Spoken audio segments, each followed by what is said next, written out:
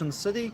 So a little bit about our charities. I run Nourish Street Inc. and we're a charity that looks after the homeless people around North Brisbane. We cover Sandgate, Strathpine, Launton, Petrie, Kalanga, Bray Park, Mango Hill and Redcliffe. And we also do an outreach on Friday night, Brisbane CBD, and that's what we're going to do tonight.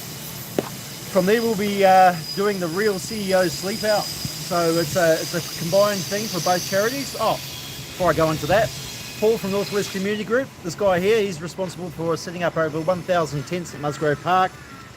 There.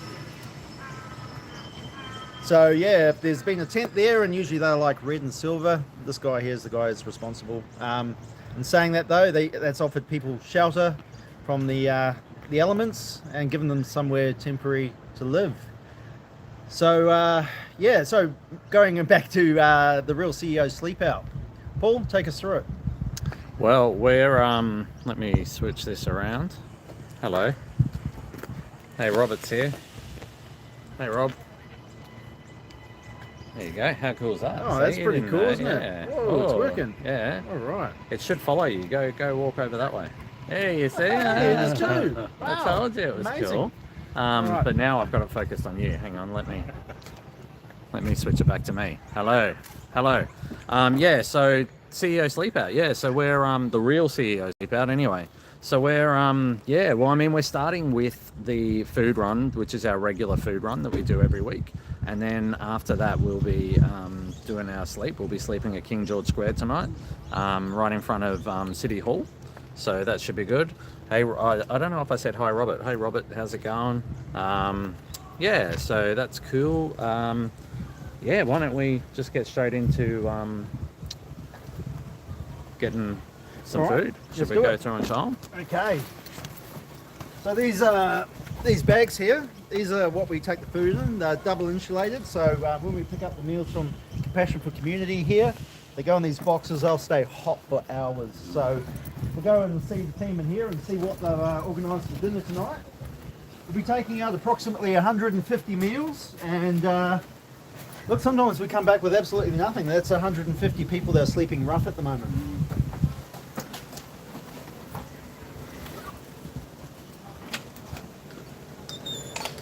Hi team. Hello. How you going? Good. How are you? Good, thank you. Hello. How are you? I'm good. Are you good? You're good. Awesome. Hello, how are ya? Hello. Which way do I go?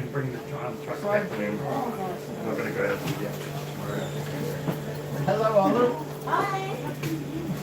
How are you today? Thank you. Yeah. They're coming for a hug.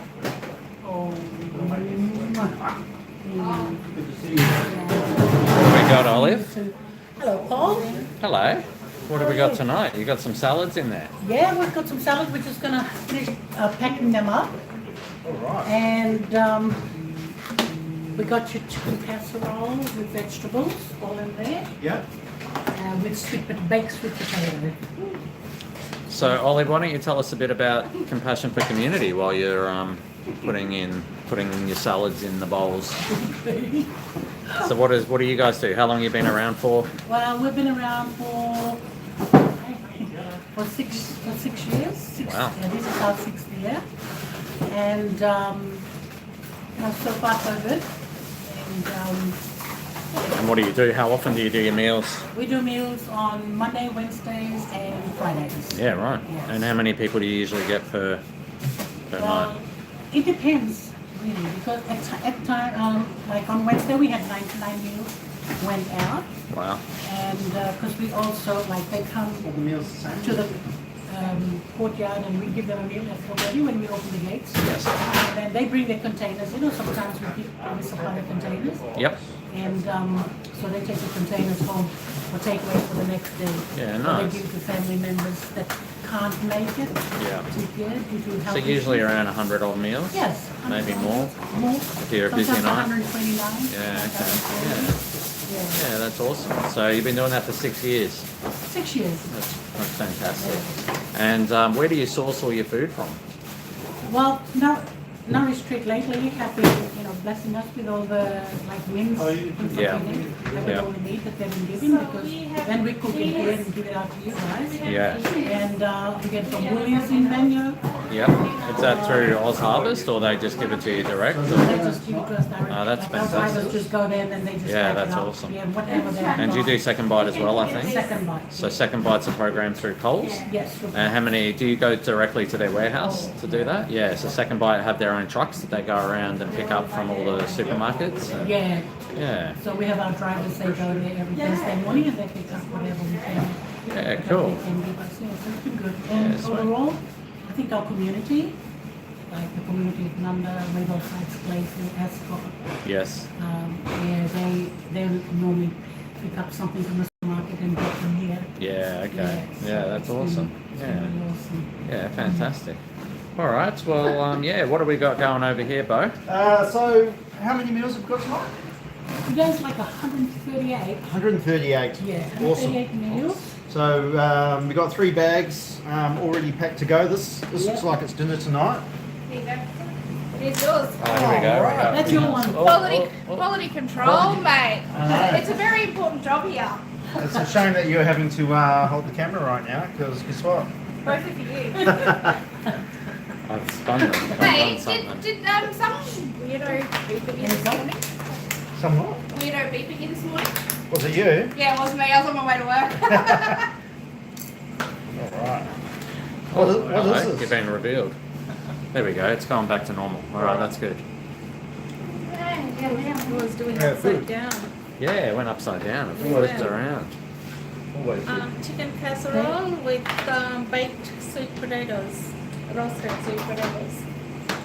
How good. Yeah, I'm a fussy eater and I love the food that comes from here. Wasn't that your Oh, nickname back in the thank day? you. Sweet potato? That's what? Wasn't that your nickname, sweet potato? Sweet potato, maybe. You I heard it before. You can try some too. Yeah, I'm gonna have some as well. I'm gonna hold it. Oh, sure. Thank Do you have any you. more? I'll go It might go a bit weird on you. Trusted the 60-year-old with the camera. I heard that. God, that's mine. Good job. Good close-up. Get out of here. So yeah, we always taste test. If you want to turn it, you can use the joystick. It's kind of cool. Other way. Hey, Mum, look at that. you need some help. She's got it. She's got it. She's got it down pat. Yeah, it's good. I can just never fit in a whole meal. This will take me like It's good. We have we stop and have a bit more of a snack. It keeps us going. Like It's the also Red good Bull. to share a meal with people out there as well. Mm. Yes, That's right. You know, rather than just handing out the food, when you actually share a meal with them as well. That's, exactly. yeah.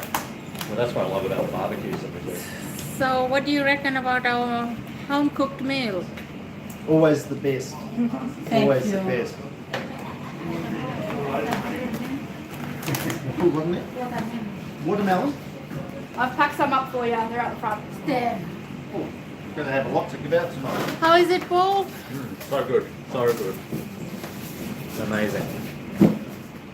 Alright. I'll give it All right. to you, yeah? How about David? Did David get a meal?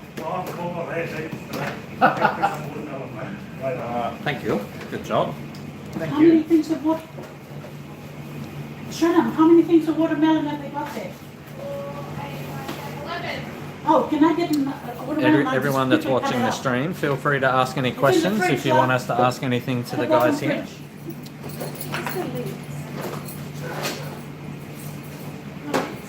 Right, hold on. I'm just giving you lids. And I'll get a watermelon. And there's salad. He doesn't even go camping. Oh, yeah. when Yeah, I is know. I'm in trouble. that? Is it? Yeah. So Yeah. After we do the run, Yeah. we're Where is sleeping out rough. Where is it? Well, for everyone who's what? Nah, well, King George Square George and Square then tonight, outside Musgrave St. Park Thomas. tomorrow. Yep. Yep. How's that going to We'll see. I'll be right. I think Yeah, you by can the time watch. by the time we get there. go? Oh, yeah, sweet. You live streaming? Yeah, Yeah. we're live streaming. So we're live streaming now, and it's on YouTube on Nourish Street Inc. Yeah. So yeah, definitely get on there. Might even get some of Paul snoring. Oh, I didn't find that painful. Hey Vicky. Yeah, the ladies are amazing at Compassion for Community. Really loving it. What'd you say, Bo? Nothing. Ah,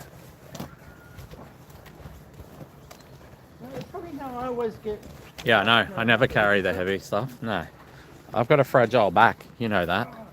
I'm gonna go and put. Oh, this is I'm not really concerned with that. It's my fault. There's a cool cricket pitch next door here in Nunda. It's got some cricket nets as well.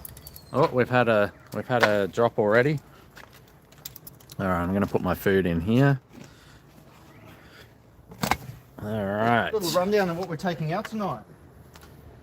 So we Yeah. are going out tonight with limited stuff. We're down to one ute because we want to be able to give this ute to David to bring back for tomorrow's run, and Paul and I will be left in the city with nothing.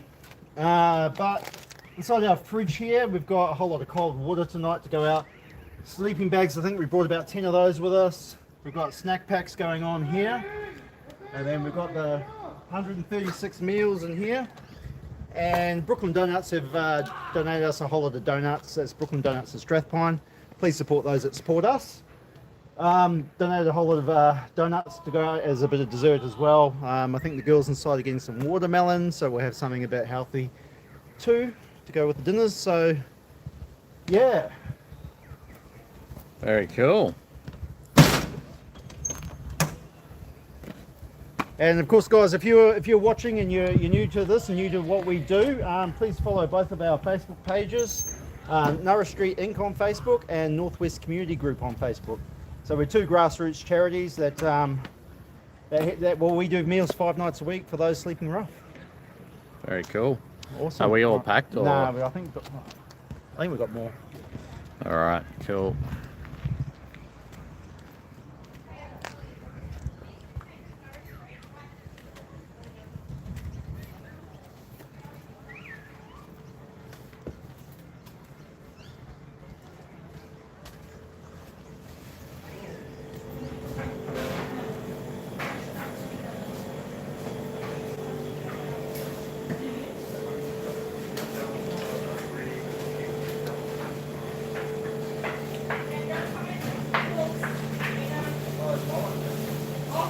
We're just making some fresh watermelon. Okay, all right, thank you. To give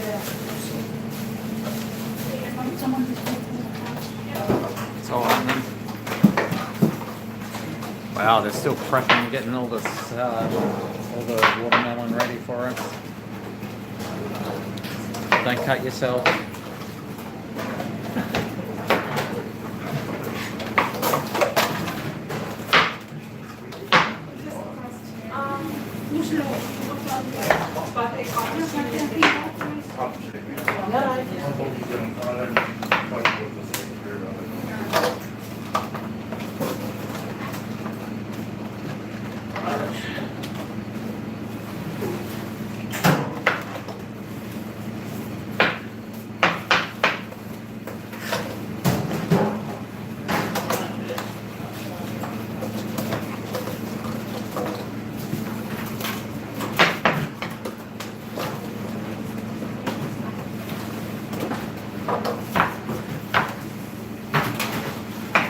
I'm going to do the other half for you.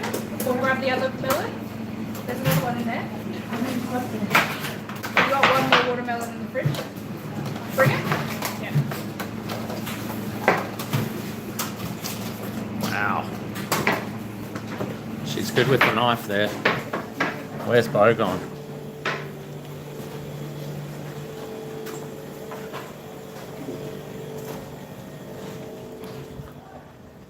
Here he is.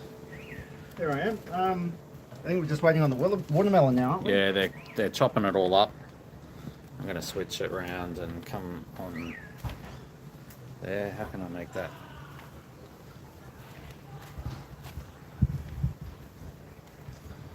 I think it's got me now. Hello, there you go.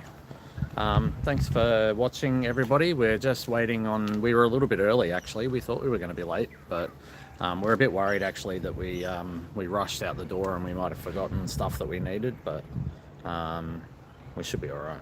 So yeah, we're waiting on them to get the watermelon done. If you're watching and you've got a question, feel free to ask. Love to interact with you guys and have a chat. Yeah, so we're gonna head from here into, we do our first stop is at Musgrave Park. So we'll stop in there and we'll we usually help the guys at the Anti-Poverty Network. So they do a feed every Friday night at Musgrave Park, which is really awesome. So we, depending how busy they've been already before we get there, we will give them a bunch of food and give them some meals to get them started for the night. Hey Vanessa and hey Rachel, thank you. Thanks for that. Thanks for your support. We appreciate everyone. Please do make sure you head to our Shout for Good link as well and donate if you haven't already to support the work that we do, and the petition as well. There's a petition in that page that we're doing for making housing a human right. And we'll be talking about that a lot over the weekend because, you know, there's a lot of misconception about what that means. And, you know, or if housing is a human right, what does that mean? Everyone just gets a free house. That's not what that means. What that means is that, you know, policies and laws and everything that government does needs to consider human rights. That's what they do, and when they do that, it's part of their process. And so if they're making new policies, they've got to make sure that it's not going to impact on people's ability to afford housing or have access to housing. And so and it also means that they have to have shelters and other emergency accommodation and things available to people. So yes, it doesn't mean that everyone will just get given a house, but it does mean that will be by law requiring these governments and councils and everything to do the right thing, that we really believe that they're not doing the right thing right now. So yeah, that's what that's about. The run that we do tonight will go for about 6 hours. So we leave here and then we're out and about doing the run, and then after that we'll be hitting the sack. And I've got my backpack bed with me tonight actually. Let me get that out for you and I'll show you. Oh. So it's really at the front here. That's all the bedding stuff that we've got, but yeah, you can kind of see the front of it here. So this is the backpack bed. That's what I'm using tonight. Bo's going to be using one of the shelter bags, which is that bag. So that'll be the equipment tonight. I've got a sleeping bag as well. I thought I might get a bit chilly. Bo reckons he doesn't need one, so he hasn't put one in. And a pillow. I said I need a pillow. I'm a bit soft like that, so yeah. Bo's coming out with some more food. How much did you pay for it? I paid, it's like a credit combo, so it's like $800. Yeah, right, okay.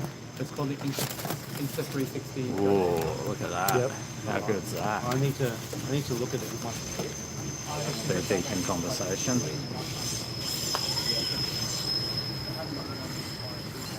Hey Matthew, thank you mate. Appreciate the support. I don't know, things wigging out again. There we go. Let's go back to normal.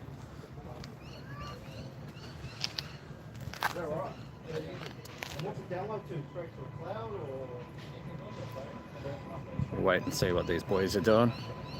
How we going, Bo? Are we good to go? No, we've got some more watermelon coming. Okay. The girls are still chopping it up. How good. There's a few trains going past as well. It's right near the train station here, actually. It's kind of cool. It's a good spot right here. We've got cricket nets and a cricket oval out here. It's quite lovely. I think Compassion for Community are always looking for volunteers as well, aren't they? Absolutely. So if you guys are really interested in doing some cooking and volunteering on the cooking side of things, Compassion for Community, you can find them on Facebook, and you can arrange to volunteer with them. I know that they'd appreciate the help in here. Lovely group of ladies and men. For sure. Yeah. Here, David, do you want to follow Bo in there? And yeah, there's a little joystick there you can use to move it around. You can move the timing, Bo.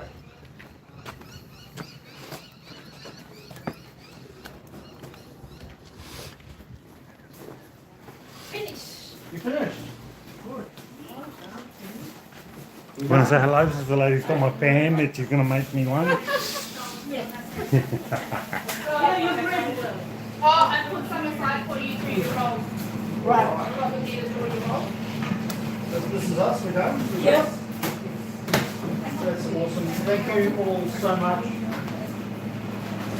Yeah, really. Today's Fiji Day, Independence, so So what for Sophie Cheese done its bit today? happy Fiji Day. Hula! Oh, I love it, man. We're just saying outside that if anyone wants to volunteer with you guys, the best way is just through the Facebook. Well, Facebook Messenger, Yep. come straight to us. Awesome. That's what we like. Yeah. You're always looking for volunteers? Volunteers, that, and also cooks. Cooks? Awesome. Wouldn't it be nice to go on a holiday? Yeah, that orders. Michael has been calling her for a while. I dream about having a holiday, like so bad. I just don't know when it's ever going to happen. Thank you so much. Yeah, that came in today. Just in case you run out. Alright, thank you. Yeah, that's another one. Thank you. Right. Alright. I think we're good. I think we've got like a U-boat full. Right.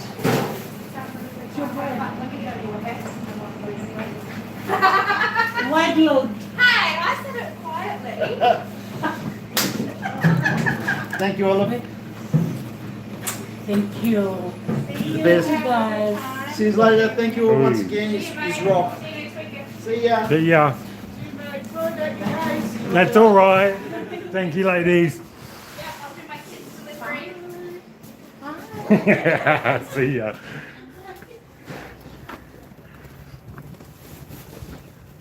Alright, so looks like we're all loaded up. Yep. Ready to go. Paul's looking excited there in the front seat. I'm getting ready to go. I'm just trying to get the link to tell everyone where to go to donate Oh yeah, that's right. and to sign the petition. We've got so much food. Yeah, I know. That's awesome. It is awesome. Let's put these sandwiches.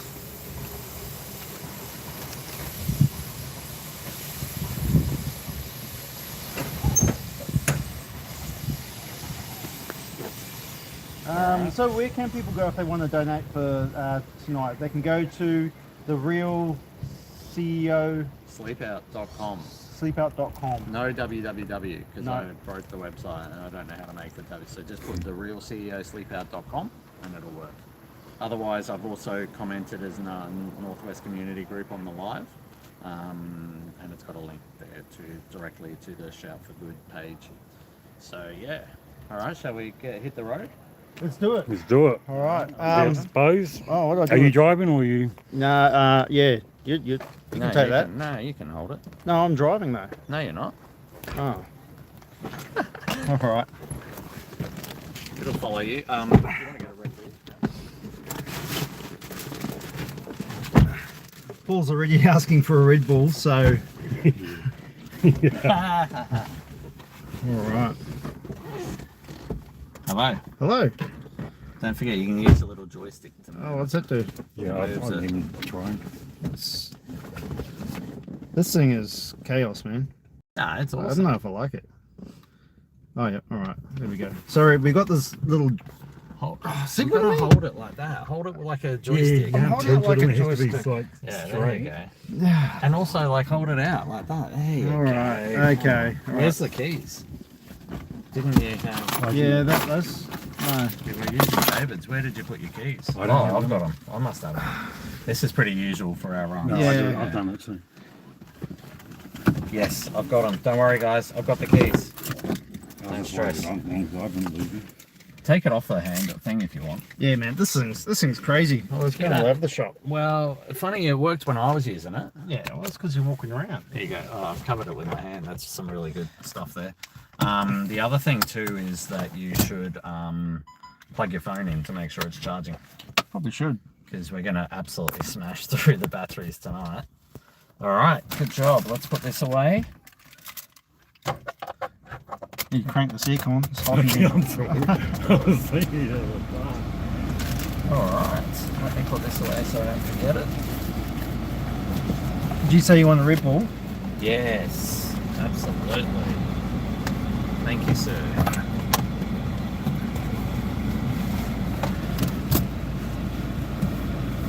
Do you want a Red Bull, David? No, thank Thank you, thank you. Hello, followers. We've got 14 people watching. Say hello. Should have stayed on Facebook. No, Alright. no.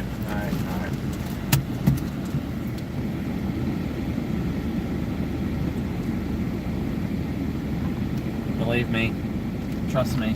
Lucky I didn't back into that car. Trust him. Yeah. I know, right? Oh, yeah. Lucky you're right.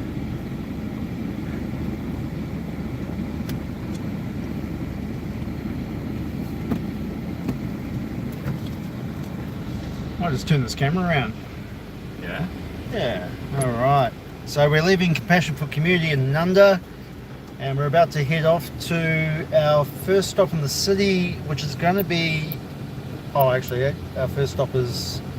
Osprey Park. No, remember the Oh, other place? yeah. Not sure about location on that one. No, How we we're gonna won't go say with the that. location, but No. it's a hidey hole for people.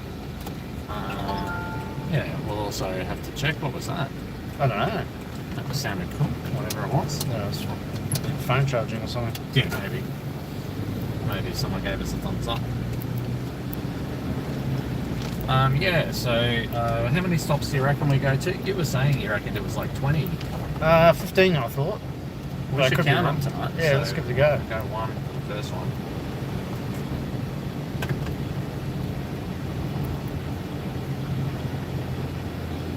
I thought you could talk for hours, man. Well, talk to me. Got nothing to say right now. You want to switch over to Facebook? I do. Because then everyone was talking to us on there. Exactly. At least there was something to talk about. Yeah. Kind of goes against everything I've got us ready to. I know. Well, maybe we can hang say on, this. these guys, there we go. Got 3 of them just come up. No, that was just some of the old ones, but Oh. that's a new one there. What's that say? Good Oh, luck. good luck. You're both awesome. Oh, thanks. Thank you. I mean, we can switch to Facebook if you want, but we'll just have to tell everyone that we'll have to like delete all the far out. Cool. I just think that this would probably be best for videos and stuff that we put up rather than trying to do live. You know, we've got the engagement of 33,000 people on the other one, whereas we're not Yeah, going to get yeah. that on this. Yeah, well, the idea and the idea was that those 33,000 people were supposed to come over and see us on YouTube. Oh no, but we've only got 15. Yeah, it's true. Yeah. I mean, it's a long stream to do on Facebook. Do you have to have a Oh, that's why we could account have to multiple be able- streams, you know what I mean? You can just keep going live all the time. Yeah. That way it's going to refresh and remind people of time. Yeah. There you go. See, we're having operational discussions here. Vicky wants to know how we're feeling about our sleepover. Look, for me, Vicky, it's a sleep at the park. For Paul, what do you reckon, man? I'm looking forward to it. I got my friends ready to. They're ready to entertain us. Don't worry. They got couches at Musgrave Park ready to go. We're gonna have fun. These guys are sleeping like they got a Taj Mahal. Mm. Isn't that one of the comments that came from one of the councillors over at Moreton Bay? Probably. Yeah. All right. Well, so you wanna go live on Facebook? Should we just do it or not? Or should we? I don't know. Let's cast your vote, guys. Do you reckon we should just flick back to Facebook? Or maybe we can kind of do both, and I'll flick it on YouTube every now and then on my phone. I reckon that's a good idea. Let's get the best of both So you worlds. do Facebook on yours, and I'll do YouTube on mine. We can't see you. It's all in black. I just went through it. I just went through an orange light, and the person behind me tooted. Oh, they're going to be angry. They went through the red light. Oh no, that's going to be. Hey, you know what? You're in my ute.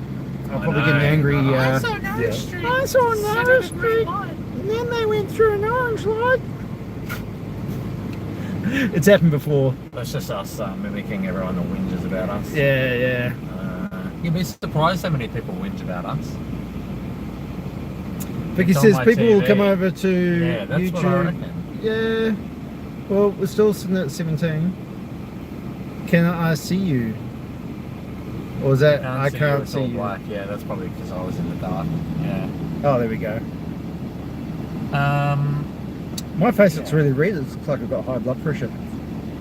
You do. I actually do. Not even joking. Yeah. Yeah.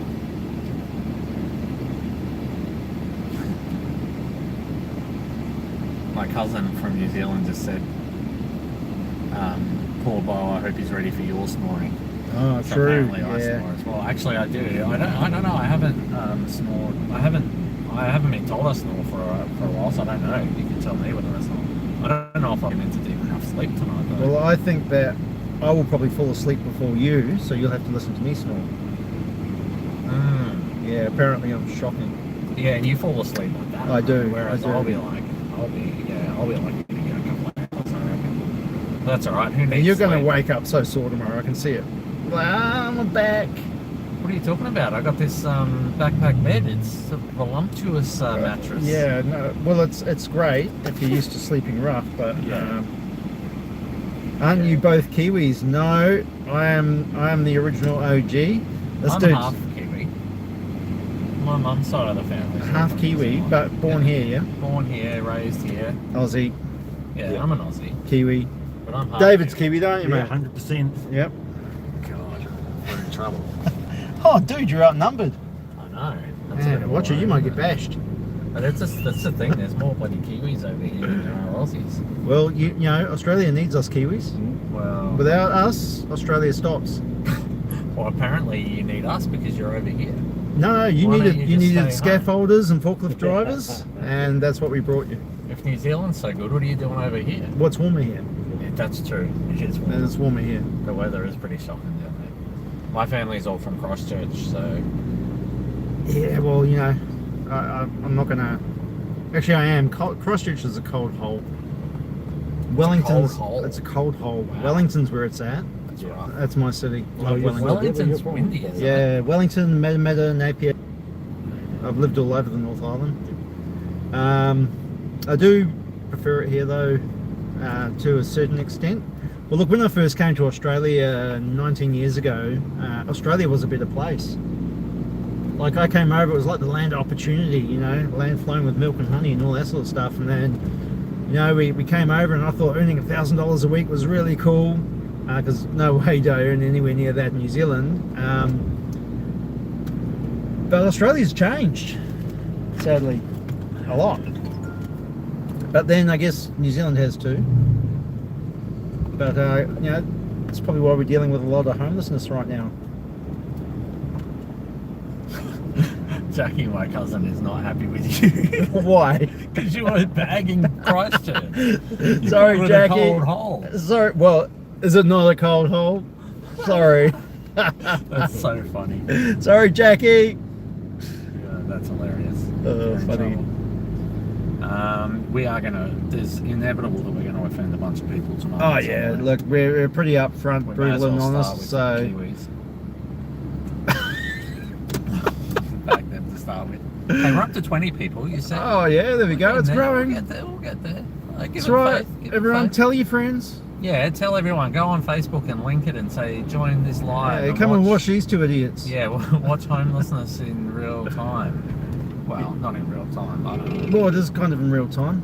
Someone's calling me. Should I answer it on the line? If not, if it's your angry cousin. Hello. Hi, Pastor Paul. Hey. It's Neil Chilcote again. Hey mate, I'm on my way to Musgrave Park now. Actually. Could I get another double mattress, please? I'll have a. Somebody dropped a dynamite in his puncher. Okay. It's gone down. Okay. No worries. Somebody said tonight. Yeah. No worries. I'll have a chat to you when I get there. I think I've got one for you. There's one more, and I'll try not to. If I put a hole in this one, I'm just going to have to take it away Yeah. and get a push bike patch and repair it that way.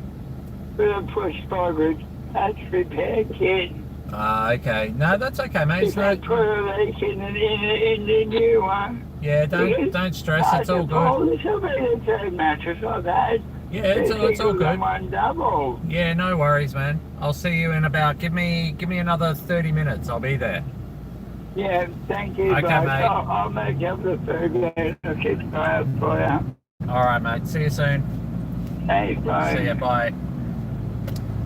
Yeah, those sort of calls we get all the time, don't we? Yeah. You know? So the old mate there is he's at Musgrave Park. He actually took his cat to Musgrave Park. He had this beautiful cat, like beautiful, and then it disappeared. And we don't know whether it ran off. I have a feeling someone thought it was a stray and just took it because it was a really nice cat. Like it looked like a nice cat. So I must admit, when I saw it floating around, I was like, "Why is there a cat here?" And then I was like, "Oh, it's." Yeah, he didn't have it on a lead or anything, so I was always saying I was a bit worried about it. It's a real shame he misses the cat. So I bet he does. yeah, very hard with pets. Being homeless, that's for sure. It's a real challenge. It's a good idea putting a light Yeah, I on. thought I'd put a bit of, shed some light on the situation. Yeah. So that's yeah, they're the kind of calls we get 20 times a day. 20. Really sorry if we don't get back to you Yeah. straight away. It's a mammoth task that this has turned into. Yeah, and it's one of those things, you know, when I got into the sector, we always talk about the charities that, you know, let people down, you know, and don't respond and all that. And then when you're in it now, and we've been doing it for so long, and we just see that the unbelievable need there is out there, is the reality is you just cannot get back to everyone. Like, there just is no way to do it. And so, Well, in saying that though, if I was funded and had millions of dollars coming in, the funding only does so much, right? So let's say you get funding, and that means that you can hire 20 people, and then that means you can take 10,000 emails a day. But what happens when the 10,001th email comes through? You know, like, I get what you're saying, but there's a limit to any amount. You know, at the end of the day, these guys need more funding. That's what they need. They need more funding. The amount of funding, you know, like Part 4000 tell us they're funded to help 100, 200 people a week, and they already help 600 people a week because they're stretching their funding to go beyond what they can actually do. They're just severely underfunded. So yeah, they can be more efficient, and we can see, you know, get a bang for their buck. But the reality is they need to get more funding, and we need an urgent increase. And the talk, you know, all this talk about record funding and stuff like that, that's a joke. That's not true. You know, they know how to fudge the numbers and make it all sound really good. So yeah, it's very frustrating. But yeah, we're just a small grassroots charity, so we certainly don't have the funding, and I reckon we do all right with what we got. yeah, I think we do too. It's frustrating though. It's feels like I'm getting snowed under almost every day at the moment. Oh yeah.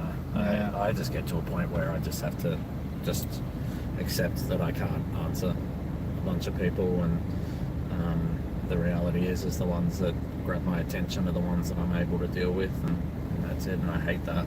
I hate it, but at least I always say I help one or two people, then I've helped. You know, I've done what I can. I can't do everything. Love to see more grassroots charities getting out there and doing stuff. So, you know, if you're that way inclined and you've got the capacity and the time to do it, do your own thing. I always encourage people. That was actually why I'm called Northwest Community Group. I was originally called Northwest Community Projects. Did you know that, Mark? I didn't know that. Yeah, so when I first started, I was Northwest Community Projects, kind of like micro projects.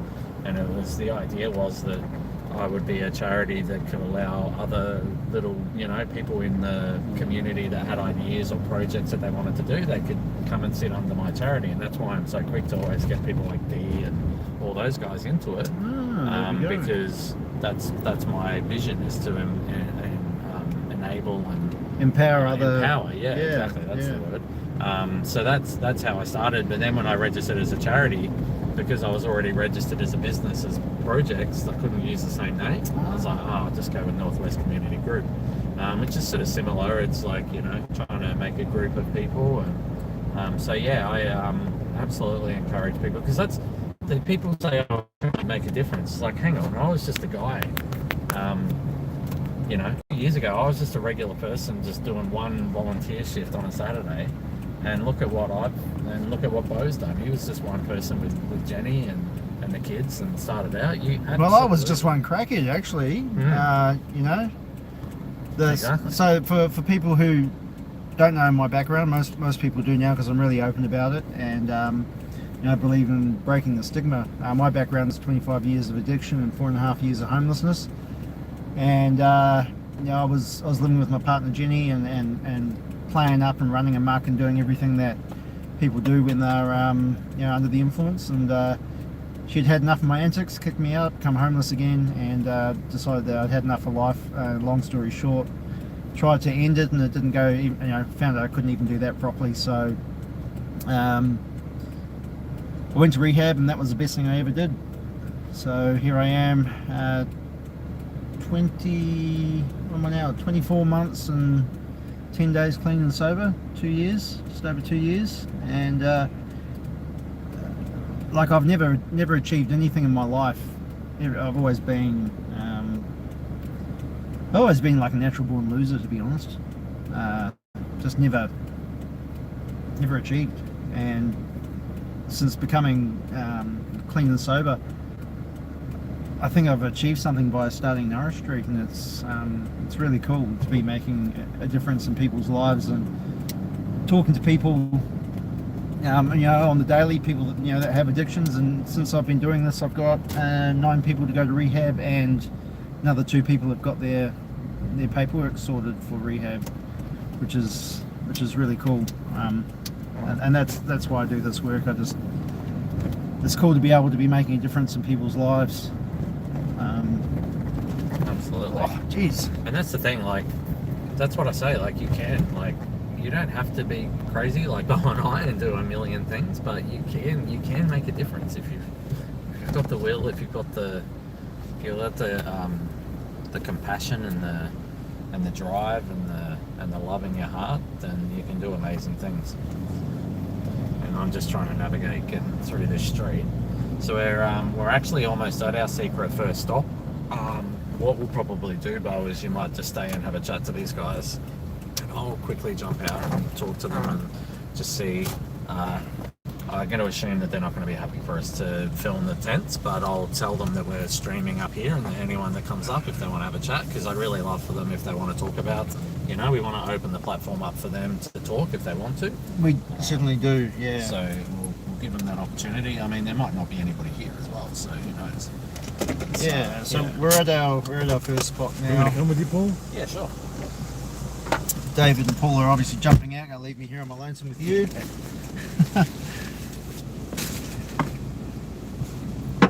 Yeah, so this spot's a little interesting. I think there's about between 9 and 15 people that live here. Can't say much about the location other than it's not too far from the city. It's under a large bridge. Yeah, I can see a few people down. Actually, I can see quite a few people down there at the moment. So no doubt they'll be coming up very shortly and getting some food. Paul's just going, I can see him down there having a chat at the moment, talking to some of them. And we'll see whether or not some of these guys, I'm being on camera. Some people are camera shy, others are pretty keen to talk about their situation and show us what's going on in their life. So we'll see what they say in just a second. Thanks heaps for joining our channel too, by the way. As I've said, this is new to us, doing this whole YouTube thing. I'm more of a Facebook person. But Paul wants to give it a crack. Might just get you to stay in here. Yeah. They're not too keen. I didn't think they would be. Yeah, right, I don't know. Yeah. So these guys aren't too keen for us to film.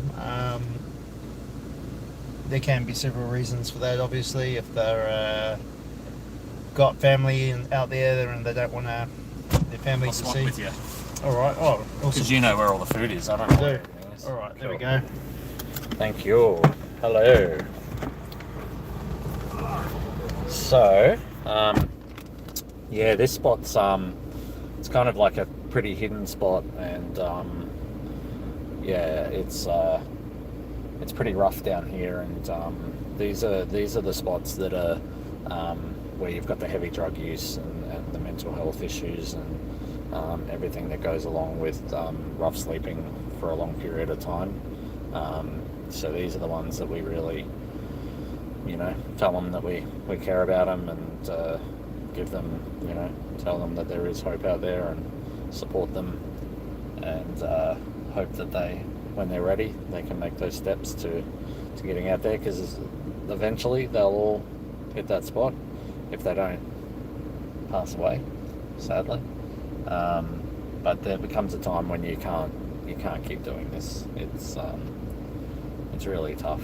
It's a really tough situation, and there's no easy answers. And we actually know that, like, getting into rehab and stuff, like, even if these guys came up to us tonight and said, you know what, I've had enough of this, I don't want to do this anymore, I want to go to rehab, I'm going to get myself sorted.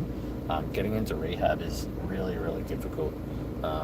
It takes 20 weeks or 12 to 16 weeks of waiting, so 4 months.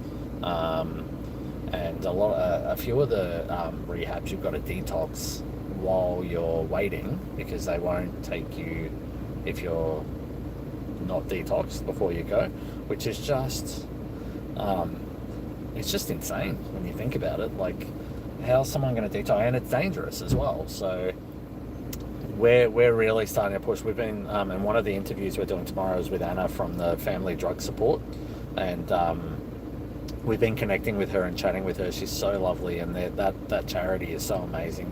They don't deal directly with people that have got addictions. They deal with the family, and that's the most important resource to anybody out here that's really struggling, is family that cares and loves about them. And of course, even the ones that don't have family that cares and love, that they think don't care and love, they do, but they don't know how to help them anymore, because it's a cycle that could have been going on for a very long time. But yeah, we're talking to her about, she's got a lot of contacts in that area, in rehabs and stuff like that, and I just fail to believe that there can't be a way for us to work together to get people from the street straight into rehab and detox and stuff like that. So we're really working that angle, and she's connected me up with a few people this week to start those conversations. So I'm really, really keen to make sure that that's a reality. You got someone running up, Bo? What's that? You got someone else running up? Late comer coming up. So I think we just had, how many meals, David? Yeah, it's David. Oh, it's David. It's I didn't even David. notice. Poor David. No, I didn't think David was a homeless guy. Sorry. Sorry, David. How many meals did you give out? There's five here at the. Sorry, five people here at the moment. I was just talking to one of the guys. He's been here 8 months. Yeah, wow.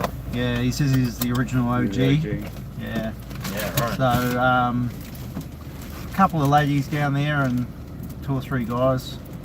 Yeah, I was just talking to them about how we're trying to connect with Anna from the Family Drugs Support charity, about seeing if we can connect with rehabs to get instant, administration. Instant admission.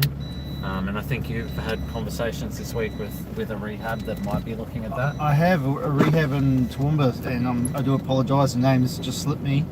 But they think that they can probably get someone in there, someone in within 2 days, and they'll take people that are still currently experiencing addiction, which is a good thing. Huge. Because a lot of these places request that you have 10 days clean before you get in. That's what I was saying. It's just insanity to expect someone to detox themselves over a 12-week period. And especially if you're homeless and you're around it all the time, you know what I mean? Oh, yeah. Not only that, like, a lot of people forget that there's a reason why these people are taking drugs.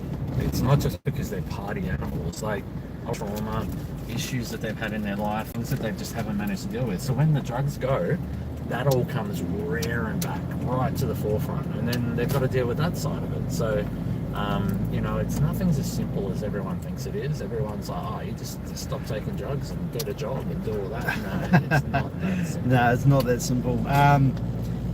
My experience is that after I tried to end my life, I got released from hospital back into homelessness again, and I'd made contact with rehab, and it was a Friday night, and they said, how many days have you been clean? And I said, five days now. They said, well, you've got to be 10 days clean to get in here. Give us a call back on Monday. So I gave them a call back on Monday, and I'm like, hey, I'm like almost 10 days now, and they're like, okay, someone will call you back. And then no one called me back, and I had to, in the end I was calling them every day, and it took me 6 or 8 weeks to get in there. So for those 6 or 8 weeks, because I never knew when I was going to be accepted, by the time I got into rehab I was already 8 weeks clean, right? Madness. In saying that though, rehab did give me the tools that I need to stay clean. And getting clean and sober was the best thing I've ever done. You know, it's Munya literally saved my life. I think that even though I'd done 6 or 8 weeks clean, and I think if I hadn't have gone to Munya rehab, I think I would have fallen back into addiction again.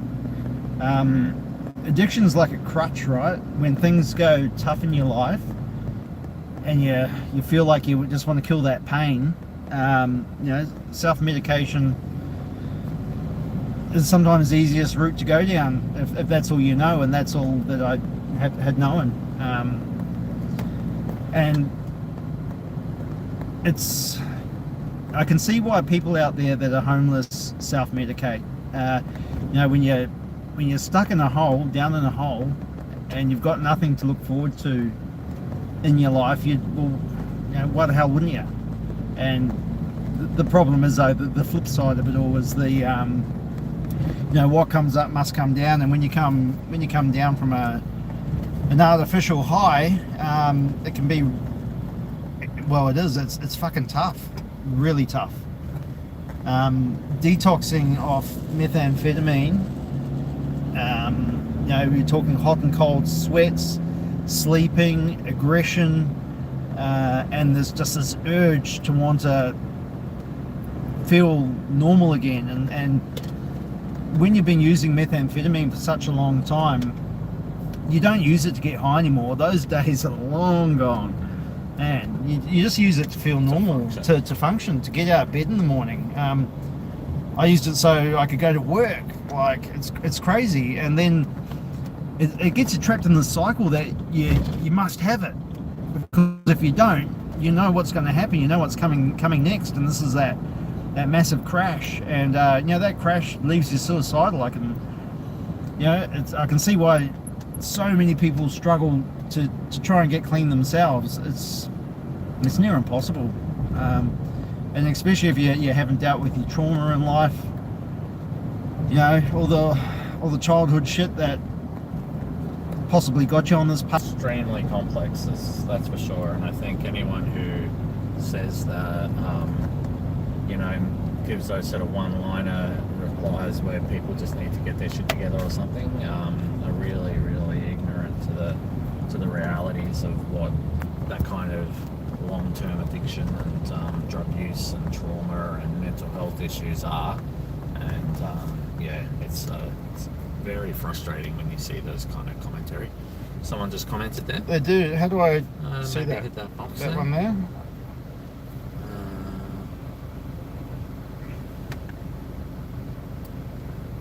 There you go. So someone said taking the drugs is just self-medicating the pain, and if you don't have a house, things are much more difficult. 100%. Approaching a government department in North Brisbane about making rehab more accessible. I lost my job and ended up sleeping in my car because I spoke up. Yeah. It's got to be more accessible. I mean, we know we've seen the stats that 500,000 people a year in Australia are unable to access rehab facilities. That's insane. It's actually, like, how do we, and I hate it how we just spout off these stats and go, yeah, that's so bad, but like, why are we like protesting and demanding more? Because that costs, it costs us money as well as a, even if you look at it, don't even worry about it from the humanitarian side, just look at it from a financial side. As a society, it costs us a lot of money to deal with homelessness, addiction, mental health, all the stuff that comes with homelessness, and all that whole area. It because it's really expensive to support that. So it's in our best interest to give them the tools that they need and the support that they need to help them through that and come out the other side. Because not only do they cost less because of we don't have to spend money to put them in hotels and all that kind of stuff, or into hospitals and all that, but they then can get a job, and then they're paying tax, and then they're you know, a contributing member of society. And I know my opinion has always been that most people, almost all people, even ones that you think don't, they want to be a contributing member to society. They don't want to be a burden on society, and that they would prefer to be in a working job, paying their taxes and being part of a community, definitely part of a community. People, the isolation that people have is huge. You right there? Yeah, I'm just trying to getting a hold sore this thing. arm. Yeah. Well, we're not too far away from Musgrave Park, so we're just coming under the flip the camera around. Show them the bloody traffic that I'm always dealing with. So we're just coming under the Roma Street bridge into Roma Street station. There's always bloody tons of traffic down here. We've ended up being, we're not bad timing actually. It's 20 to 7. It's good. Nice, good camera work, mate. You're doing Thank great. you. I'm doing. Yeah, I reckon I could do this for a job, right? Yeah, become a documentary maker. Yeah. So I mean, you know, that's the, you know, and we will be talking about drug use and stuff like that a lot tonight, because tonight's run does have a fair bit of that. But we know, like, there'll be people at Musgrave Park tonight who've never touched a drug or don't take drugs currently, and it's not even part of their story of homelessness. It's got nothing to do with it. There can be so many causes of homelessness. Oh, homelessness is really multifaceted, isn't it? You know. That's a hard thing, you know. People try to make it such a, like, they just want to say, it's just this or just that. Oh yeah, you know, it's only drug users that you guys support and stuff like that, but No, they they don't just- see the flip side of it. You know, we get a lot of people that have experienced DV. We get mothers, you know, mothers with children sleeping in their cars. Elderly, we've had a lot of that lately. Yes. Yes. You know, we had, God, how old was John now? He was 80 something. And he was sleeping rough for, man, it seemed like 8-9 months. This old guy in the tent, you know, he had a bit of dementia going on, and it took him a long time. It took us a long time to get somewhere for him. Actually, one of the councillors jumped in and made a difference then, didn't they? Yeah, he was awesome. Yeah. Carl Winchester. Carl Winchester, yes. He's a good bloke. I like Carl. There's one or two of the councillors who are actually okay. I will say that. Especially the new Division 11. Hopefully she'll be making a change in Ellie Moreton Smith. Bay. Yeah. Ellie Smith. So she was just sworn in today to the Moreton Bay Council. So we're really, really excited. Ellie's been awesome. We connected during her run for federal election to try and go for Peter Dutton's seat in Dixon, and she contacted us when we saved all that food after the cyclone from the Coles, and I was looking for community groups to distribute the food because it was just too much for me to try and get rid of it all. And you know, it's one thing I always say, it's one thing to be able to collect the food, and I talk to this about people that go and collect from bakeries and stuff like that, because then they come to us and go, I've collected all this food, where do I take it? And I'm like, well, you kind of got to think about that before you get the food. Yeah, but with that Coles, there was no question. It's just got to be get. And the good thing is we were able to store it in freezers, but we were sort of saying, okay, who wants it? And then Ellie said, you know, because of the cyclone, the election, the you know, whatever they call it when they're trying to go out and spruik themselves, that was on hold, and they said, yeah, we've got a bunch of volunteers and they'd be really keen to help distribute that food. So yeah, they hired a truck and got all the food and did that, and yeah, we just really connected. And you know, I chatted to her, and Ellie has experience.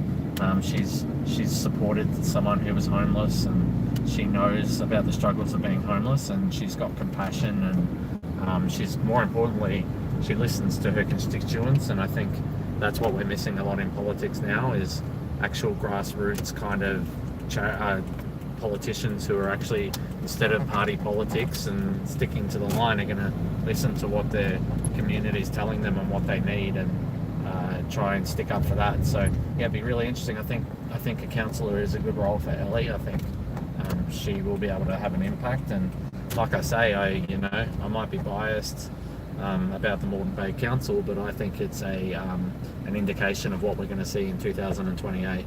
We're going to see a lot of those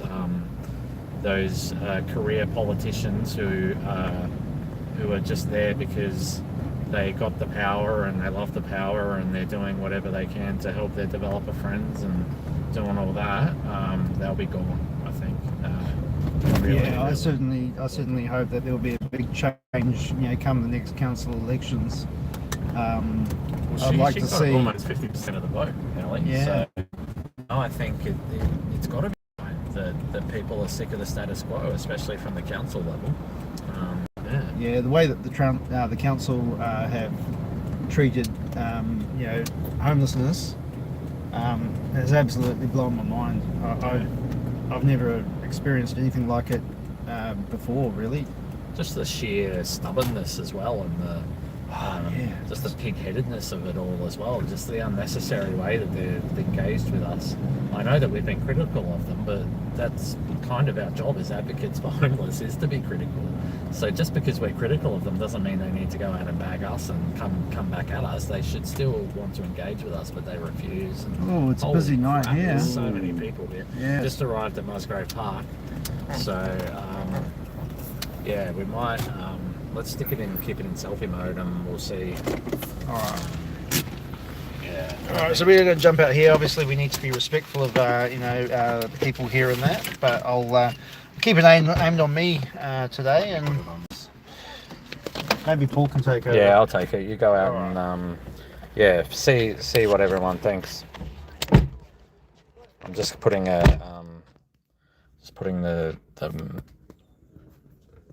thing that holds the camera on. Excuse me while I do this.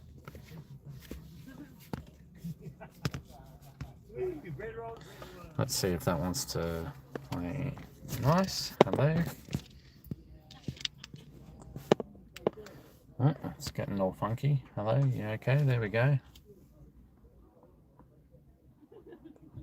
No, I've broken it.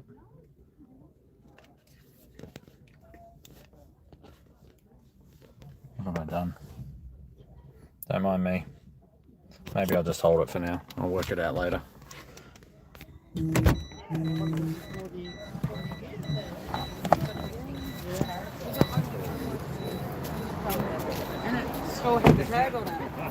Hello. Hello. How's it going? Not bad. Now I'm streaming online, so just so you know. Yeah. Pretty much. I don't have a phone, sorry, by the way, as well. I know. I'm sorry. Hey, brother. All right, so we're here. Let's have a look. I might go a bit further away so that there's no faces being shown, but just so you can get an idea of how many people we've got here. Let me stand over here. So yeah, that's what we've got over there. Do you want me to take it? No, it's okay. Hey, Karen. How are ya?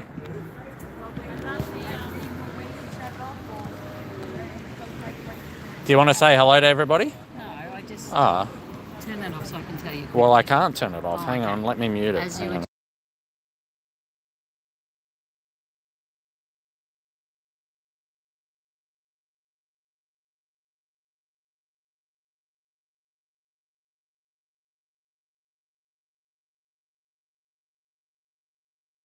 Yeah. Oh, wait. Here we go. I've talked to Karen into saying hello. This is Karen. Would you like to see what Karen's got? Look into my Yeah. car. Come this way. So you live locally, don't you, I Karen? live just down the road.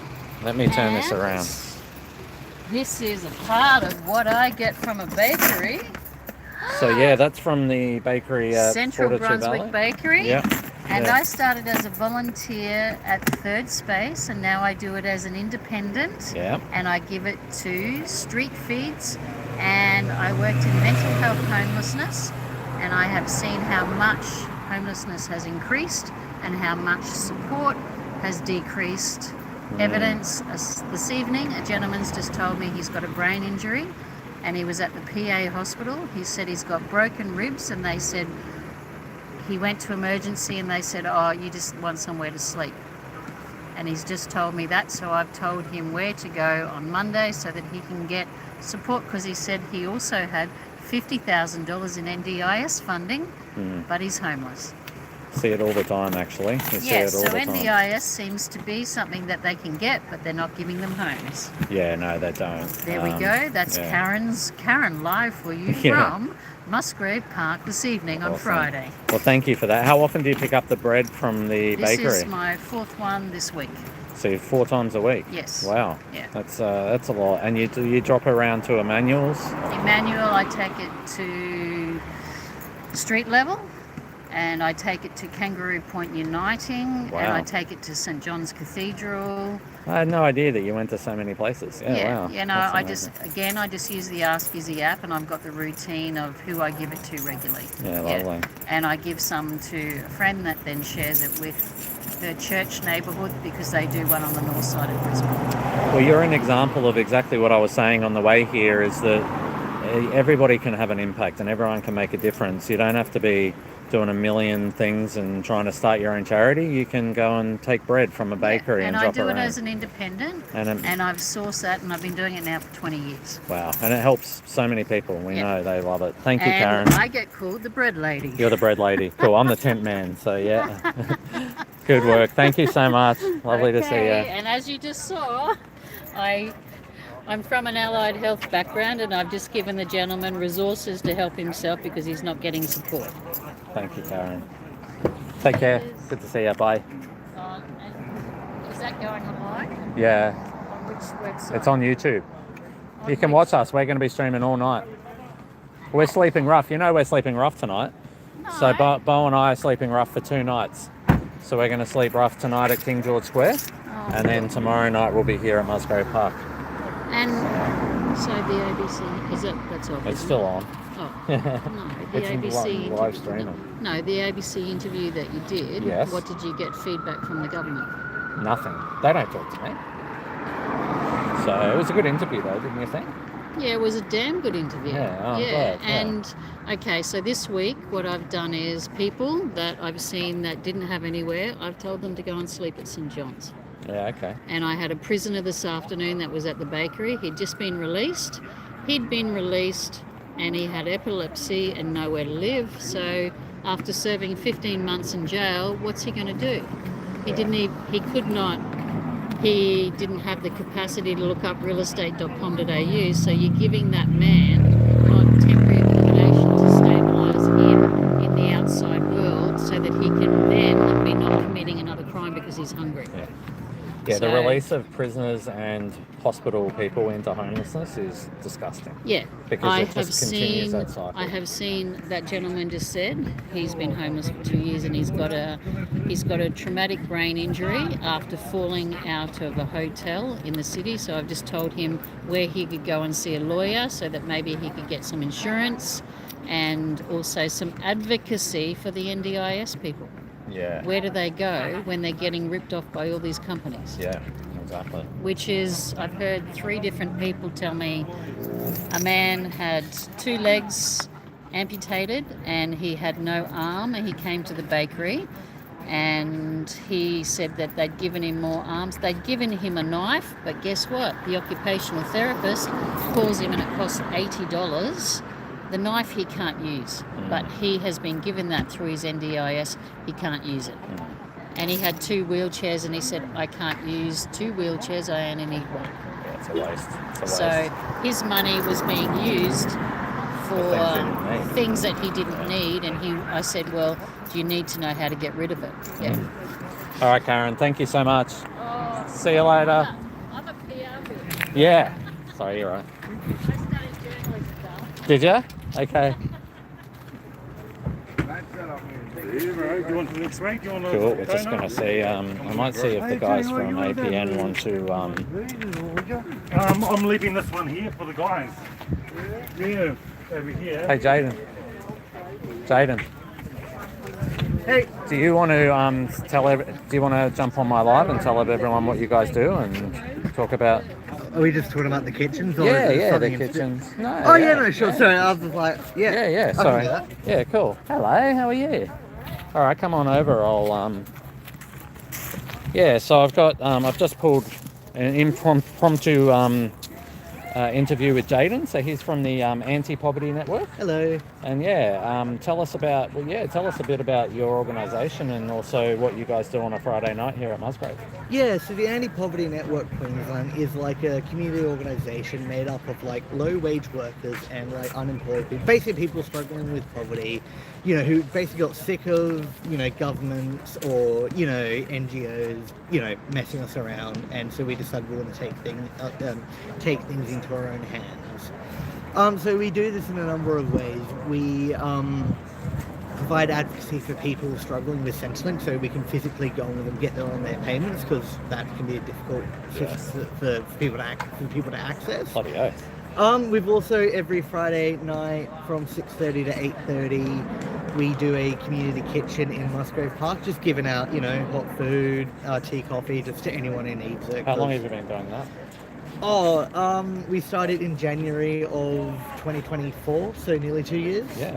Yeah, that sounds about right. Yeah, that's about how long. Well, I've been just over 2 years. Yeah, So like- yeah, it's been awesome to see you guys, and you're pretty much here every Friday, and Yeah. it means a lot to the guys down here at the park. And Because it's like, I think, you know, it's for a lot of people, like when you're homeless, you don't really have a lot of sense of community, which, you know, makes it very hard for you to actually like take a stand up for your rights. So like, Yep. yes, part of it is to absolutely give food to those who need it, because, you know, Yeah. everyone needs food. yeah, But it's also, you more know, than that, to yeah. give to so we can empower people, like we sort of saw with the resistance to the Panegyri Festival earlier this year. But I mean, that's the status quo for governments and stuff like that, is to separate them. That's why they don't like unions, and they don't like, you know, Exactly. because we're weaker when we're all our own. Divide but and when we're conquer. grouped together. And then I found that with the tents when I was putting signs on them, and they were part of the group of tents that were Northwest Community Group. They were harder for them to pull them down, but as soon as they made me take the signs off, the tents were coming down really quick. Yeah. So yeah, it means a lot. It's not just even social isolation. It's power in people, right? Absolutely. Yeah, that's really cool. And you were saying that you guys help people navigate the Centrelink and Yeah. stuff like that, and we know It's intentionally screwed to make people, Yeah. you know, essentially give up Yes. on trying to access it. Like you got to jump through all sorts of bullshit. I don't know if I can say that here, sorry. Yeah, no, say whatever you like. Jump yeah. through all sorts of bullshit hoops and just hope that the Centrelink gods smile upon you. Yeah. And yeah, that's like another way we can help, like go in physically with them. Yes. Cause you know, and that can make all the difference. You know, just see like half the time when I go in to advocate for somebody, you don't really have to see anyone, because just seeing that there's somebody or an organisation Who that's knows backing you, what they're doing, yeah. that puts the fear of God into them. But also, I think just having someone who gives you power, because you feel so hopeless sometimes in a system. Yeah. Like I know that I was without a job for a period, and I went on to Centrelink, Yeah. and it was miserable. And I'm the kind of guy that's worked my whole life, and so I had a short period of time where I didn't work, and I went to Centrelink, and I hated it so much. Yeah. I couldn't believe it. I was like, And it's like, it makes you feel like shit. Like, look at the Yeah. media that, Yeah. you know, goes around, people want something dull blood, etc. Yeah. It makes it hell. And it's like, I think half of what we really end up doing is just sitting there being like, no, it is actually not your fault. Mm. The job market's fucking shit right now. exactly.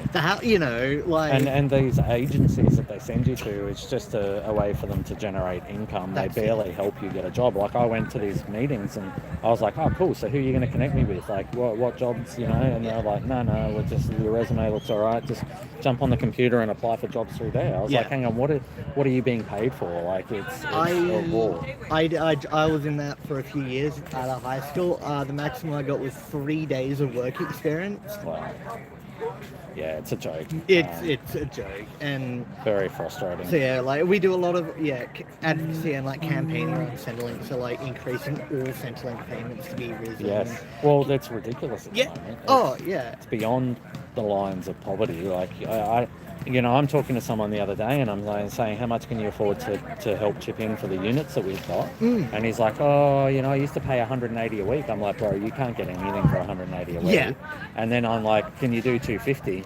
And even when I think about it now, and he's on the disability pension, which is quite a lot more than job seeker, it's still over 50% of his pay to pay $250 a week, which is the minimum you can pay for a room in a share house, let alone anything half decent. Like to get your own unit and something, way above that. Oh yeah, no, absolutely. It's Even just for my situation, like I know I couldn't probably afford to live in the state if it weren't for like the housing situation that I'm in. Yeah. Just because of how insane it is, and like for something on like even on a DSP payment. Yeah, and I think a lot of people are like that right now. They're like, oh, I'm so lucky with the housing I'm in. But then one thing happens and that goes, and then that's it. The safety net's gone. Yeah. And then they're suddenly looking at homelessness, job issues, like everything. It just snowballs, right? So, yeah, no, really good, mate. Thank you to you guys for coming down every Friday. We really like to come and see you guys. And, it's got to be done. Yeah, we appreciate it. Yeah, so, thank you. and we're all part of a big team that delivers a lot of services here at Musgrave. So, it's really awesome.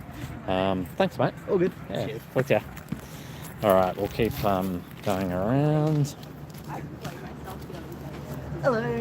Hello. Hey, good. Hello. Hey, Naomi. How are you? Looking forward to the weekend. Yeah. We're getting ready to do our sleep out. Yeah, it's been good. Isn't it? Yeah, King George tonight, and then here tomorrow night. Yeah. So that should be cool. All right, let's see where Bo is. By the way, I was trying to grow my beard out to like try and look a bit raggedy, but I can't grow a beard. It's hopeless. Just talking about my inability to grow a beard. Have you asked anyone if they'd be keen to talk on camera? I've tried here. They're a bit of a tight crowd. Yeah. No, well, we're gonna get that, and that's understandable. I mean, not everyone's going to be keen to jump in front of the camera, especially without notice. Just rock up with a camera and be like, hey, jump on. Do we want to maybe have a bit of a walk through the park and Yeah, I think we can do that. yeah, let's walk around. Got to lock up the U-turn. Yeah. Oh, you're going to stay here?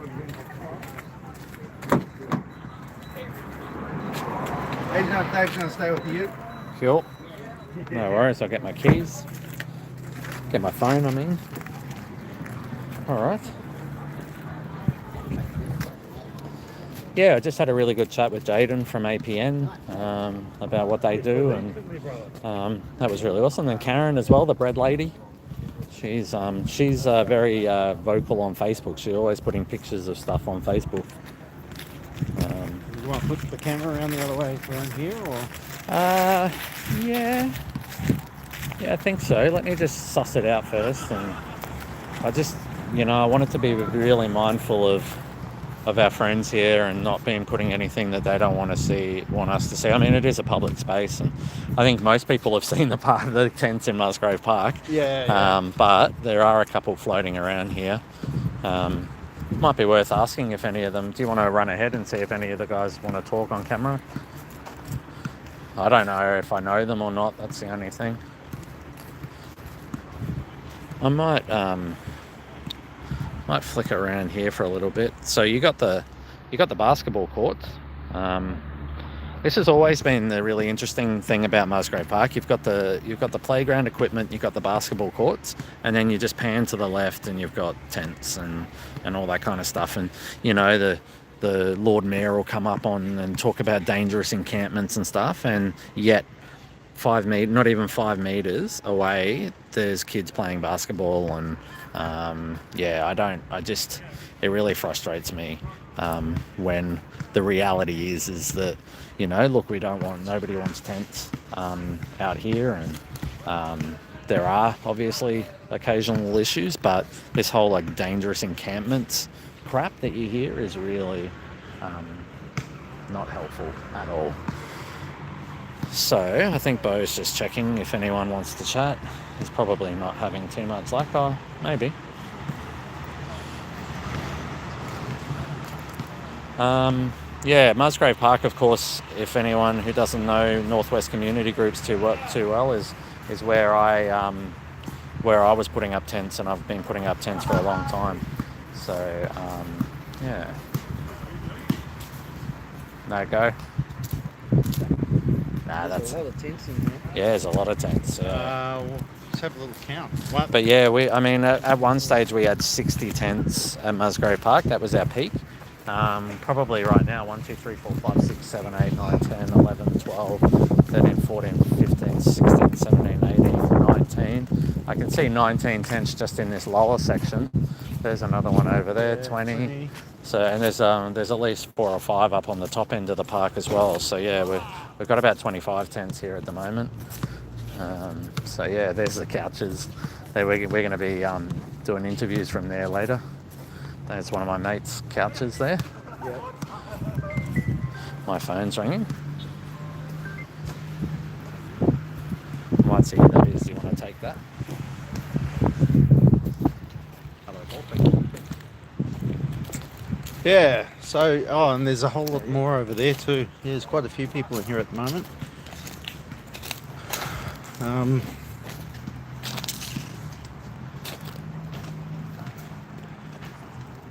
Yeah, a lot of...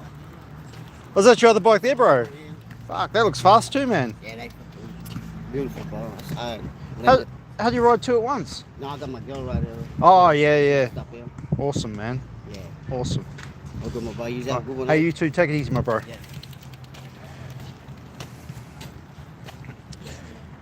Yeah, there's a basketball court in here as well. You can probably see over there in the distance a few people playing basketball and that. So, you know, I think when people talk about, you know, dangerous people, dangerous areas, well, you know, these youths down here wouldn't be playing basketball in here if it, you know, if they felt like that. So it's sometimes a misconception. Although Musgrave Park does have, you know, its reputation, but you know, I just approached a whole bunch of them, and you know, they were okay.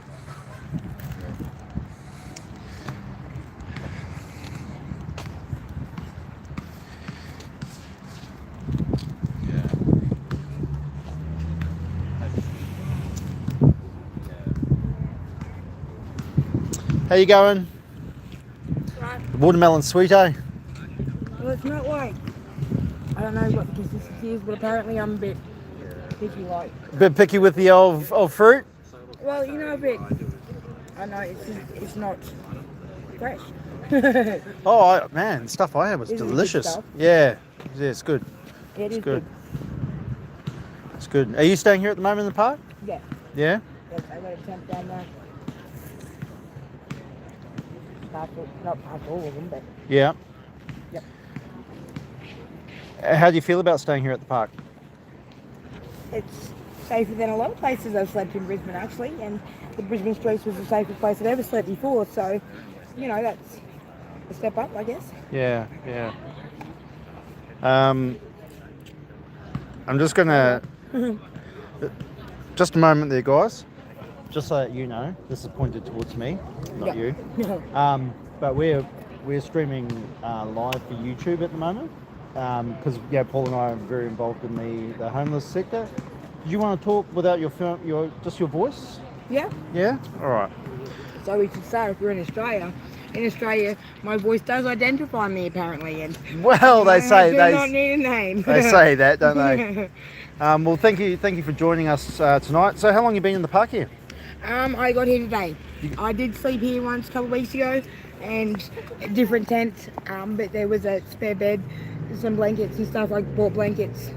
So I stayed at the Ann Street church last night. Oh yeah, we they dropped said them there. if you wanted to take blankets, because they have a recital, an organ recital. So somebody that is world class at playing that organ, I'm assuming, is putting on a show for 2 nights, so they can't actually stay there until 1 a.m. till 6 a.m.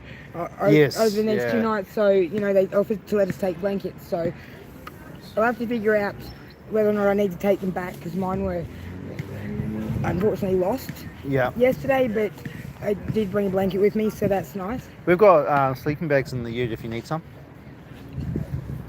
Well, that might work that way but I might get, I don't know, feel like the universe is waiting for me to make a statement that is a little less, I don't know, aggressive. Yeah. Well, not aggressive, but like a little more straight to the point, because I've, you know, successfully alleged that some things might be normal if these were the considered circumstances, you know. Yeah. So in total, how long have you been homeless? 6 years. 6 years. Holy shit. First experience of homelessness. Well, not really, but I was at my mum's last time, and that doesn't count somehow. But me and 3 kids in the bedroom. Yeah, you know, right. to escape the Yeah. person who was going to kill me. Yeah. After he finished raping me. Oh shit. Yeah. Oh man, I'm sorry to hear that. Child safety heard it, but they didn't. Not about the raping part, but that was not the point. It's a physical violence. They need to check my kids weren't. Yeah. Wow. Targets. Wow. So far out, 6 years, and you're on the Department of Housing wait list and all of that. They actually backdated it because I should have had my Department of Housing application started from at the start of COVID. Yeah.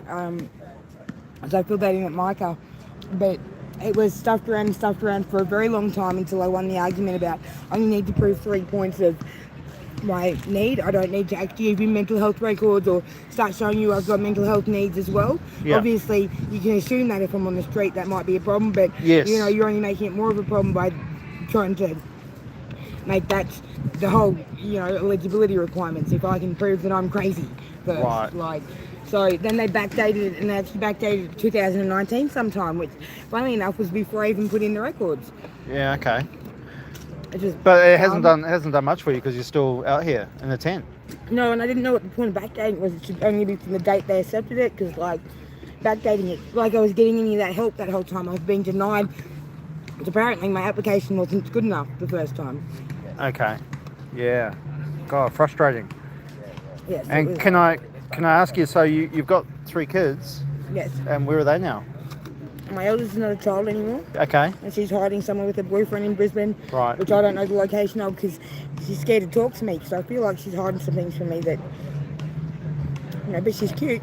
Oh, that's good. That's good. And apparently a lot more like me than I thought. I didn't teach her how to use internet. Like, my kids didn't know Facebook had games on it. You could play games on Facebook. I didn't even know that Facebook had games. Well, my kids, I specifically hid that fact. Yeah, right. I didn't know about eBay and stuff, but I put everything that you could buy, like, I don't know, my daughter spent $400 on yarn so she could crochet and knit like some Oh, old that's lady. cool. That's cool. Creative. Yeah, she made the Toothless of the How to Train Your Dragon. Yeah. And she made it Toothless. It's pretty smart. So what do you think your plans are going to be moving forward? Well, I have to make a statement, apparently. Yeah. You know, because I made a few before and they were necessary at the time, and it might be that even the people that knew me would think I would never might want to hear it just one time so they don't get roped into something if we get in contact again that they wouldn't want to do otherwise, and they would help with if I needed help. Okay. You know, but, you know. Do you see any light at the end of the tunnel at the moment? No, yeah, because it probably won't work, but if I call, like, 1-800-830-830 and I sound crazy and I don't give my ID, but in Australia my voice identifies me, so you can prove that's me if I'm not crazy. But if I am crazy, you just have to assume the phone number's enough to locate me, and you don't have to go to that extreme of, you know, right, analysing a voice recording. Yeah. But anyways, I just assume that's like Crime Stoppers. I'm not stopping crime, not reporting crime, nothing to do with crime that might have happened. It's crime that could happen in the future if I ever got access to stuff. I'd be really good at doing the right way if I was not going to be a risk of, you know, being shady, because a lot of people that were doing that job before were not 100%. Yeah. Yeah, I hear you. Well, thanks for your time. That's all right. Thanks for talking to me. I got to go and charge my phone, and yeah, you know, do I go and make it from a payphone just in case they think I'm crazy? Because if they've hacked my phone and they're really worried, and I might have been being funny when I suggested things that aren't jokes if it's serious. Yeah. All right. Well, please take care of yourself. And Paul and I are actually going to be sleeping rough for 2 nights. We'll be in here tomorrow night. Oh, that's cool. Yeah. I did hear about it, and I did get a tent and stuff, but I lost that. after it tried to fly away in a storm that hit pretty suddenly. I come back from mental health and it was too late. Yeah, yeah. All right. We'll probably see you tomorrow night. But yeah, I still got the cat. I still got the cat that came with the bag of stuff. Yeah. Oh, cool. Yes. That's the soft toy cat. Yes. That comes in our a Build-A-Bear one. Yeah. With a tutu and a unicorn shirt and. Sorry, not me, but it likes, mate, I'm sure the bunnies like it, so. Oh, that's good. Carry stuffed bunnies, so apparently I'm stuck it in, I have to. Yeah. At least make sure it stays. Oh, very cool. All right, we've got to keep going, but thank you. Thanks for your time. That's all right. All right, see ya. Have a good night, and I'll probably see you tomorrow night, because I'll still be here. All right, bye. Bye. Cool. Yeah, well. Who was that? Did she say her name? She didn't want to say her name. Say Cool. her name. I think there's probably some mental health going on there, you know? Yeah. Well, invariably there is, you know, that's... Yes, sorry. No worries. What do you need, a business card? Yeah. While Bo was doing that chat, I actually got a phone call, and it was a guy that was just saying he had popped into to an RSPCA op shop, and they had given him my number, and that he just didn't know what to do. He didn't know how to get off the streets. He didn't know what's going on. So he's been homeless for a little while now. He's come over from Perth. I told him to go see Micah, and I said I'd see him tonight down at St. John's Cathedral. So we'll be heading there later on, and I might be giving him a backpack bed, which is what I'm using to sleep rough. I think that'll be good for him because he needed a backpack, and that means he's got a backpack and a bed all in one, and he hasn't got anything at the moment. So these guys kind of call us and they just don't know. I don't know, it's hard. One of the hardest things that I found coming into this sector was just knowing how to get support. Just as simple as saying, go in and see Micah. He goes, oh yeah, I've already tried calling them. I said, no, you can't call them. They don't answer their phone. They're too busy. They can't answer all their phone calls. So you've got to go into the office in person. So come to West End and see them in person. That hopefully he'll do that on Monday and get that process started. And I said, they'll help him try to find a boarding house or something like that. Although again, even that's difficult at the moment. So there really is no easy answers. I wish I could give them something, right now on the spot. That's what it should be. There should be shelters ready to go for people that is, he said he was sneaking into hospitals and trying to, and he was like, oh, I don't want to take stuff away from other people. And that's something I hear a lot with homelessness is, oh, I don't want to take away, I don't want to, other people need it more than I do. And I say that's not I understand, but you can't do that. You've got to put yourself first. Just because you get a bed or doesn't mean that somebody else is missing out necessarily. You need to put your own health first and get yourself out of the situation you're in. So hopefully he does get the help. We'll have a chat with him later on. And all right, I think we're just about getting ready to move on. The next stop that we go to is Karilpa Point Park. And we'll go from there. You ain't gonna have that time.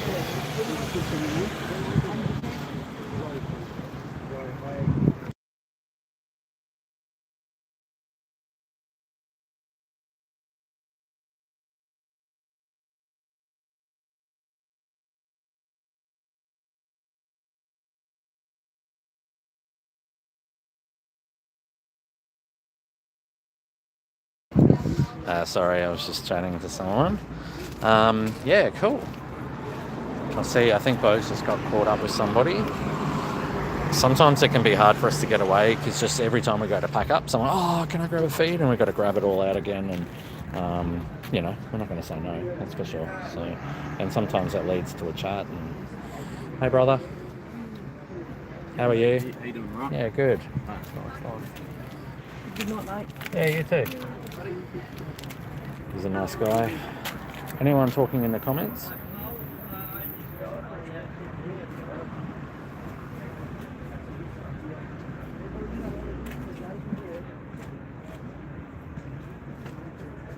Yeah, I just saw a message there from someone. I saw your list of how to access food online as well. Can you add what each place requires to get access? The requirements vary from the name of your firstborn for some. Yeah, I think some of them require IDs and stuff like that. I think that list wasn't compiled by me, and I'm not really sure how accurate it is either. I have a website called brisbanesupport.org that I'm really keen to try and push some more, and I think that'll be where I'll be able to control the database and get that all going. Actually, we just... Sorry, something happened there and it stopped.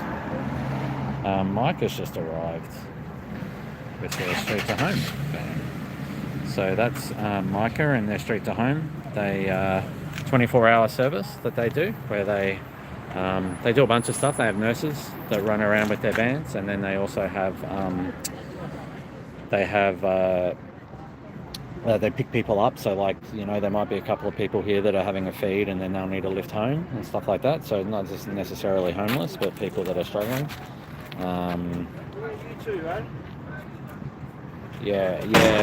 Marianne, yeah, you're right. Yeah, some do. I'm not too sure about that list and whether they were, what the requirements were for those. Yeah, cool. Hey guys, how are ya? Just popping by for a visit? Yeah. Yeah, good on ya. Just giving a guy a tent and he's got nothing. Oh, really? Okay. Yeah, cool. How you going? Hey, how are you? Hey. Cool, Mike was just popping by for a visit. Bo's just said he's getting a tent for somebody. Yeah, he's got absolutely nothing. Yeah, right. Alright, here my man. Thank you, my friend. I'll cover you. That's alright. Cool. So that's what happens as well when we give them a meal and we just start having a bit of a chat and like, what are you doing? Where are you sleeping? And it's like, oh, I've got nothing. I'm sleeping rough. Like people, like there's hundreds of people every night that just sleep with literally nothing. They just sleep on the concrete with no blankets, no nothing. So yeah, a tent can be just an absolutely amazing gift for them.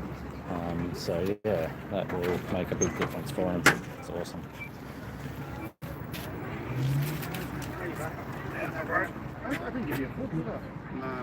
Cool. I'm glad the stream connected where it left off. I was a bit worried I'd lost the live feed, but it has continued.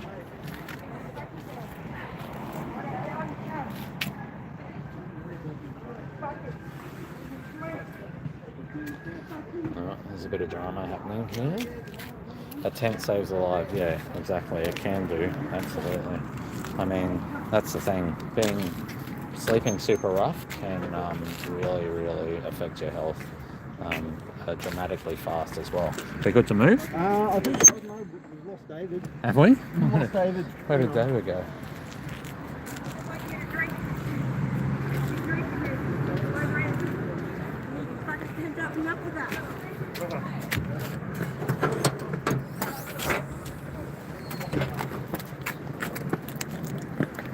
Thank you. You're welcome.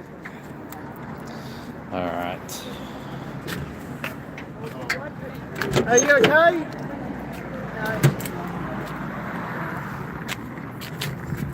Yeah, I just spoke to her before. I know you guys have to go, but I'll just sat with the Thanks, Robert. Thanks, mate. We've just had a little bit of drama here, but I think they're dispersing. So that's the other thing of working in this space. It can be all great 1 minute, and then just it all changes dramatically. So you have to be on your toes. You have to be watching your environment. You have to be making sure everyone's safe, and try and de-escalate. Like, that's the biggest thing here is de-escalation. Become a king of de-escalation. I think that's probably why I've managed to do pretty well out here, is because I try to stay calm and have a calming approach to people, and compassionate approach. And I actually am doing some more de-escalation training on Tuesday next week which is really cool. Hang on 2 seconds.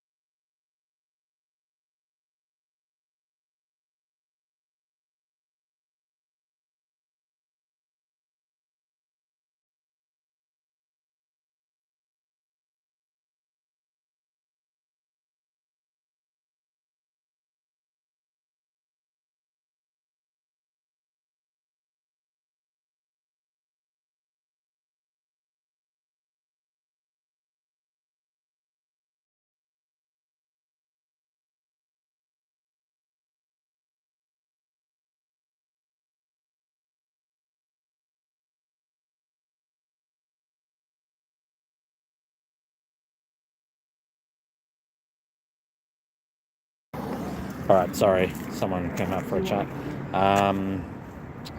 Who do you do your training through, Vicky asked? That's actually through Q Shelter. So Tuesday morning I'm doing a session through Q Shelter for de-escalation training, and then Tuesday afternoon I'm heading to a MICA thing about AOD, alcohol and other drugs. That's in West End. So my Tuesday I've taken the day off work and I'm doing sessions the whole day, because I'm really big on trying to learn more about the sector and become better at what I do. And the more knowledge I have and the more I can learn, the better I can do what I do. And I'm out here so much that it makes sense. And it's also a really good opportunity to meet other people in the sector when you go to those sort of things, because there's a lot of people that go that maybe they're not right on the front line all the time, or out when I'm out because I'm after hours all the time. So yeah, it's really good. All right, where's David? We got to get going. Is that David there? Yeah, that's David there. All right, cool. Let's get going. All right, we got to go. Let's go. No, we'll do that. Thanks. David, we're going to head. See you. Cool. All right. Let's keep moving, Or else this is the other thing that can be hard with these runs, is if you don't just say we've got to go, you end up staying at the same place for too long, and then you're stuck. Hang on 2 seconds. Right. I'm running into that young girl. Hang on 2 seconds.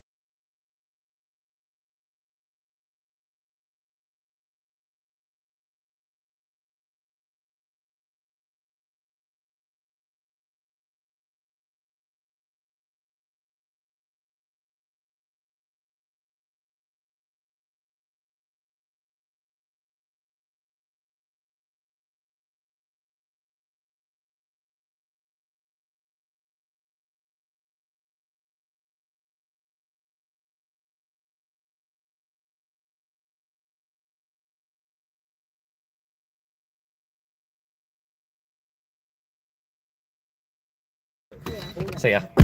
Sorry, that was somebody chatting. David's still with us. Hey, David. Hey, mate. Having a chat there with a few people? Yeah, just having a chat. Yeah, Making them feel like normal people. Yeah, exactly. Well, they are, but they just don't get to feel that way too often. It's the way you speak to them too. I speak to them. I've got to speak to anybody with respect. You're going to meet us at Town Hall Square, are you, Robert? That's cool. Hey, we got 45 people watching us nice. now. It's getting there. Awesome. Yeah, cool. That was pretty hectic there. Yeah, that was hectic. I just spoke to a young lady who is Kiwi and pregnant and cannot get any assistance. It's really hard for Kiwis being homeless in Australia. And there's a lot of reasons why they don't want to go back. Sometimes it's not as simple as, just give them a plane ticket and fly them back, Some of them have been here for bloody 20 years and they've got kids. Yeah, some of their kids are here. Yeah. And, sometimes they've built more of a life here than what they have back home. And although they're a Kiwi, it's a bit like me. I've been here 19 years now. And all three of my kids have been here all their lives. Bar Kane, who came over when he was 1. Yeah. And they're basically Australians, right? And but then they tell you to go home. And then I'd be, if I became homeless and I had no one to fall back on, I'd go home and leave my 3 kids here. Like, it's it wouldn't be a possibility. So for Kiwis, it's really tough. I believe you can get a 6-month emergency payment from Centrelink. I've never had to go through that, but I believe that that's available. But if you haven't sorted your life out in 6 months, I mean, you're not going to be able to afford rent on a Centrelink payment anyway, are you? You know, like that's exactly. But at least, I mean, that would be better than zero. I don't know how they do it on zero income. It's shocking. It's shocking. There's got to be a better way. I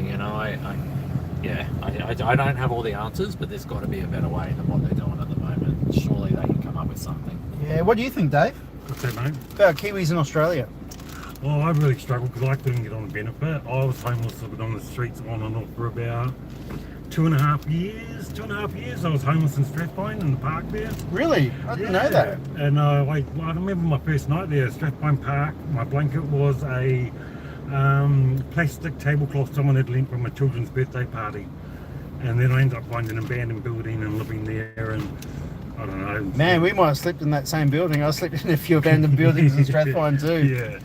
And it was really hard. I didn't contact my family back in New Zealand because I was embarrassed of where my life got into, and I'd pissed everyone off in my life, so my friends didn't want to know me anymore.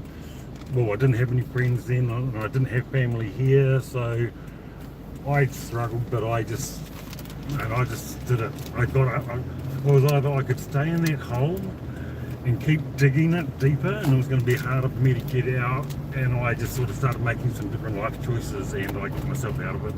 Can I ask you, were you clean and sober? No. So I've struggled with addiction since I was about 10 years old. I was a glue sniffer when I was about 10 years old, daily glue sniffer. Bloody hell. From there I went on to alcohol and drugs, and then I left New Zealand to come to Australia to get a better life over here, and I thought by moving to another country where nobody knew me I was going to be changed, but it didn't. I brought everything from New Zealand with me, and pretty soon I still had that reputation of what I was up to back then, and it wasn't long before I lost everything as well, and it's just a revolving circle. Yeah, the same thing with me. Like I'd already been, playing around with methamphetamine in New Zealand, and then when I came over here, it's probably easier to get, to be honest. Yeah. And it wasn't until I actually lost my job that my addiction really exploded. I guess you lose your purpose in life, and when you got no purpose, it's easy for these things to get out of control. So we're at our next location here. Near the river. Maybe get David to hold and film you getting packed, and I'll go live on Facebook and remind everyone to jump onto YouTube. That sounds good to 40 me. people watching. That's pretty cool. 39 now, one's dropped off. Hey, come back! All right. Oh, let's spin this around. So let's get some lights happening here. So yeah, we're at the Kurilpa Park. Not sure how many people we're going to get here. Now you know this ute better than me. This is your delivery ute, isn't it? This is my Saturday night ride. Your Saturday night ride. All right. I'll get you to hold that. Oh, yeah.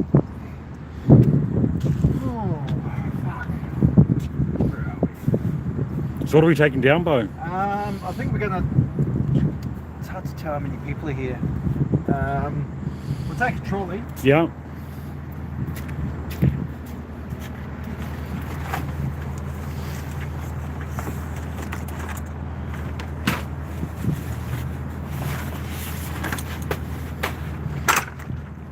Trolley car here. Yep. It's a bit dark, but you'll get the drift. Yeah, probably need my head torch, don't I? Probably a good idea.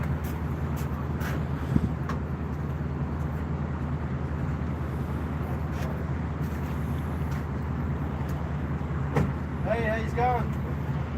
Might just have to flip that camera around the other way for a bit. What do you mean? We've got a couple of people coming over. Oh, okay. Yeah. Alright, so you guys up for a bit? Hey guys, sorry, we just got some people coming up just for privacy of them. We're just going to turn it around. Are you going to take a 7 with you? Yeah, well, I'm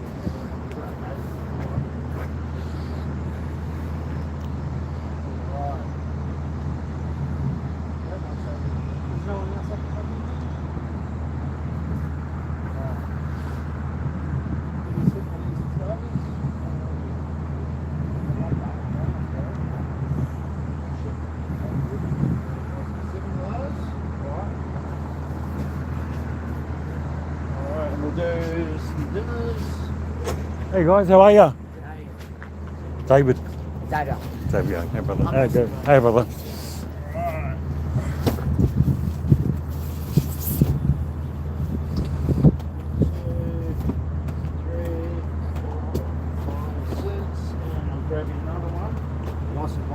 It's good stuff tonight too. Yeah, man. I'll grab you some water, mate. He's up.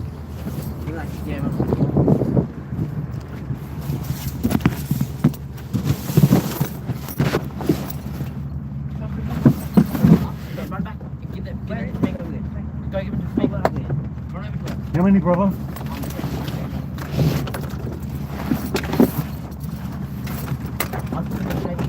Yeah, Alright, that's a good idea.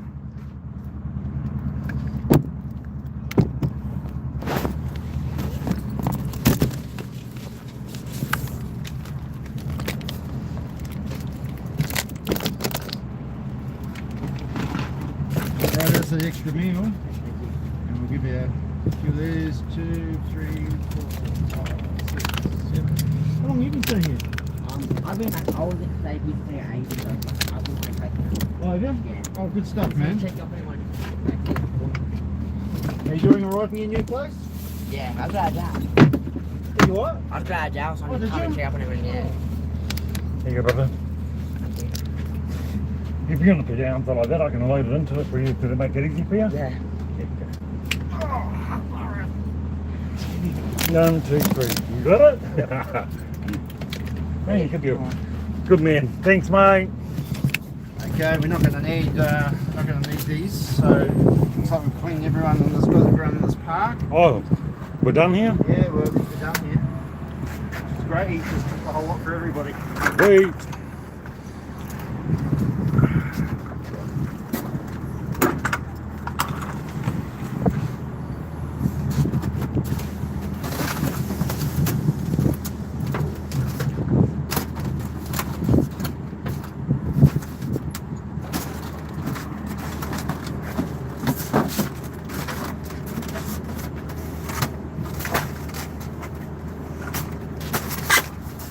Try and fit all this stuff. Yeah, I get it.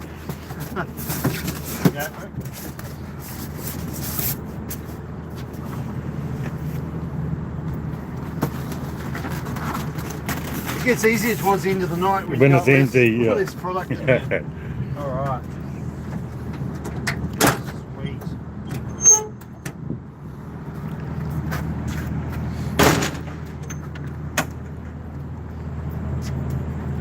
Hey, no worries, guys. Take it easy, eh?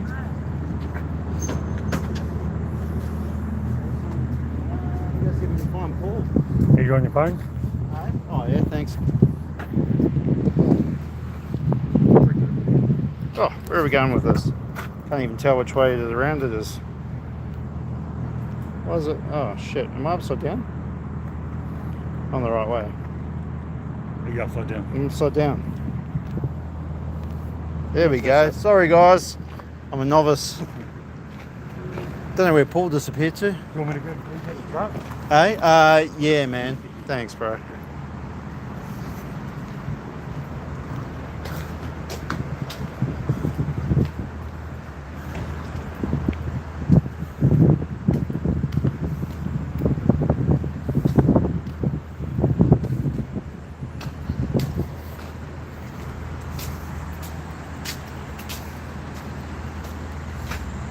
Well, it's good to see that, yeah, they're putting their duties away.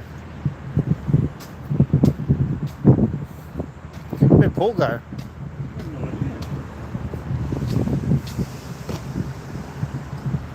No idea either.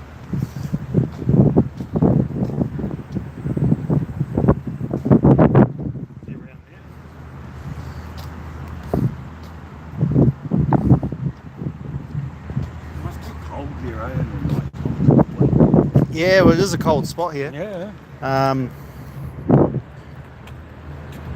No, where the hell he went? He's not. Hey, Paul's been kidnapped already, guys. Have you let him down there? Oh, there he is over there. Yeah, there he is. He's on white legs. See those white legs? Yeah. Yeah, so we're down by the Brisbane River right now.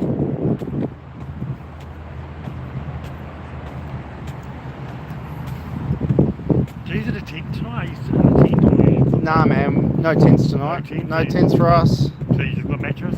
Well, Paul's got a backpack bed. Yeah. We're double living. We're double living. Live inception. There we go. So yeah, I was just telling all the guys, don't watch my live, watch mine. Jump over to YouTube. Definitely. If you're doing interesting stuff. You had a couple of guys come up for a meal. Yeah, we did. They so they just took everything for everyone in here. They said 7. So They look pretty young. yeah. One of them just got out of jail. So yeah, Yeah. Just keep that cycle going, huh? that's it. Cool. Straight out of So, jail yes, and just before I end this, because I'm going to jump off, there's 60 people watching us. You 60 people need to go over to YouTube, right? So the link's in the description. Go onto the YouTube app or go to youtube.com and just search for Nourish Street Inc. and you'll see a live icon and you can come and watch us all night. how are you?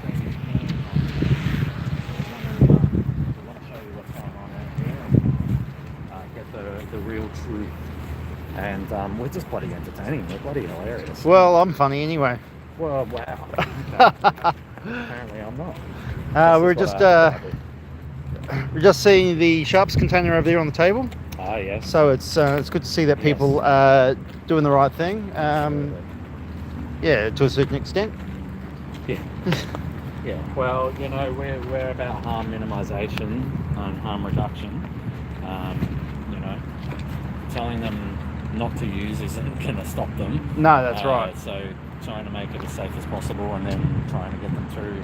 We already spoke about the difficulties of getting into rehab and everything like that. So, you know, what are they going to do in the meantime? Yeah. So give them a safe way to do that. So we're not encouraging it. No one is, and that's not what that's about. And there's science that backs all this up. So, you know, people know this. It's the same with the pill testing and all that.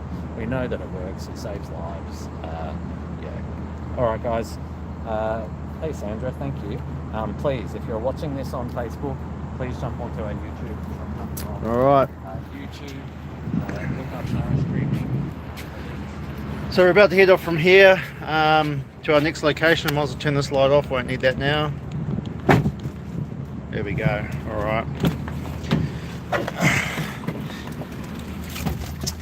Back in the car. Well, that was a quick stop here. Yeah, that was good. Yeah, That was good. so Hopefully. we were running a bit behind, so we'll be heading down to the other spot now, and there's probably a few down there, right? Yes. Yeah. Let's see, some of them might, a couple of them might be keen to chat. So Yeah. how many viewers we got? Whoa, up to 60. Oh, 58. We just lost 2. Come back. I'm just rounding up.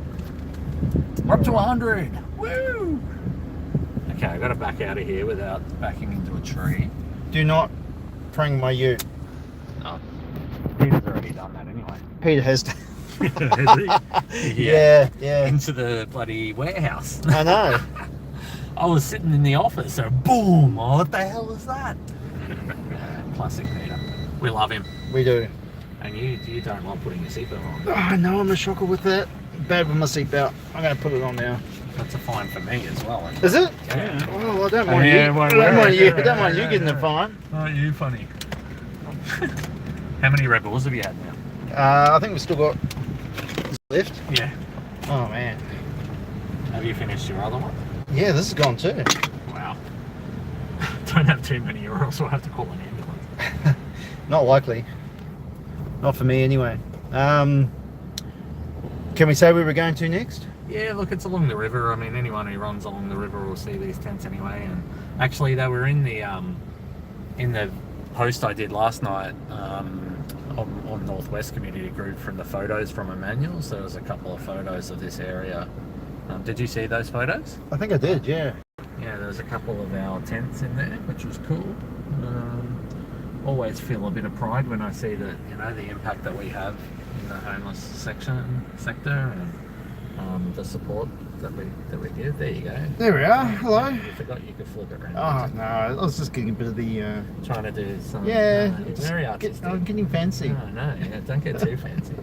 Bloody hell. Plug it in too. Oh yeah. You gotta keep that bloody battery going. That's Fiona. That's enough about me reversing into doorways, lads. Just bring the ute home in one piece. He's listening. That's yeah. Good Sorry, on you, mate. Good on you, Peter. No, you were listening. Lucky we didn't trash him too bad. Let's play out on Pete right now. Yeah. Did I mention how much we love Peter and all the amazing work that he did? No, but seriously. Seriously, for all those who don't know who Peter is, Peter's like my sidekick. He's like my right-hand man. He does so much for Nourish Street. He came on board just to do grants for us, and somehow I managed to sucker him in, and now he does like 60 hours a week. He's 71 or something. 72? 73? For an old bloke, he's bloody old. That's all I know. He's like a fossil, right? He's like a fossil, but we absolutely love him, and we get worried that he's bloody going to keel over. He's doing too much. I do. I am concerned for his health. He does so much. He's Nourish Street wouldn't exist without him. We know that. No, that's right. He keeps it going. He keeps everything ticking along because there's so much going on at any one day. Actually, sorry to interrupt, but I thought while we were driving past we'd go down and see the pantry at West End. We should do that. House. Yes. Yeah. Have we got stuff to drop here? No. Not today. Oh, no. We should have taken stuff. That would have been a good idea. All right. You want me to hold? I'll hold. You can do that. All right. So we're just at West End Community House. So they are a community centre in West End. As you probably know, I guess they're called neighbourhood centres. There's a bunch of them. Around Brisbane, everywhere. They're supported by the state government funding. Let me switch my camera around. How good was the caravan that you got donated today? I've just shared your stream also. Thanks, Deborah. Yeah, that caravan was incredible. What a donation. So grateful, and it means that we can do, because the units are a bit more expensive. Like, I still think the caravan spot's really expensive, but I'll see if I can find another spot for it. But it's way cheaper. It's still 30% cheaper than hiring a unit. So this is West End Community House. I love Peter added to the tattoos. Someone says we've got to get I love Peter. Susan's saying we should get I love Peter for a tattoo. Yeah. Well, I actually think Peter should get a tattoo. Yeah, well, he was saying today he's never had one. So I know, and he reckons he's not going to get one either. But let's drug him and ooh, not can you even say that? Chloroform him. Oh, chloroform. Yeah. Well, what did you think of it? I don't know. When we talk about drugs, my mind goes somewhere totally different. Yeah, of course it does. We don't want Peter on crack. That's no, sure. definitely not. Well, you can imagine how much he'd get. He'd have a heart attack. Yeah. Sorry, Pete. So this is the fridge. Oh, awesome. Yeah, this is what I love about it. It's like you'll just come here and you'll find stuff. Yeah, like quiche, that's like a sandwiches. frittata. You got some sandwiches, a really crappy old banana. That's the fruit. So we Northwest Community Group, with the help of my friends from Nourish Street, who support everything I do. We come 5 nights a week here and we drop off stuff like this, essentially. So there's a lot of bread here. But you said the bread goes, right? The bread goes. Yeah, wow. Absolutely. Especially this stuff here. So this is the cheese and bacon rolls. Yeah, that's good. Don't forget, by the way, we can't, that Red Bull that you had, that's it. Man. Yeah, we can't go to the shops now. Yeah, we still can. We're still on the run, bro. No. Yeah, 100%. No. We haven't started the sleep out yet. No, we've not started the sleep out. Wow, Bo's already being a little bitch. Oh! See what I got to put up with, guys? It's sort of abuse. It's abuse. Yeah. It's all fun and games. So, It's all fun and games until someone doesn't get a Red Bull, right? Well, yeah. Yeah, I'm a bit worried about how certain you are that you need a Red Bull. But yeah, this is the West End Pantry. This is where I used to go to this pantry 7 nights a week myself. When I first started the Second Bite run, I did it myself, and I did it 7 nights a week to 2 Coles. And I loved it. I actually went to like 5 different pantries back then, because there were loads more than there are now. But now they're kind of a dying breed, unfortunately. You know, you get into the 2025 and there's worries about food safety and all that. And I get it to a degree, but I think also people should have the ability to make a decision about food themselves, you know, like they can smell it, they can check it, they can decide whether or not it's edible or not, you know. Just because it's in a public pantry doesn't mean that you're guaranteeing that. I think people know what a public pantry is. It's a place to drop off food and take food, and you know, you've got to look at what the food is. And so I absolutely so support public pantries. Like anytime I see them, we've got a couple out at Everton Park and Dawson's Parade out my way, and I absolutely support them. I've bought them cabinets to put their stuff in. I've done heaps of stuff. Yeah, you take that. You're trying to eat. I'm still trying to get through my dinner. Just pinch my pumpkin. What the hell? That's like the best part. I was saving that till last. You definitely owe me some Red Bulls now. You can have mine out of my one. Oh, okay. All right. You're not getting Red Bull. We're not allowed to go anymore. Yeah, I need more. Gee, you sound like an addict, mate. Some Red Bulls, man. He's addicted to Red Bull.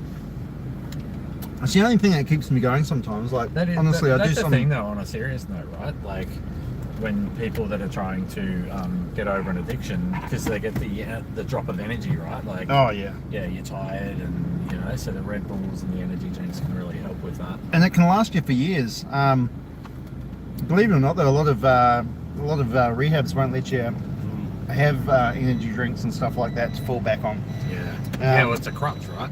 Yeah, wow. Yes, it is. I'm hitting a soft spot here. Bo doesn't want to talk about this. Oh, look, I'll talk about it. He's addicted to energy drinks. Didn't you go through a period where you're trying to stop? I did, and I did stop. I actually switched to sugar. I think I put you back into it. I switched to sugar-free for a while. Oh. Seatbelt, there we go. Ah, that's going to be old mate. They called us while we were asking for a mattress. For the mattress. There's a Musgrave. Was he sitting at the table? No, I don't think so. We'll go back after this. Sorry guys, I'm just trying to finish my dinner still. Nice. Shit, forgot about that. See, this is the other thing. You have so much going on. People calling you, people texting you. You just forget stuff. I was supposed to take a phone to someone before. Yeah, I know. I think we've got that sorted though. I think Naomi's going to sort that out. Good. Just going to go to HQ and get one of our phones. I think hopefully we've got some there that aren't locked to the network. Pretty sure they are. I checked. All of them? Yeah. Really? Yeah. Most of them, they're either Telstra or Optus. But maybe there's one. But yeah, some of them are pretty old though. Okay. That's those phones. See, I don't give out the super cheap ones. Like, I won't buy them. You know, the $100 phones. They're just... You push a button and it takes like 5 seconds for it to do anything. Like, no, I'm not giving that to anyone. So, if I get a phone for someone, it's at least a $200 phone from Woolies. And I usually try and get Samsung, like the cheap Galaxies, like A080 or something, A08 or something. They're half decent. You know, you want to give them something that's going to work. Oh, that'll be a message saying, where are you? Where's my mattress?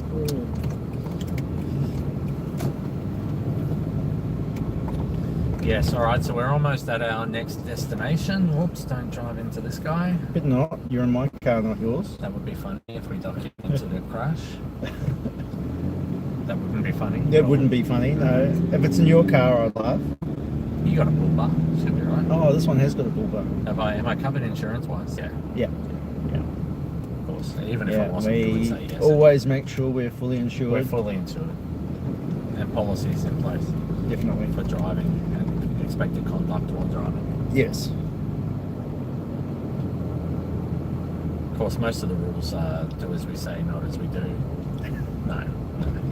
We follow all our policies to the T. Alright, we're almost here. Okay, so we're almost our next stop.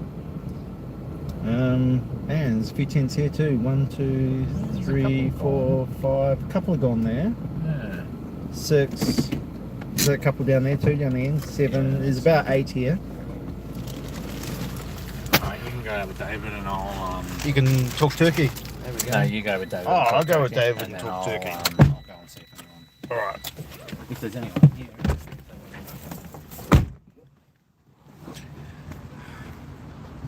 How do you do it, Bo, when you walk up and it's like this? Yeah. And there's this team seat. You just walk up and say, "Hey, Nourish Street, you hungry?" Is it what you say?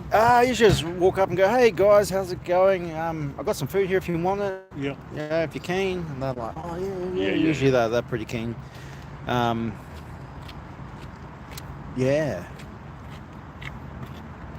But Paul's doing that right now. So Paul's going down to see them? Paul's got quite a relationship with a lot of the people along here. So he's going to see whether or not anyone wants to have a chat with us. Cool. Yeah.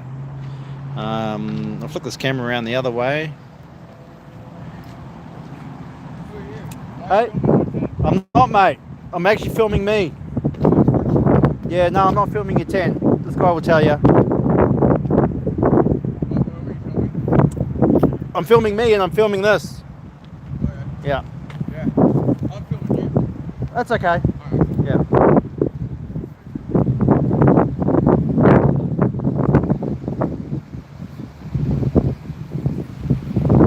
Yeah, so as you can see, a few people are really edgy about being filmed, and we don't film them without their permission.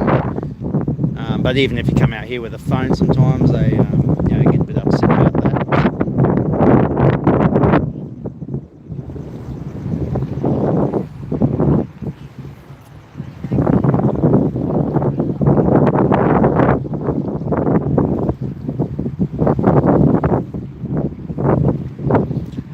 It's a nice night in Brisbane tonight. We'll be sleeping rough.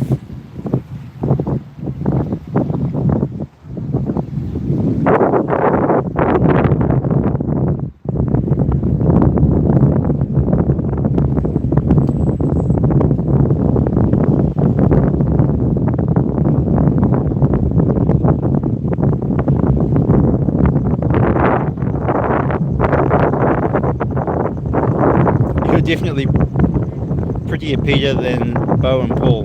Nice, thanks guys. Appreciate that.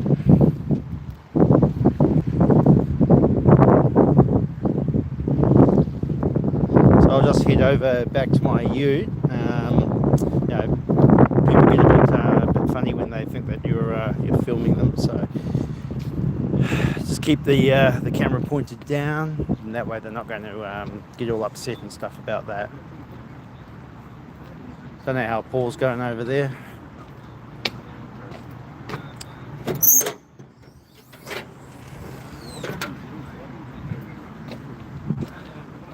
Open up the ute anyway.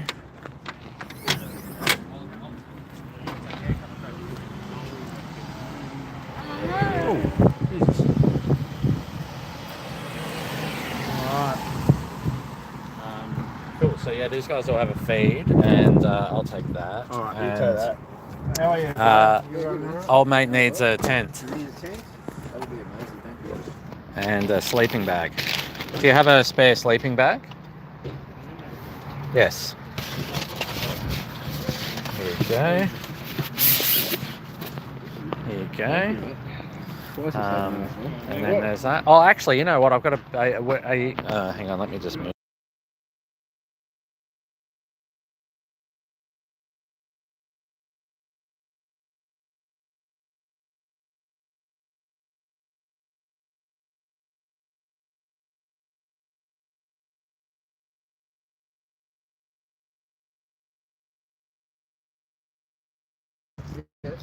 Sorry, just wanted to explain the bed packs, and again, I don't like these guys don't want to jump on camera, which is totally fine. One of them here actually is a great story. He was he's only like, I think maybe he's turned 18 now, maybe he's still 17, but he's on the streets for ages, and I was really encouraging him. He was like, his mental health was suffering, he was not motivated to do anything, and I know what that's like. I've been through periods of that in my life where you just cycling through, especially when you're homeless, like just surviving every day. But I was really encouraging him, like, man, you're a good kid, like he's always so respectful and never caused any trouble, and was really polite and thankful. And I was saying, man, like, you gotta, like, are you on Centrelink? Oh no, I'm not on Centrelink. I'm like, man, come on, let's get you on Centrelink. You gotta go in and get Centrelink done. And then one week he would I'd say, yeah, I've got Centrelink. I'm like, that's fucking great. Sorry, excuse my language. And then I'd say, look, go in and see BYS. They'll be able to help you. And then, 2 weeks ago, he told me he got housing. BYS is helping him. And he's on his journey. He was just telling me now that his mental health's a lot better, but he's still like a bit shy to jump on. For them, it's not necessarily a privacy thing. They're just shy to jump in front of a camera. I get that, especially when I put them on the spot, like, hey, you want to jump in live, he's in a place now though, and he's in such a better spot, and he's come down just to see everyone and say hello, and that's what's really common. And again, it can be one of those things where you're like, are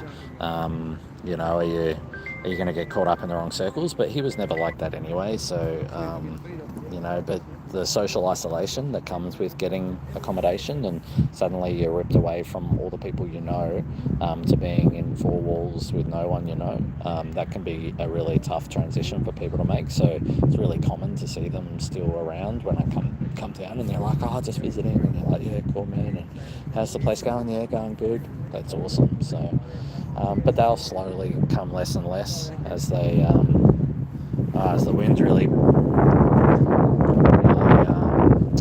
windy, is it? Yeah, we're right on the river, so hopefully you can hear me okay. But yeah, it's windy down here, always windy down the river. Sometimes when I put up these tents back, especially when it comes into storm season, I'm like, man, how are these tents still standing?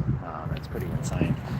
This is the it's a bit bright there, but these are the tents that were in the photos from Emmanuel's. Actually, if anyone looks at the photos that I posted on Northwest Community Group, one of the finalists, it's actually pretty much from where I'm standing right now is where the photo was taken. This is one of my favourite spots. In fact, just over here, just behind that tree on the right hand side, is my actual single favourite spot to put a tent up. I think it's the best spot in Brisbane. It's got a little bit of privacy. There's trees that you go, so it's like a little enclosed, and it's really awesome. Link to donate. That's a really good point, Deborah. If you go to therealceosleepout.com, and you can don't put www, just put therealceosleepout.com. It'll take you to the website. Otherwise, it's on our Facebook page as well. But yeah, I don't know whether I can add a comment myself here. I don't think I can. No. But maybe if anyone else has got the link, or they can type it in for me, that'd be good. Actually, I jumped on my phone before and chucked it in, so I might do that. So very cool. It's actually some really cool. I think the lights are going to probably mean you can't see it, but there's some really cool artwork up in these buildings. I don't even know if I can zoom with this. Let's see if I can. No, I can't. Oh yeah, there it goes. Yeah, some really cool artwork here. That's West End. And then you can kind of see it there. There's another really cool street art on those walls there. It's very cool. And this is like it's actually not many trucks here. There's usually a lot of trucks. I don't know whether the business is shut down, but this used to be a truck business. There's always lots of trucks coming in and out, and they were quite supportive of people that were sleeping here. They wouldn't give them a hard time or anything, and they let them tie their ropes onto the fences and stuff here. So yeah, they were pretty cool guys. Hi Rachel, thanks for joining us. So appreciate it. It's been a fun night so far.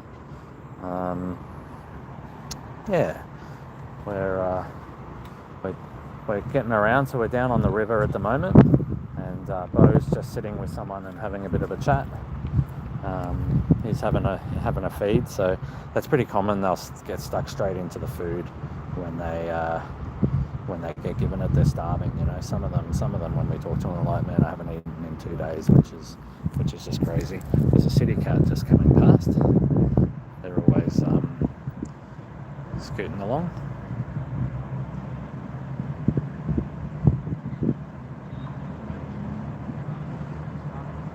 Hey Michelle, just asked about Kel.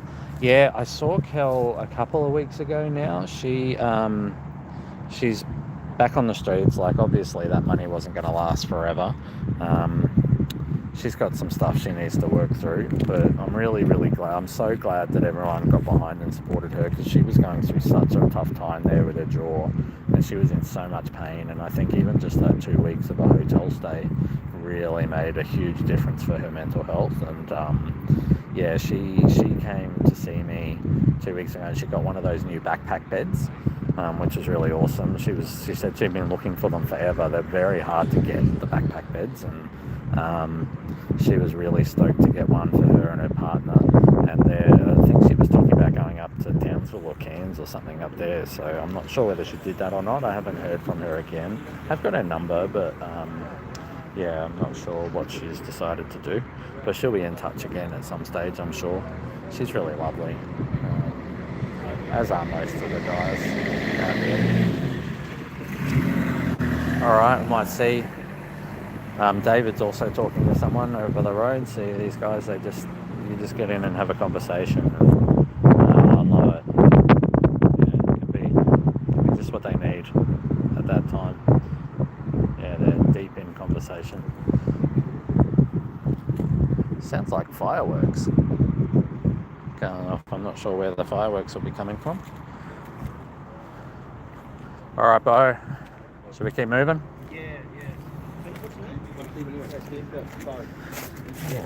I hope I'll see you tomorrow anyway. Yeah, man, we'll be there. We'll be at Manual Mission.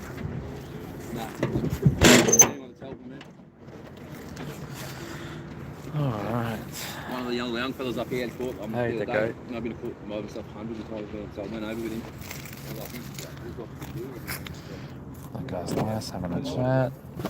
I'll jump in. Oh, I might go and get David.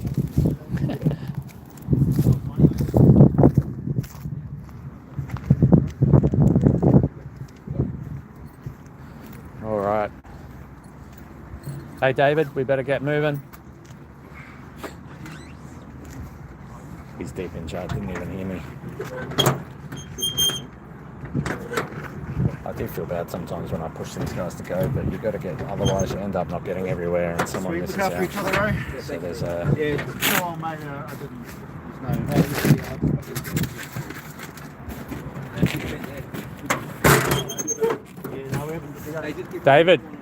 David, go time. All right. So we got to quickly duck back to Musgrave Park to give that guy the mattress that I forgot.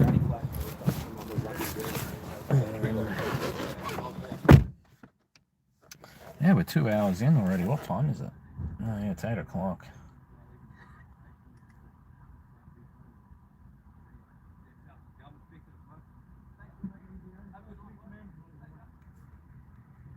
Yes, I'll come now. Come to toilet area. Be 5 minutes. Alright, telling the guy for the mattress to come to the toilet block and wait for us. Right. So we're going to head back to Musgrave and give that.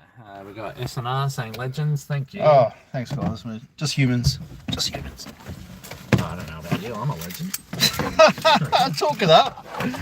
Hey, you got to be confident. You got to be confident in yourself, right? Fucking humans, you're a dickhead. Yeah. I just put up with you.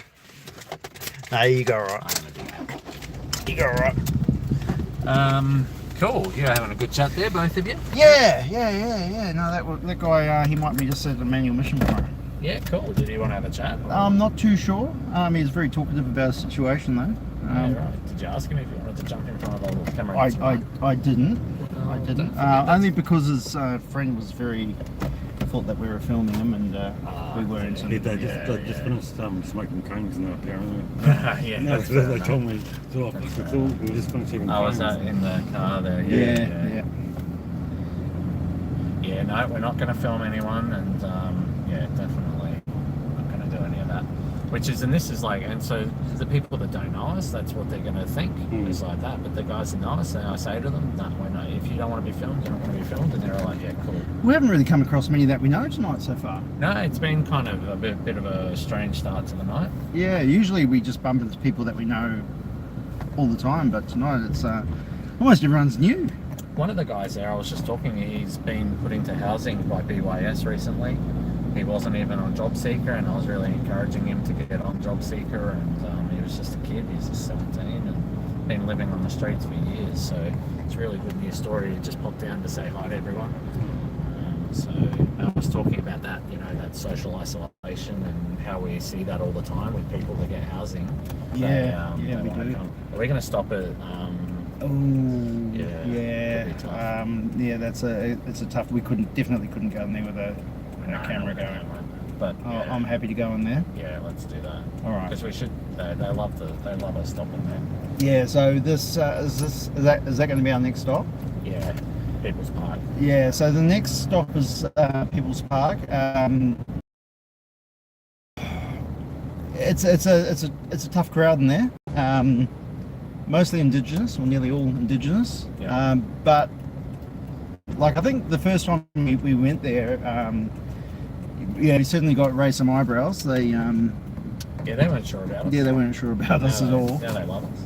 Yeah. And I mean, I mean, this is the thing, you know, it feels like we're being careful with our words, but I mean, I don't need to be too careful with my words and just say that, you know, the effects of colonisation and the overreaching of Aboriginal and Torres Strait Islanders in the sector that we work in is insane, and people that say, oh, just get over it, it's not even them, it was their parents, just no concept of the trauma of what happened to them and their families and their ongoing trauma that they suffer, and what we see in parks like that. And there's another park called the Piano Park here in West End.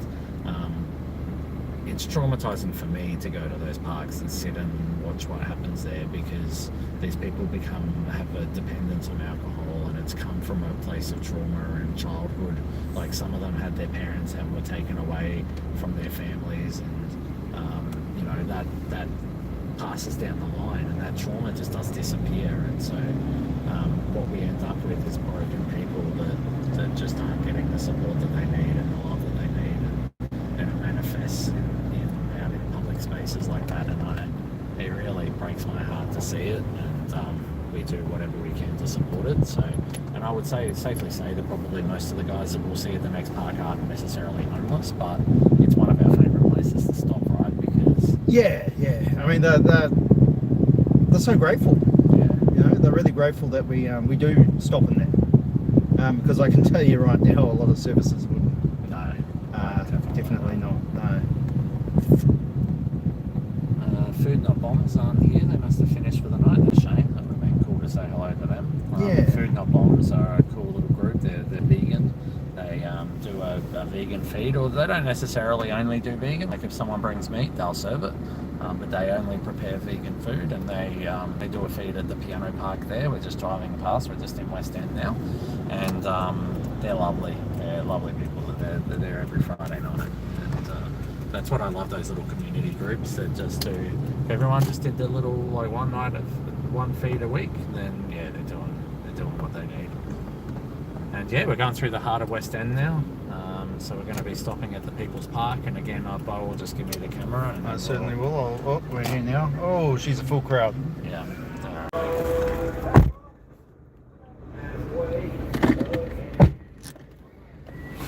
Yeah, sorry, it disconnected, but we're back. Yeah, we've had a few comments here. I'll go through that while these guys are doing.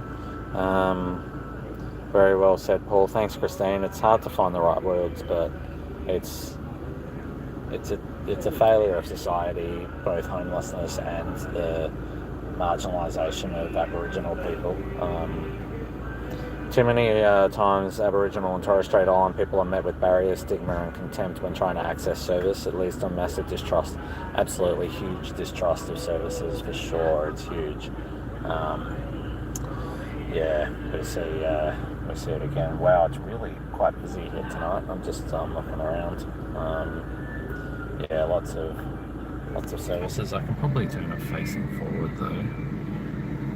So yeah, this is West End. West End's always a hive of activity. I have a funny story about West End. I was supporting a lady who's homeless, who was sleeping at Musgrave Park. She's not there anymore, but she her and I had a disagreement at the piano park, and she was screaming and shouting at me. She needed her stuff taken to Musgrave Park, so Micah were working with me. I work with them quite often, and they took her to Musgrave Park, but she had all this shopping trolley, because it was that time when, you know, when they do the curbside pickup and there's like a ton of stuff on the side of the road. The homeless guys love that, especially when it's around West End and stuff. They're like grabbing great stuff, you know, like cane chairs and wicker stuff, and I'm like, man, you got nowhere to put all this stuff, but hey, who can resist a bargain, right? And so she had this shopping trolley full of it, and I said, I'll wheel it back. So I had to walk through the middle of West End with a shopping trolley like loaded, like taller than me. But as I walked through West End, I kind of thought to myself, well, I'm confident in the fact this wouldn't be the weirdest thing you'll see in West End. But what always gets me when I go through West End is you can walk down Boundary Street, and you'll hear Latin music, you'll hear classic music, you'll hear all different cultures and all different foods and all different people and all walks of life. West End's a really special place, and the people in West End are very accepting of our homeless folk, and very understanding, and we are seeing a lot of gentrification in this area. And one thing I don't know whether Robbie's going to be keen to talk about it tomorrow. I hope he is, but you know, Emmanuel's they're under attack. There's a development consortium who are trying to get Emmanuel's shut down because they say that it's not in keeping with the area of South Brisbane anymore, because of the gentrification of the area. And it's almost making me cry just saying it. Like, how dare they say that? Like, that's not necessarily true. There's a lot of people that understand the complexities of homelessness and support Emmanuel City Mission and what they do. But, like, who are you to shut down a homeless shelter or a drop-in centre for the sake of more development and trying to raise property prices in the area? And you know, I understand that there's complexities and, you know, there can be behavioural issues and stuff, but again, it's just trying to shoo people out into other areas. And yeah, it's really gross to see that that the developers are doing that.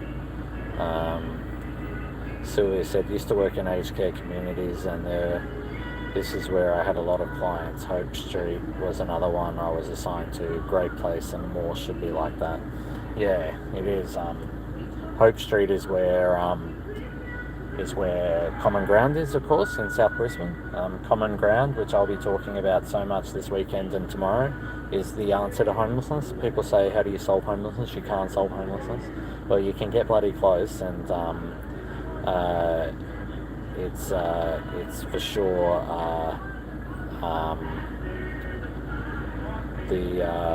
sorry, I was just reading a comment. The Common Ground model is a massive way to solve homelessness for people that struggle to maintain their tenancies, and that can be for a variety of reasons. Common Ground is the solution. So yeah, Hope Street is where we see that. It's a great name for the street. How'd you go? Oh, full on, bro. Full on. Yeah. Everyone in good spirits? Yeah, they're in good spirits. Yeah. No, all I can say is going in there is full on. Yeah. You just never know what you're going to get, but no, they were all grateful. Yeah. How many meals did you give out? Oh, I lost count. It was probably, what do you reckon? I reckon we gave out about 3/4 of one of those. One of those boxes, so there's probably maybe 15 roughly. Easy, a little 15, bit more. I reckon. Awesome. That's good. And you know, sometimes when we go there too, I get surprised by how young some of them are. Yeah. They were young. They were young. Yeah. There were some young girls there. Yeah. Yeah. And just hope that they're able to find a path in life that will help them succeed and be happy. That's the main thing, right? What's success? Success is just happiness, right? Well, exactly. You know, some people, think success is money. You can't take your money with you when you die, unfortunately. We all come into this world naked, and we go out naked with nothing. You know, Come in with nothing, go out with nothing. Is that- Nudie run, that's going to cost. If you guys want to see me do a nudie run later, we're going to need to raise some serious funds. Yeah, cool. All right, so we're back at Musgrave Park. Okay, I'm just going to grab this Do you want me to come with you? mattress. No, you can talk to Bo. Yep. You guys entertain everyone. It's like you're stuck with me, David. Okay. What's here we your go. What's your thoughts on that last place we went? It doesn't really faze me, things like that. I mean, they were nice. I think if you go into a situation like that and you just sort of go in without judgment and without looking down at people, I think they're a little bit more accepting of you going in. I haven't met any of those people there before tonight, and they were all really welcoming to me. Yeah. So, Yeah, no, Where are you? we're all about no judgment. You know, at the end of the day, especially with my past and you know maybe your past too. Like who the fuck are we to? Sorry. oh yeah, who am I to judge? Who are we to judge? You know. I still judge myself. I'm still my own worst judge. I'll judge you, bro. But yeah, overall life's a lot better. Yeah, for sure. So Paul is just giving out a air mattress to a guy that rang us earlier. Oh, yeah, that's right. Yeah. Where is he? Is he down the track? Down I'm not there, sure but- where he's staying here. How long does this cruise stay for? I'm not sure. I think it won't be too much longer. I think it depends on how busy they are here, but it looks like they've had a busy night. It does, eh? Yeah. Oh, so that must be the guy with the tent, is it?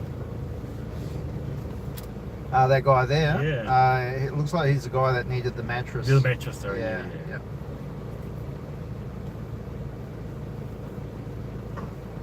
Sad. So, tell me a bit more about you and what you've been doing with yourself. What, as in terms of what do you mean? Like you're doing, you've been volunteering with us. Yeah. Been volunteering with. Safe Sleep as well. So there's the bus over in over at the Peninsula on a Friday, Saturday and Sunday night. There's a bus there that parks up from 8:30 at night, and we close the doors at 10, and we get people somewhere safe, quiet, clean to sleep for the night. Yeah. Does it get used much? Off and on. I mean, sometimes, just like anywhere, when you do something with outreach, you can go then there can be not many, and then sometimes there can be a lot. I think we're finding a lot more older people are coming. Yeah, really? Yeah, we've got some older people there. We have one older gentleman that comes every Friday, Saturday, Sunday night. And we've had another older gentleman that's been there, 72, and he's lost his home. So he's gone over to live, so he's been on the sleep bus for the last 3 weeks now. Yeah, and that's right. really heartbreaking to see, you know, and he's obviously got health problems as well. He, you know, he uses a cane to get around. So yeah, it's really distressing to see that, and to see DVs out there as well. You know, because there's room on the bus for families as well. So we get some of that sometimes, or young people as well on the bus as well. Or we'll have, like we had a guy last week just got out of jail. His cousin dropped him off, and it's just heartbreaking to see. He said he was 23, but he feels like he was 15. Yeah, right. So with the guy that's 72 or 73, because Sleep Bus only runs on Friday, Saturday, Sunday nights. Yep. Where does he sleep otherwise? He doesn't tell us where he sleeps otherwise. I know that he does use the other services out on the peninsula. So there's got Breakfast Club and I think it's Orange. Oh, there are lots of different ones out there that help him out. But as in terms of sleeping, I don't like to get too personal too with them when I'm talking to them, because I don't want. Well, now that I know of him for a little bit, we're a bit more personal, but I don't always like to go too deep with them unless they're, you know, bring it up, or I'll ask how long have you been out here for, but I won't ask where are you sleeping, or, you know, whereabouts are you, because I think a lot of people out there are scared too to let people know where they are. Yeah. And not say it out. You haven't seen him on the Nourish Street runs, or? No, so what I did was I was getting the Safe Sleep guys to come to BG's Way to get dinner on a Saturday night, so They meet me at BG's Bay around about 8:30 now. Right. Okay. And I didn't, unfortunately, didn't make it there last week because I wasn't well. And that was the first thing Stan said to me. Where were you last night? Yeah. So, mate, I was sick. But yeah. And I've met a lot of people on the peninsula now. Yeah, they don't all know you now. Yeah. I'll tell you what, Bo, that was quite confronting what I just went through then. Yeah, what happened? Well, that guy that called us for the air mattress, Yep. he is absolutely in psychosis or something. He's a different person to the guy I met when I first helped him with a tent there. And that's the thing I talk about, it just breaks my heart, is like the steady decline. And for him, I guess it's been a few weeks since I talked to him, but he is looking terrible. Yeah, he looks reasonably elderly as well. Well, he looks older than he is, and he was just talking to no one. He was just talking about brainwaves and people reading brainwaves and yelling and calling someone names. And I was like, he wasn't looking at me; he was looking past me. Yeah, it's really upsetting. This is what homelessness does. Do you see the difference of with Scott? We've got accommodation now and it's changed. And then the opposite of that, when people are homeless and what the mental there. When I put a tent up for him, he was the nicest. I mean, he still is obviously nice, but he was so appreciative and just speaking normally and everything. And tonight, so I hope that's the kind of thing where you might need to call Micah and just get their nurse to go and see him. Maybe he's not on some medications that he should be on, or who knows. But he's with the group of people there with the anti-poverty network, so they'll be keeping an eye on him. But this is I just hate it. I hate it when I see people when they're declining health, and it's not even like it's a gradual. Sometimes it's like, oh my god, what has happened here? Like, that's so people's health can just go down overnight sometimes, 100%. And especially when you've had where it's that other way, because it's if you saw them really bad and then a couple of weeks like with you with Scott, you're like, wow, that's awesome, that feels good to feel. But it's the other way. It's like it's gone from feeling good to feeling absolutely terrible.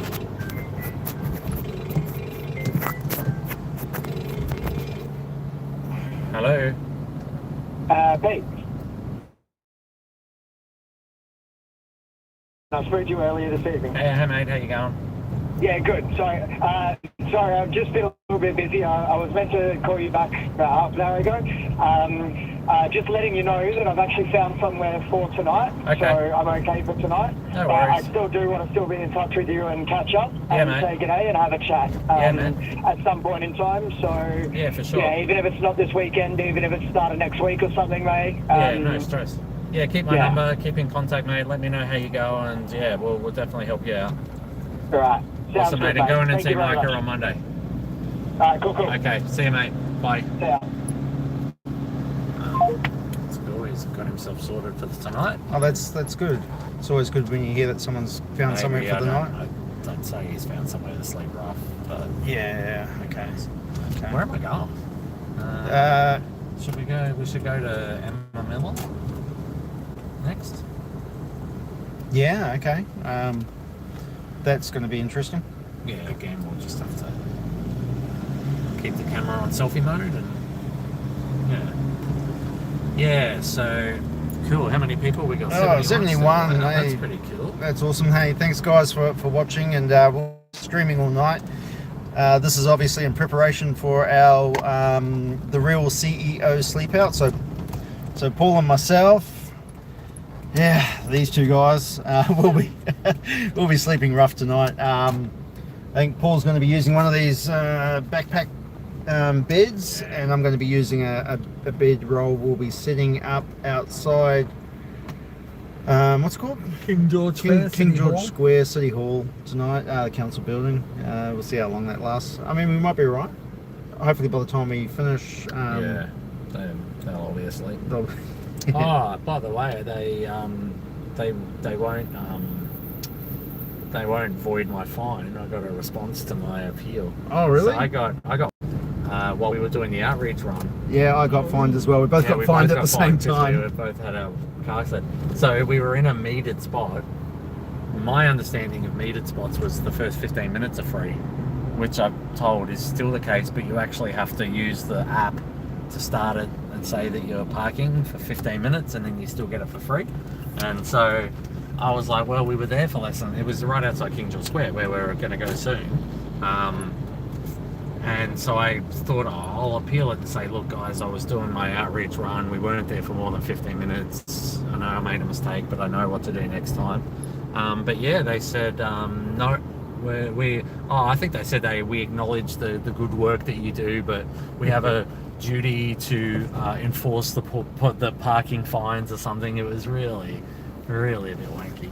But the thing that got me is the next week I did use the app and it charged me $1.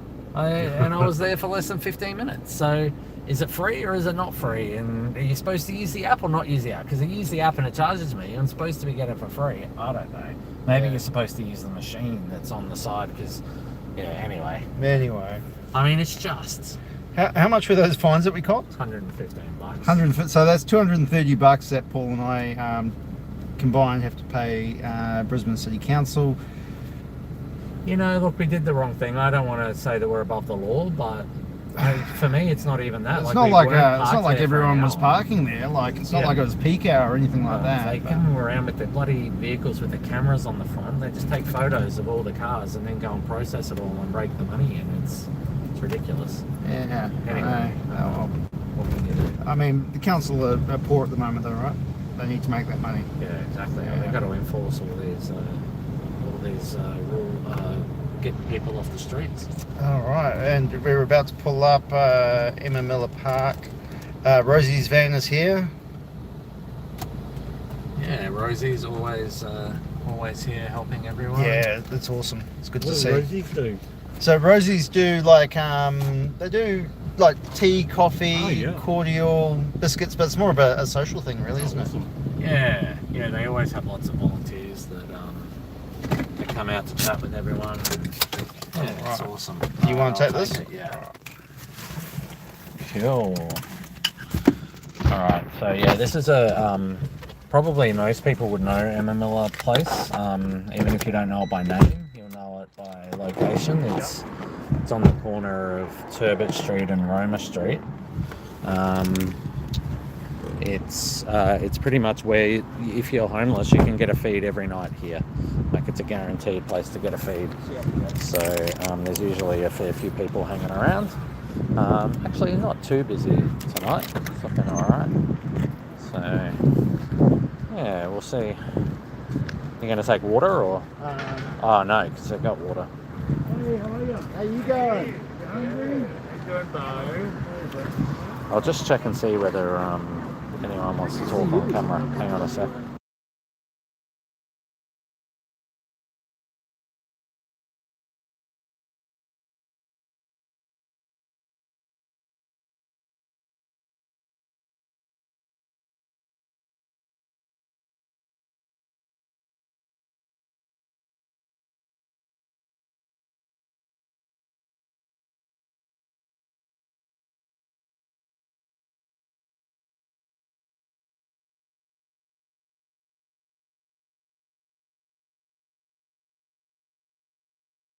Alright, sorry. I'm assuming that the mute button works and you can't hear me when I'm talking.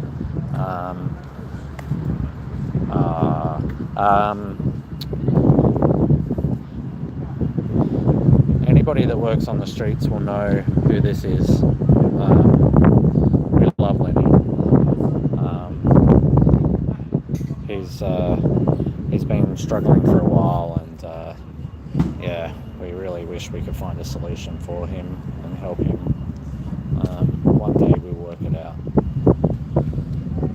Yeah, the guys at Rosie's. There's a lot of people here at Rosie's. It's awesome. It's actually very quiet here tonight.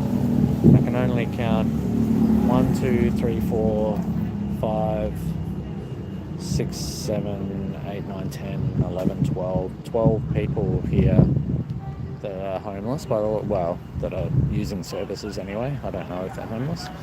Usually, like sometimes we'll come through here, there'll be 30 people, so super quiet tonight. But yeah, we get a lot of services, so a lot of different groups do services here. I know Orange Sky come, Rosie's. I know that one of the guys that works at Emmanuel's, he does his own thing. I think it's Hope Ministries. They come on a Monday night and do a feed. He's a really, really nice guy. Luke's his name. He's a bit of a legend, actually. Everyone really likes him out on the streets. He's got lived experience with this stuff as well. Yeah. We'll see if we can get anyone to have a chat. It'd be nice. I think the problem with Rosie's is they're all volunteers, so they won't be allowed to talk in front of camera, which is fair enough. Plus, even if they were allowed to, they'd probably be shy anyway. Yeah.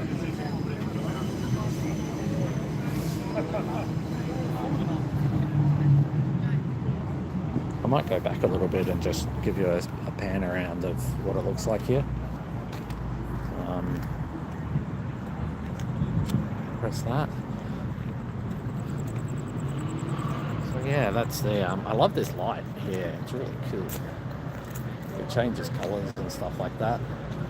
But yeah, this is Rosie's. So the cool thing with Rosie's, they always get so many volunteers. Sometimes they've got more volunteers than they do people that they're servicing, which is probably the case right now. But I love that. Like, it really feels like an army of people coming to support them and have a chat. And they're here pretty much without fail. Rosie's, it's pretty rare for Rosie's not to turn up. They're actually based out of Emmanuel City Mission now for their city runs. They have an office space in Emmanuel. They have their vans parked there, which is really, really cool. So yeah.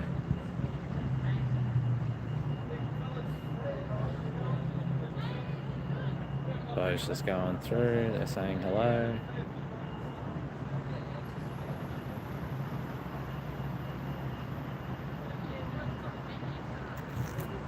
So we've got the city just over here. There's City Hall, actually, the tower right there. That's where we're going to be sleeping rough tonight. We'll see. We actually will go over to King George Square later on to do the run, to do the food. So we'll see if there's anyone there. That's where we'll be sleeping later.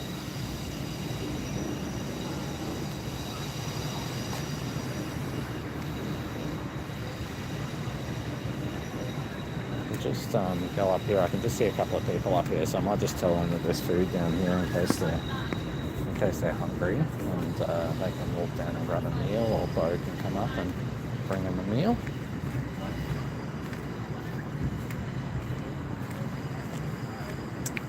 I might just mute myself before I talk to them. 2 seconds.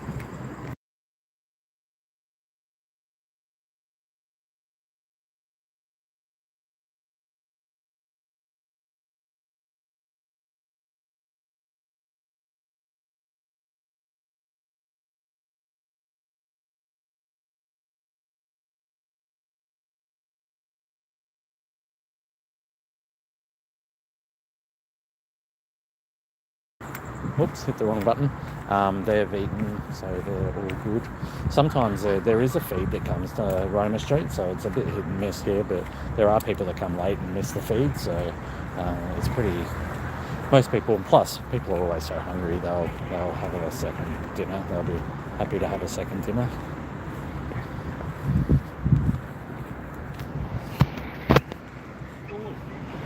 Careful. See you, bro. See you, buddy. See ya. Have a good one.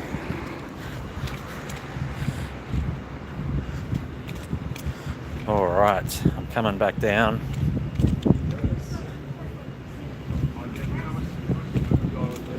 It's a bit wet there. I don't know where the water's come from.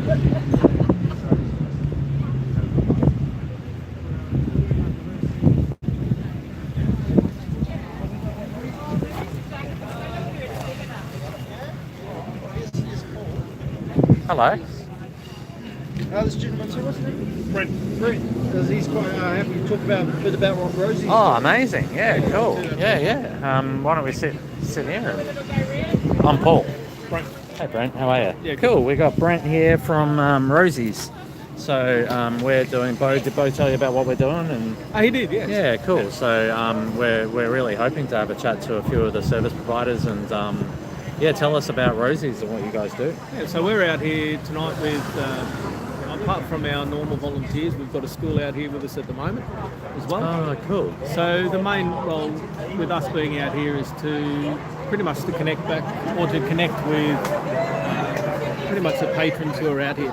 And so what we do offer is a cup of tea, a cup of coffee, and that opportunity to have a conversation. Yeah. Because for some of the patrons that we do have, that conversation is probably more important than some of the other things that they can. So we all need a meal, we know that. We all need that accommodation, but sometimes that connection, that ability to have a chat, and if you have a look around, that's sort of what's happening at the moment. I don't know about you, but I've had when I do my outreach, one time, and it's always stuck with me, a guy said to me, "Thanks for talking to me. I haven't talked to anyone in 2 weeks." Yeah. Like he was literally like he's sleeping in his car. He just hadn't actually had a conversation with anyone in 2 weeks. Like that's crazy. So yeah, that's what it's so important to have that connection. Rosie's, do you know how many? I know Rosie's has a lot of vans, so I wouldn't guess off the top of my head, but maybe you have a rough idea. Not vans across Australia. I only know for ourselves here in the CBD, we've got the 2 vans. So we have the 1 van that we actually operate out of. So we've got the tea and coffee services out the back. We've got toiletries inside. And awesome. cold drinks and things, and then we have our second van that we use for when we bring out school groups and things like that. Yeah, that's awesome. So do you get schools do that quite often? We do. Yeah, I see you come out with a lot of volunteers, which I love. And you guys are now, I was just saying before to the stream that you guys are based out of Emmanuel's for the city section now, which is really awesome. We're actually filming tomorrow all day in Emmanuel's, so we're really good friends with the guys at Emmanuel's. So I love that. I love that sort of into the working between organisations and work coming together to build what we do, because we can't do it all alone. We need to work together. So and I think the biggest thing is, and it's what the boys find. I only say boys because we have a boys' school out with us tonight, but any of the students that come out, the one thing they find is the conversations that they have with the patrons. I think that is probably one of the most beneficial things for them as well. Well, it breaks that stigma, right? Because I know a lot of, even if you don't mean to, you do. If you've never talked to a homeless person, and I know when I started doing this and I was doing my outreach stand, I didn't know what to say to anybody. And then after a while, I'm like, it's just like talking to your next door neighbour. It's like talking to anybody. But you don't know that until you do it. So it's so important. Actually, I think Orange Sky, I noticed today on the news, Orange Sky coming out with a program to do at school to teach kids about homelessness and sort of start at a young age to destigmatise homelessness and to not be like, oh, that'll never happen to me. Well, actually, it could happen to you, and that they are just humans. And, I think this goes a long way to doing that. So it's a big thing in a lot of schools now, is looking at those type of things. I know that a lot of the school I work at, a number of the other schools, that's one of the areas that they do spend time with students learning all about. So. Yeah, that's awesome. And how often do you come out and volunteer? So I come out once every 4 weeks. Okay, cool. So, is that what most people do you find, or? They do. Most people are on once every 4 weeks. That's good. And we're on with the same group every time, which makes it easy. Cool. Yeah, that's a good idea. And so in some ways, we all get to come out and re-socialise as well. And sometimes it's good for us as well. Yeah, that's good. Yeah, exactly. It is. That's why I say volunteering is good for your soul, and you make friends and you build connections, and it helps them and it helps yourself as well. It does. That's awesome. All right, mate. Thank you so much. I really appreciate you coming around to have a chat.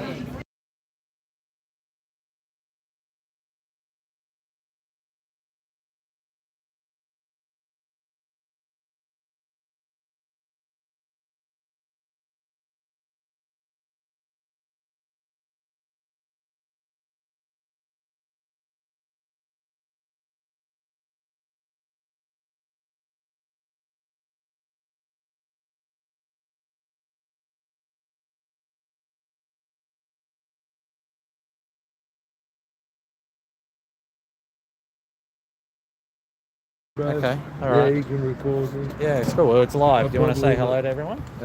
Yeah, I just like my name's Jay. This is Paul. He's been a rock for me. He's provided me with sleeping gear, compassion, and true sense of generosity. And yeah, I love you, Brad. If it wasn't for you, I'd be frozen and There's a lot of people that I'd love you, give up mate. hope. Well, come on over to the van and we'll come on over to Yeah. the ute and we'll get you something. Or do you want to wait here and I'll bring it back? Yeah, please. What do you? So what do you need? A blanket? Yeah. Do you want a sleeping bag? A please. sleeping bag better? Yeah. please, Yeah. What else? Anything else? Got any mozzie stuff or anything like that? Or No. I've got those backpack beds though. Do you want one of them? But you got to look after it though. That's the only thing. Oh, mate, I've been wrong. Yeah. I've been like physical hit. Yeah. Pretty badly. Really, I just wish you'd let me go. I don't be here anymore. I've made a vow not to use violence. I've been attacked, like really badly. I can't go to the community centre anymore. Really? They tried to fucking kill me, bro. Did they? Like 3 of them. And because I'm vowed, like, not to do that, so I have to hide now. All right. Let me go and grab the thing for you. I'll be right back.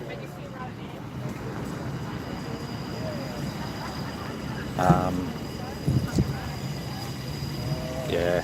Hey, mate. David, do you want to help me with a blanket?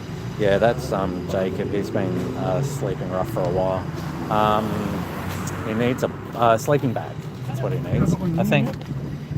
Are they the ones that we're keeping? I think. Yeah. Let's grab one. Yeah. Don't give him my one. They're good enough? Yeah, it should be fine. Yeah, it's for Jacob. Where is he? Hey, what's up, brother? You hungry? Yeah, so he's going through a really rough time, and yeah, he's not in a great place tonight.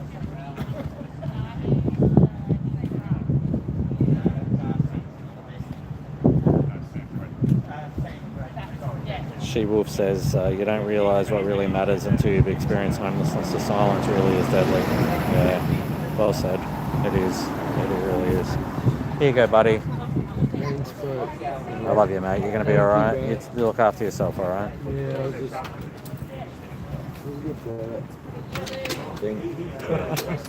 Well, I'll see you soon, alright?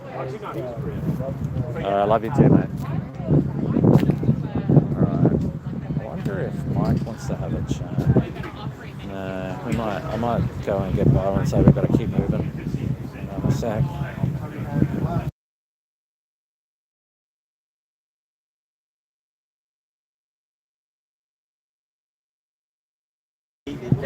Alright, giving Bo the hard word.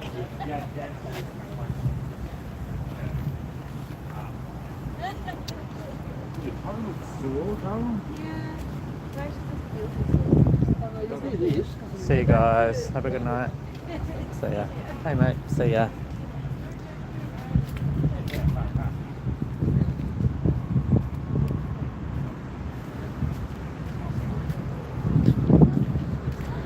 Hello, how are ya?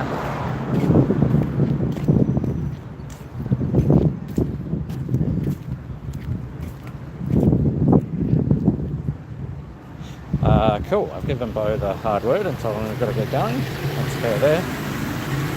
Yeah, it's really sad to see him going through a tough time. He's actually slightly better than he was last week when I saw him. But again, he would be like an example of common ground, would be a really good solution, a really good option. I think, you'd need to ask him and say, is that something you want? But it feels like that would help him greatly. Yeah, a little quieter here at Emma Miller. It's good that we got to chat to the gentleman from Rosie's. That was really awesome.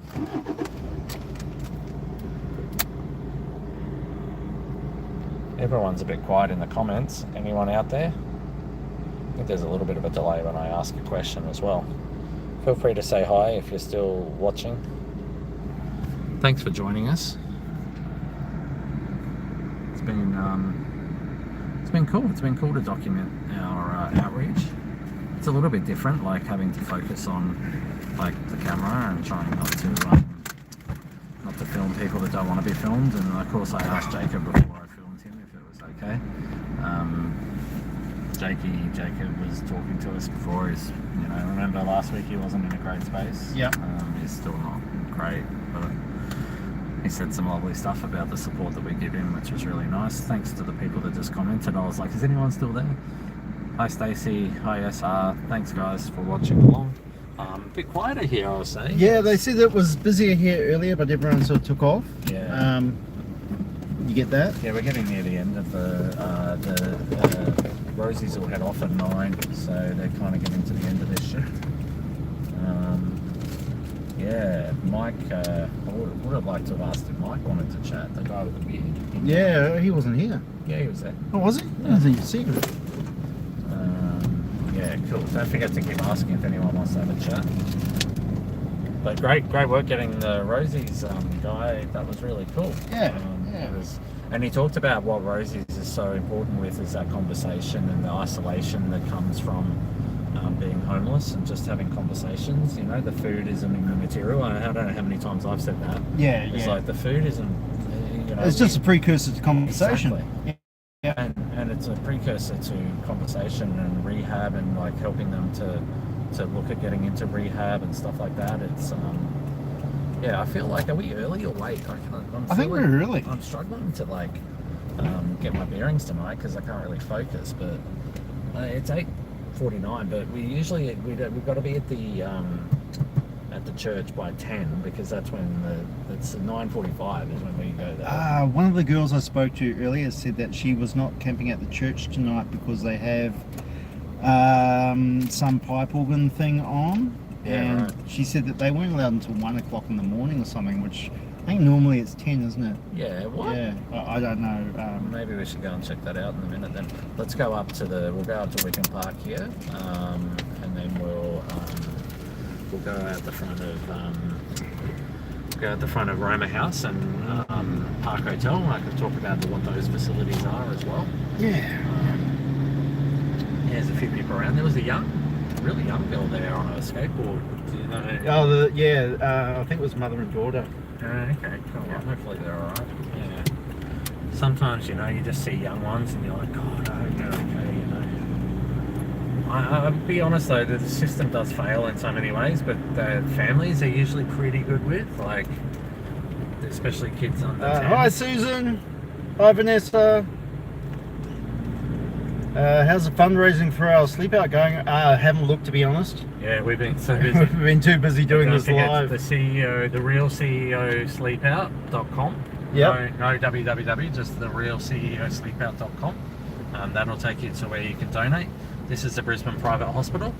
On the left hand side is Wickham Park. So Wickham Park is where quite a few people sleep rough, and one of the stops that Coffee Brigade comes to, and Orange Sky come up here as well. Oh, right, I didn't know that. Yeah, okay.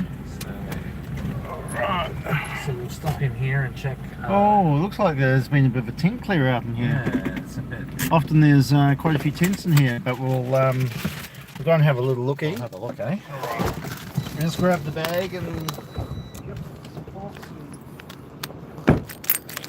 The Mercure Hotel. I have put up quite a few people in this hotel before. It's not the cheapest, but it's a good spot because it's not far from all the services. So we're only like a block up from Roma Street, which is where we just were.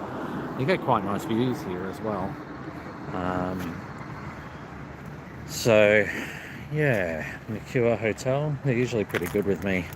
I usually go in and put my ID on it and then take people up there, and they seem to not say anything. So it's very hard to get into hotel accommodation or get homeless people into hotel accommodation anyway. There's been a massive clear out here. Last week there were 5 or 6 tents along here. There's none right now. So there's a curlew.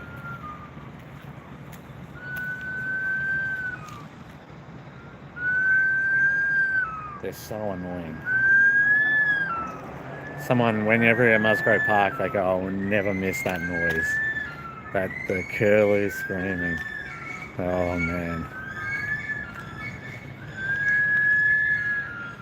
Hi Megan, thank you. We're at 5,100. Thanks, Bionic.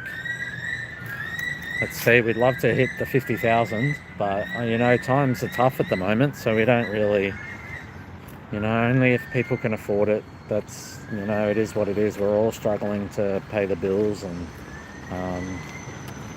get food on the table, that's for sure. Yeah, it's completely empty here. It's been completely cleared out. So there were 4 tents right here. This is the council doing their secret work, you know. I must say, with the Brisbane City Council, they're smarter than the Moreton Bay Council, at the very least, in terms of how they've dealt with homelessness. And, you know, I don't think either of them have particularly good policies for homelessness. But Moreton Bay came in with excavators and dump trucks, and that was the dumbest thing they could have done.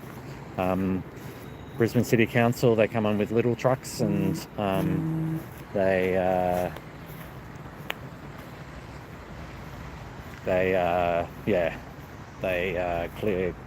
clear them out one by one, quietly. And of course it's the same outcome whether or not, and that's the thing that gets me, is when you tell people that, they go, oh, that's bad, but everyone was up in arms when the excavators were out. But no one does anything. The media doesn't get involved. It needs that visualization, you know, which is a shame, because it's that same outcome.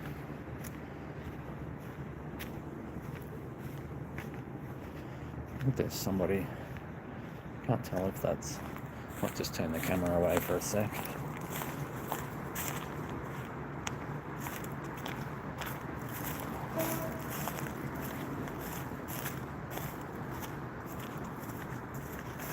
There's no one there, but there's someone's stuff here, so someone's sleeping rough there. There's a possum with a big piece of bread in its mouth. Holy, you've done alright there, haven't you? Hey, look at you. Where are you going? And then you got your little one up there. Hello, what have you got? You got a feed? They're very tame here, the possums. They'll come right up to you and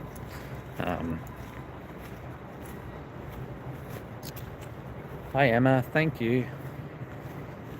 Thanks for your support. I'm actually walking a bit far away because I've been meaning to come down here and check if there's any rough sleepers behind the windmill up here, because there used to be a lot, but they were clearing them out. But you know, when tents disappear, they pop up in other areas, so they could well be behind here now.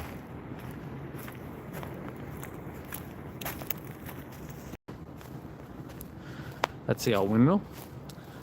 For anyone who doesn't know, this is the oldest structure in Queensland. I think it was built in, I'm not even going to go, it's like early 1800s. It's pretty cool. There's a sign there that tells you all about it. I'm just going to turn the camera around because I don't know what's on the other side of here.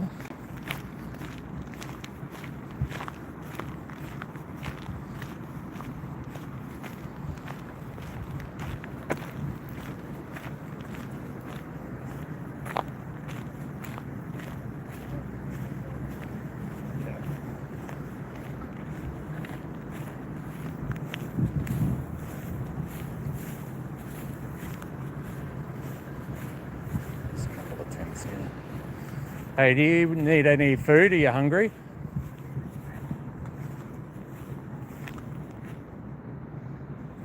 No?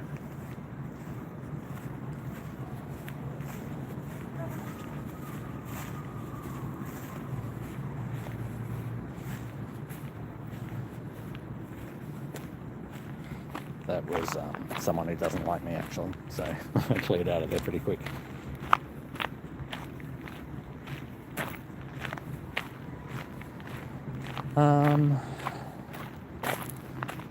cool. So yeah, there was a couple of people sitting there. They didn't have a tent. They're just sleeping rough. I did see one tent, but it didn't look like there was anyone in there. So that's okay. Last time when I was setting up tents, there used to be about 10, 15 back there as well. It was a pretty rough spot though. Someone just asked if do you go to the Emma Miller place? Yeah, we were just there actually. You just missed it. So we've just come after Emma Miller.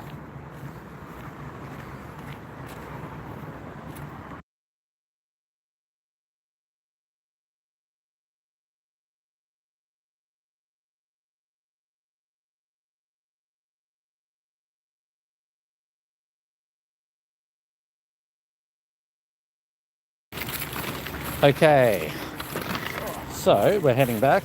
It's very, very different here, isn't it, Bo? Yeah, I was just saying. There was a lot of people here. Yeah, well, Bo's got the, I'll turn the camera around, Bo's got the card out and everything because normally when we come here, there's a ton of people here. I'm going to grab some watermelon. So yeah, Bo was getting prepared to hand out a bunch of food and there's no one here. So. Council clear out then. And that's what we talk about, like, it makes it so hard for services to help because we don't know where they are now. Did the guys up here take a feed? I don't think so. No. Oh, they're just having a barbecue. Yeah. We do that quite often. We'll go and we're like, hey, you guys hungry? They're like, what? No. I'm like, oh, sorry, you're not homeless.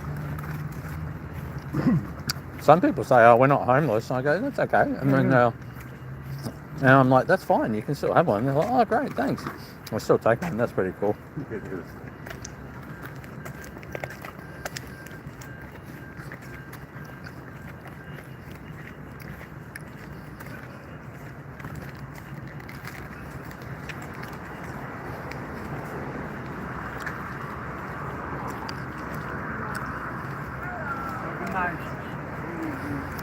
Evening.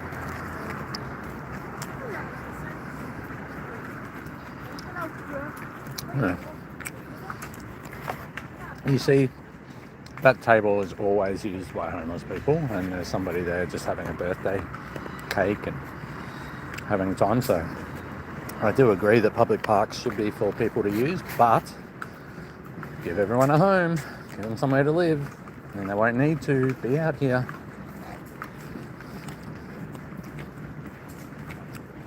These structures are interesting here. They're kind of like old bomb shelters.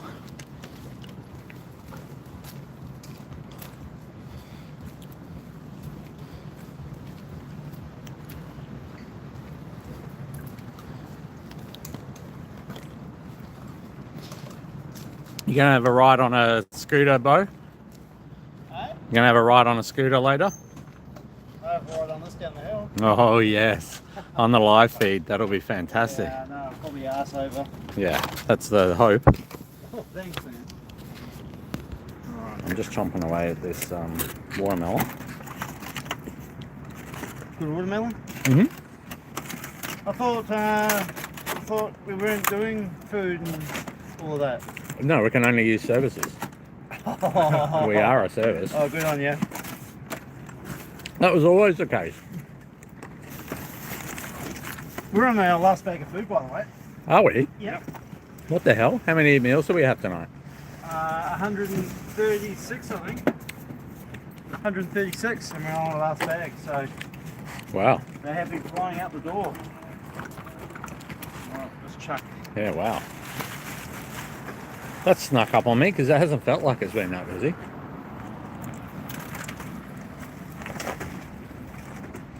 Mind you, I've been so focused on talking to everybody.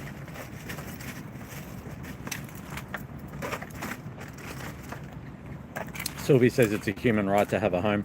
Well, the UN says it's a human right, but most states in Australia do not say it's a human right, and that's one of the things that we're trying to talk about through this feed, through this weekend, is that housing needs to be a human right in Queensland, because it's not. So yeah, please do go to therealceosleepout.com and you'll see a link on there to our petition, where you will be able to sign to say, I believe that it should be a human right in Queensland.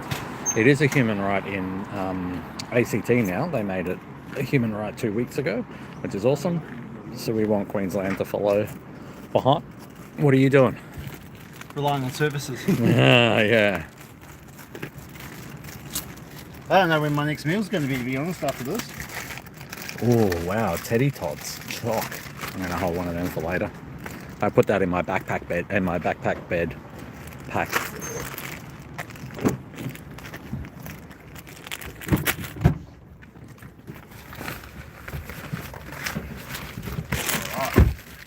Just stashing up my backpack bed.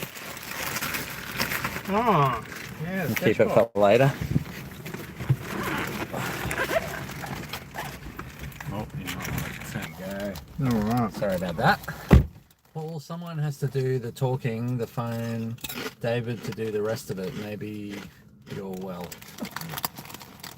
Yeah, right. That's right. Someone needs to do the talking.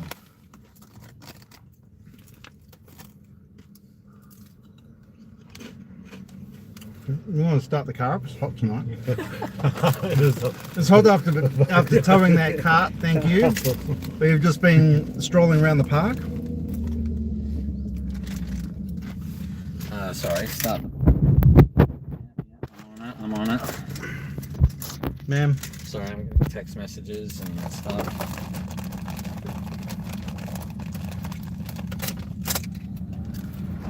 My cousin said it's lovely hearing your story, Bo and David. Kiwis all the way. Yeah, that's right. Have a safe night. Very proud of you, Paul. Cool. Awesome. Alright, where are we going next? It's 9:04 and they've got time to do, you want to do the riverside?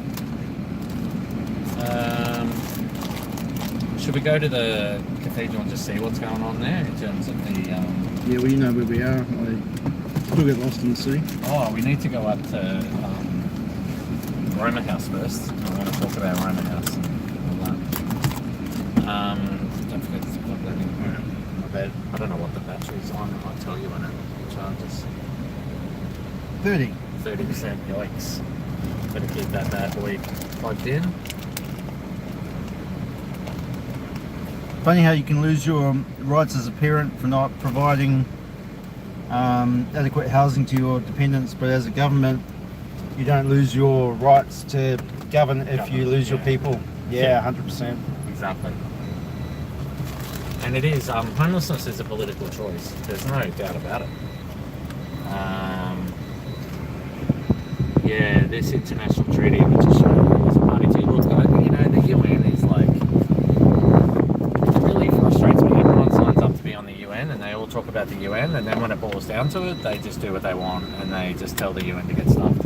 I mean, didn't David Crisafulli tell the UN to get stuffed when they were saying that the youth crime stuff and the adult crime, adult time thing, and they were saying that was really against human rights and everything, and he just told the UN to go jog on.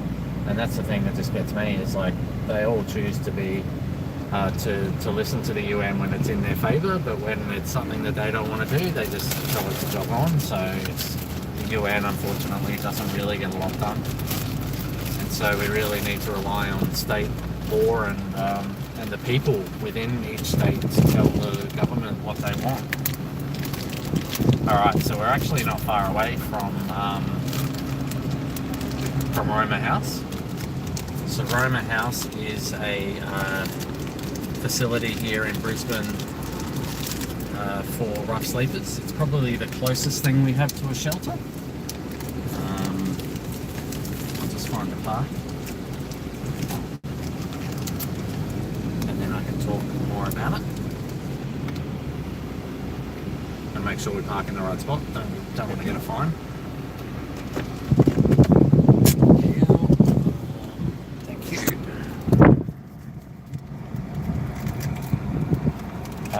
Cool. There might not be anyone. Do you want to come out and see if anyone needs a pee? You finish it. So yeah, some of you may know Roma House.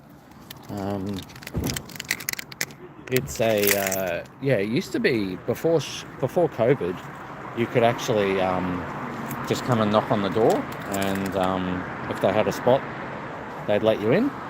But now it's through a referral process, and I mean it's pretty much full all the time anyway.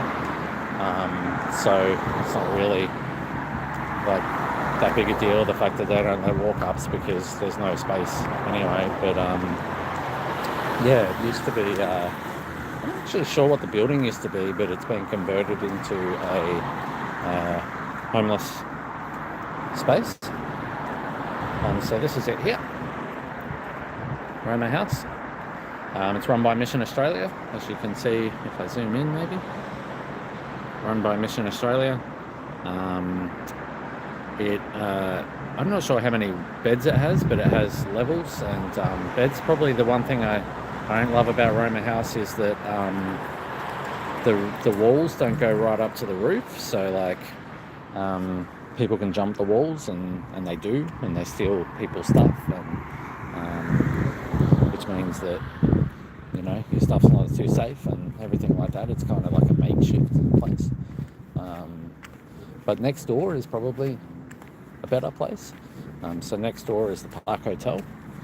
So the Park Hotel is a hotel that the Queensland government, Labor government, the previous one that's just gone, they bought this hotel. They used it after COVID, or during COVID.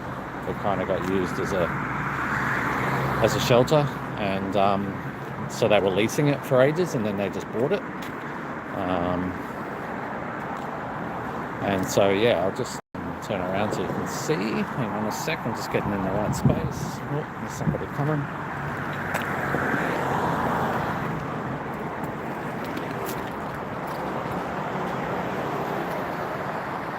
So that's it here, Park Hotel. So this whole hotel is homelessness. So it's got individual rooms. They've all got it's an old hotel essentially. So they've all got their own bathrooms. They've got their own TVs and stuff like that. And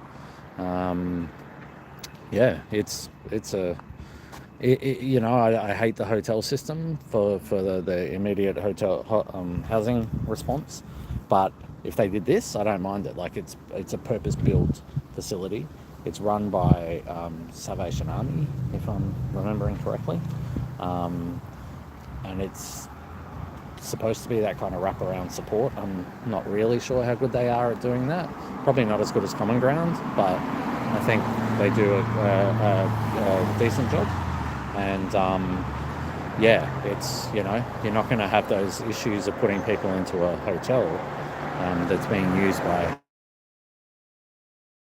It's a hotel that's only for people experiencing homelessness.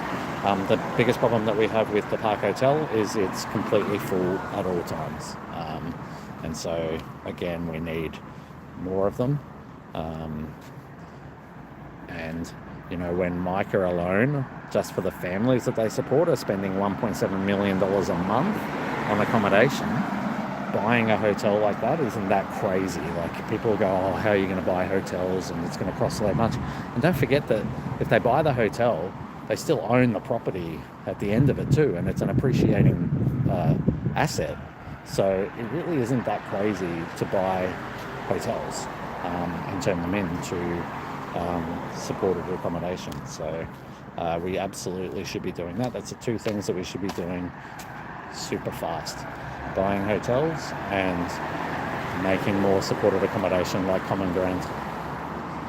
So that's up here at Spring Hill. We also have Q Shelter's headquarters are up here actually. So I'm a big fan of Q Shelter. Hey guys. Hello. Had a couple of visitors there while I was gone. So Q Shelter is the peak body for homeless providers in Queensland. So I work with them, and shout out to my bestie Michelle, who works at Q Shelter. She's part of a forget the word, but making training up the industry and training up. She goes out and talks to councils about how to speak to homeless people and trains them on, all that, which I know is like, well, just speak to them like they're human, which is kind of what we joke about when we talk about her going to do that and the dumb questions she gets, and she's like, just ask them what they need help with and stuff like that. But yeah, Q Shelter are fantastic. And they've been quite supportive of. I wouldn't say. I don't know. I think they're heavily government funded, like anyone else. But they've been helpful for us when we go to see politicians, and they look at what we think we should say to them, and they go, "Look, that's a bit of a stretch. They probably won't go for that. Look at this, do this, talk about that." And then we go, "Okay, cool." So they do help us. They have experience in that regard in terms of advocacy and political space, and it's really helpful. It's really good. Cool. I think the boys are done. We had a few people, because there's also some accommodation here that's cheap accommodation that's used in homelessness as well. So we do get people when we pull the van up, they come out. So yeah, I think we've had a couple of people. Hello. I was just showing them Park Hotel and Roma House. Oh yeah. Q Shelter as well. We've been to Q Shelter a couple of times. We have. And they've helped us to prep us for political meetings. They certainly have. So yeah, it's cool. And we got that meeting at Q. Is it Q Shelter? That other one coming up. We're having a lunch coming up for people with frontline workers and lived experience. And Dr. Gregory Smith, who a lot of people will know, was the guy that was homeless for quite a while, and then went on to be a professor at a university, and he's now headed up a new charity, which I completely forget the name of, but he's really awesome. He's an inspiration to a lot of us, so it'll be lovely to see him. Lovely guy. We're definitely getting in there, and we're getting taken seriously now, which is awesome. And people can see that we're fierce, but we're not ridiculous. We're what we're asking. Well, I think we're fair, really. Exactly. I mean, we're not asking for anything. And the thing is, we don't say anything that's a lie. We're just out there to tell the truth, and it does piss a few people off, but well, that's on them. Yeah. Now, where are we off to now? Anzac Square? No, not Anzac Square. King George Square. King George Square. All right. And then maybe we can go down to the river and then head back to the church. Or should we go to the church first? Let's go to the church first and see what time it is, because if it's 1 o'clock, then we won't go back. Well, we've still got the park on the other side. Because if they're not at the church, they're going to be in the park, right? Yeah, so it's going to be busy either way. Yeah, that means that they'll be there waiting. But I don't know, man. They're usually at the park because they're waiting to go into the church. Or maybe they're going to wait till 1 o'clock, do you reckon? Well, either that or they'll just sleep in the park. Well, yeah, exactly. That's the only thing that gets me about that, is like it's not consistent. It's because the church does like they do shows in the church, so they have like candlelight shows, and so some nights it'll be 6 o'clock, you can start sleeping. Other nights it's 10 o'clock because you got to wait for all the patrons to leave. Yeah, and you don't sleep in the church, by the way, guys. You sleep outside the church. Just to make that clear. And yeah, so it's yeah, I don't know. It's just it's like I'm grateful that they give them somewhere safe to sleep, but I just wish there was a better way of doing that than what they do. But they do what they can, and I think at least the parish, the lady that runs that church, does what she's allowed to do within the rules that they have. She's a compassionate person, and they do a lot of cleaning and getting mattresses ready and blankets cleaned every day. So there's no taking away from the fact that they are doing something really nice, but yeah, you just wonder whether there's other ways that could be done. But yeah, I'm trying to delicately not. I can see that you're being very delicate about it. A lot more delicate than I would be right now. Yeah, I don't like to just shit on other services, and they're doing what they can, and sometimes the problems are greater than one person or one group can do. There's only so much we can do. Yeah. Yeah. That's quite nice time. I'm biting my tongue on that one. Yeah, a lot. I'm biting down hard right now. Yeah. Control yourself. It's a live stream. Yeah. You don't want to get cancelled. By the way, don't forget, if you haven't been already, the realceosleepout.com. Please do donate if you can. Support what we're doing. Yeah, so we are sleeping out rough tonight for anyone who's just joined us. After we finish this food run tonight, Paul and I will be sitting up at King George Square near the council building and sleeping rough. New experience for Paul. Have you ever been camping before, bro? I've been camping for a night or two. Yes. Have you? Camping or glamping? It would be definitely glamping. Oh, he's I've been been in a glamping. caravan. Does that count? Far out, you've been in a caravan.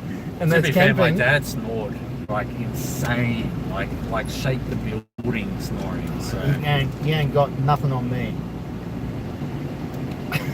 just joking again. Yeah. Wait, Jenny will tell you. Really? You're a big snorer. Yeah, I think that's why she doesn't Love you. sleep in the That's why she doesn't sleep in the same bed as me anymore. Yeah, well, that's why my wife and I don't sleep in the same bed either. Why? Because she snores? No, because you snore. Well, I was snoring. I don't know. It was before I lost all my weight.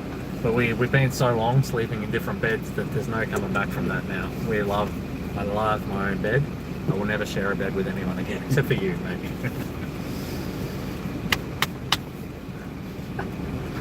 Hang on, let's not get weird. Yeah, so we're just around the corner from the cathedral now, actually. So what we're looking at there, as you can see past the Caesars sign, is the start of Cathedral Square. So Cathedral Square is the park that's across the road from St. John's Cathedral. It was actually the place that I ever put up, the first tent I ever put up was in Cathedral Square. Oh, this is it here, yeah? And that's the park. I came back 3 days later and my tent was gone. And I said, what the hell? What's going on there? I called the council and they said, oh yeah, so sorry, we actually had to remove that. We have a market going on there. And I said, oh, okay, well look, let me know where I can come and grab it, and I'll grab it and I'll put it somewhere else for someone else. Oh, sorry, it's been disposed of into the dump, so into landfill. So I was like, what? What do you mean? Like, well, you know, what are you going to do that? Like, I'm giving out tents, people have nowhere to sleep. Are you going to, can you like put them aside for me if you have to take them for whatever reason? No, we can't do that. We can't work with you. And so then I said, well, that sucks. You suck. And that was probably the start of the Brisbane City Council not loving me, because I went to the media and did a press release with the help of Jonathan Sriranangathan, the old Greens councillor from the Gabba ward, who is no longer the Greens councillor, and he recently had a child. Congratulations to him, his first child. That's awesome. But yeah, he helped me do a press release because I had no idea what I was doing. Like with any of this, I have no idea what I was doing. Kind of vaguely have an idea what I'm doing now, but yeah. And so the media jumped on it, and they were interviewing the councillors on the radio and interviewing me, and I was like, they're throwing out tents, and then they would get on and go, why don't you work with this charity? And they were like, oh yeah, we will. I'm like, well, hang on, you said you wouldn't work with me before. So yeah, classic media stuff. So anyway, they did get me into a meeting. It was what's her name, Howard from this New Farm area. I can't remember her first name now, but I'm guessing since you don't remember her first name, it didn't go down too well. It was all right actually. They tolerated me. We came up with an agreement to put a sign on my tents, and that's where the signs came from. And the first sign I had was hilarious though. It was like a hand coming down on the tents, and it would say keys, not sweeps, or something. My treasurer Nina, who's amazing activist, was involved in that. I don't think they loved my first sign, that's for sure. So yeah, we agreed to have that on, and I don't think they realised what they were getting into and how many tents I would put up after that, because yeah, we put up a lot of tents. over 1,200 tents. Ah, we are. Ah, it's like it's like one of those. Oh, it's a. Yeah, so up here is where a lot of people sleep outside. Usually, probably about 20 people roughly, usually? Yeah. Yeah. Just trying to think where I'm going to park. Was it much point parking here? Why don't you just run in? Well, I wanted to go up and just show the space to everyone. Oh, yeah. I was going to go on Facebook actually to remind everyone that we're Oh, that's probably a good idea. But there's a taxi that's pulling up behind me, and I can't park here. Do you want me to stay in the car? Then you hesitate, and I'll stay here in the block and move it on move it? I feel like the council will not accept I'll that. take the photo and point. Yeah, exactly. I might just go around the block and see if we can find the parking again. So yeah, anyway, that was when I started putting up a lot of tents, and they were like, oh crap, didn't know this guy had it in him, that he was going to go out every night and put 5 to 6 tents up a night for 12 months straight. And then they started, occasionally pulling down the tents, so I would go to the media anytime they did anything. I'd be like, to the media, they're pulling down tents. And yeah, so that's when the relationship probably fell down a little bit. But, the problem is when I would talk to them before I went to the media, they didn't want to talk to me. So, this is what they do. They gaslight everybody. They gaslight me, they gaslight you. Yeah. They gaslight the public. I'm getting so used to it now. Yeah. It's like Why don't you turn it around, shut yeah, it's like everything that they do is like got a spin on it, and it's always I'm kind of lost for words. What do you say? Like it's just spun their way, and it's got like a little bit of truth, but a lot of bullshit. Yeah, yeah. And mostly bullshit. Yeah. Pretty sad that you get used to that, though, isn't it? A couple of, what's that, 3 police on bikes? Oh yeah, 4. 4 on bicycles. What are they going to do? I really want to make a bacon joke then, but I won't. Come on, be respectful of our police. Yeah. Our wonderful officers. Yes.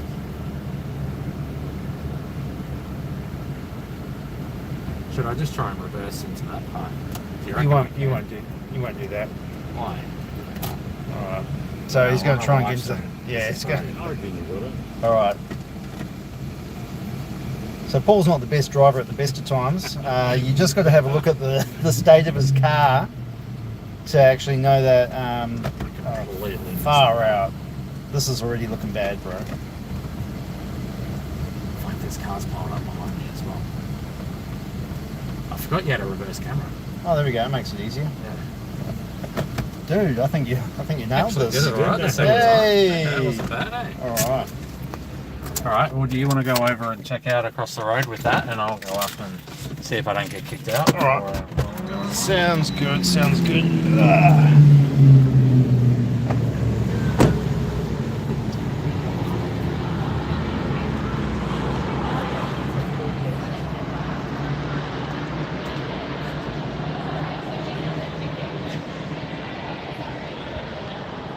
Beautiful building.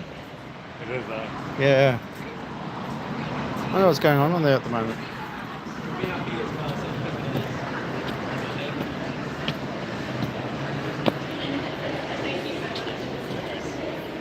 How you going? Good, mate. How you doing? Yeah, good. What's going on tonight? We've got a silent disco. A silent disco? Yeah. So you get a pair of headphones. Yeah. Listen to whatever radio station that the DJ's playing and just have a dance. Yeah, right. Yeah. cool. Looks cool. Yeah. What time does this finish? Ooh, 11? Yeah, I think so. Yeah, 11 o'clock. 11 o'clock. Yeah. What happens with the rough sleepers tonight? With the what, sorry? The rough sleepers that go around, are they allowed in at 10 o'clock? I wouldn't be able to. Oh, you don't know? Yeah, I wouldn't have an idea. Yeah. Alright. All good, man. Sorry Thank you. about that. Thanks, guys. See ya. Yeah, well, silent disco. Yeah. Well, and this is what annoys me, right? Yeah. So no one can go across there and sleep rough until until they've gone. Until the silent disco and the party goers have finished. So, yeah. Thoughts? Fucked. That's fucked. It's fucked. Yeah. Oh. Here we go. Yeah. Okay. Are they going to start maybe giving them meals now, or do you come back and do it? I don't know. Oh, there's quite a few people here tonight. Yeah, there's quite a few people here tonight. Hello. How are you? Yeah. All right. We'll just go for a bit of a stroll around here.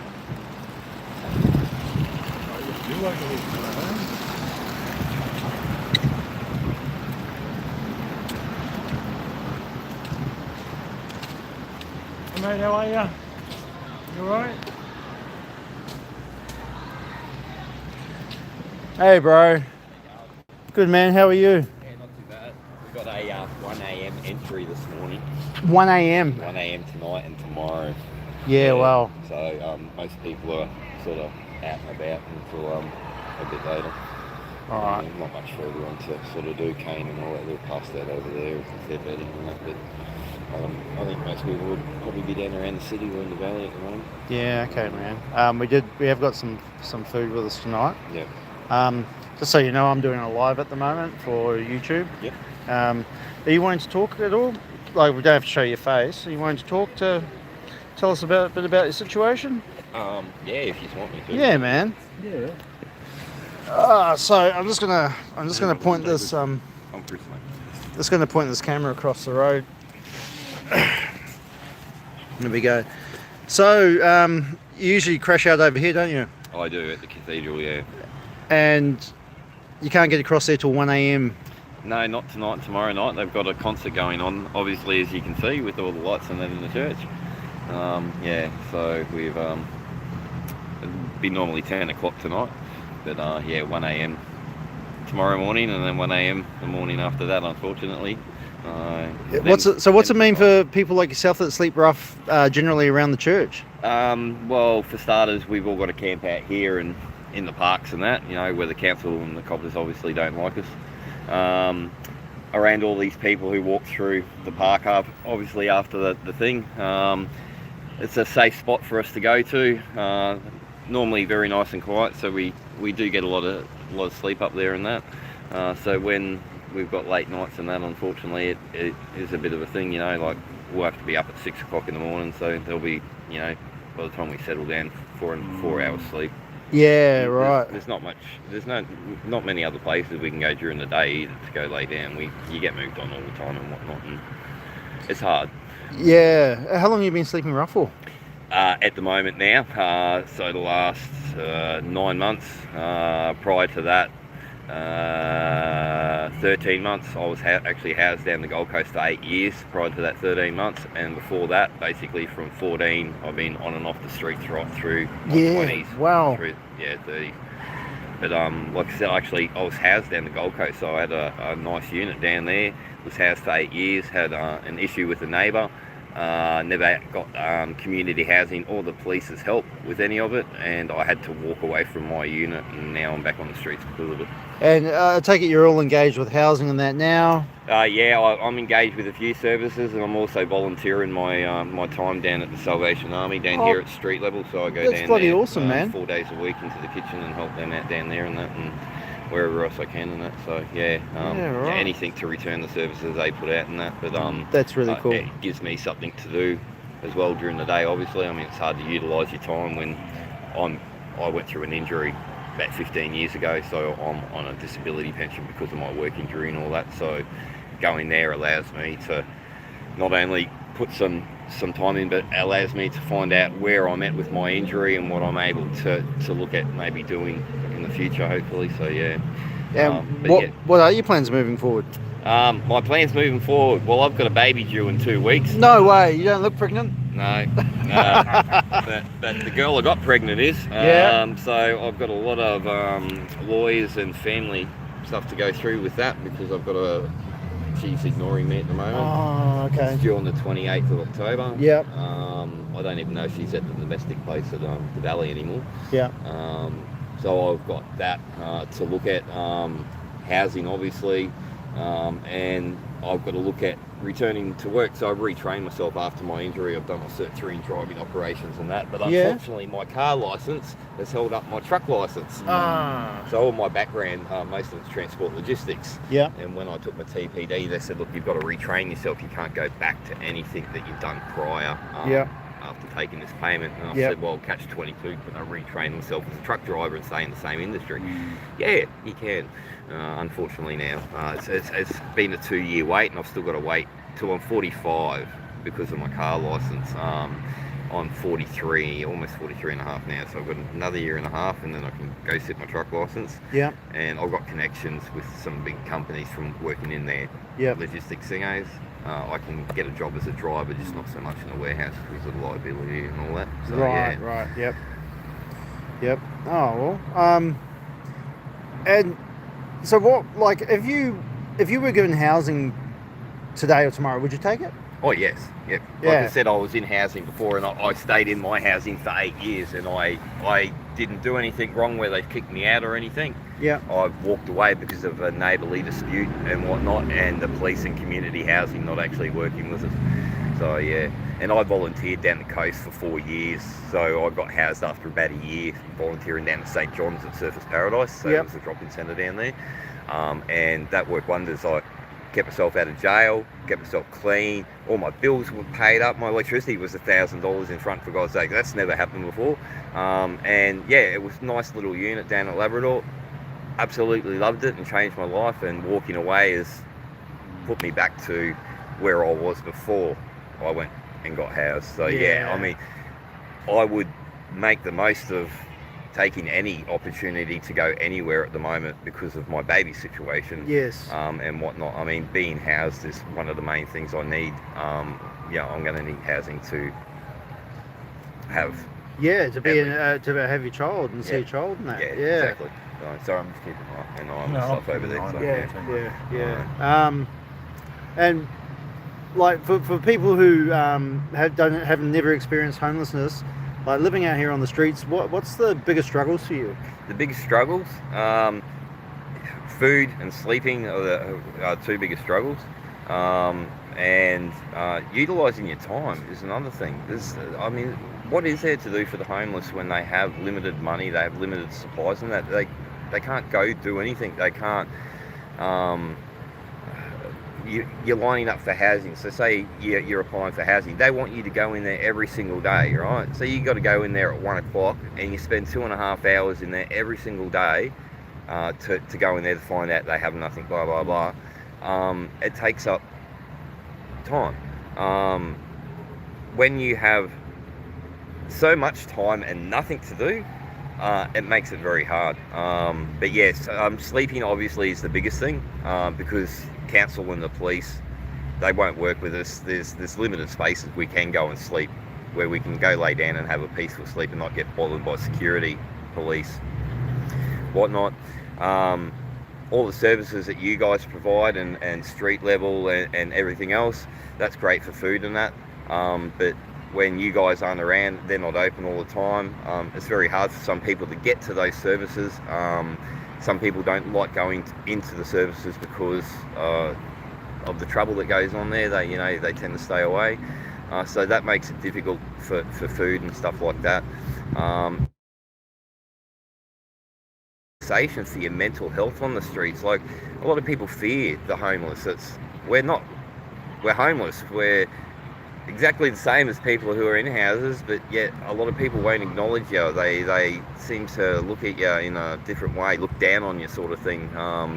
It's not very good. It's not good for your image. It's not good for your conscience and your mental health. Not good for any of it, really.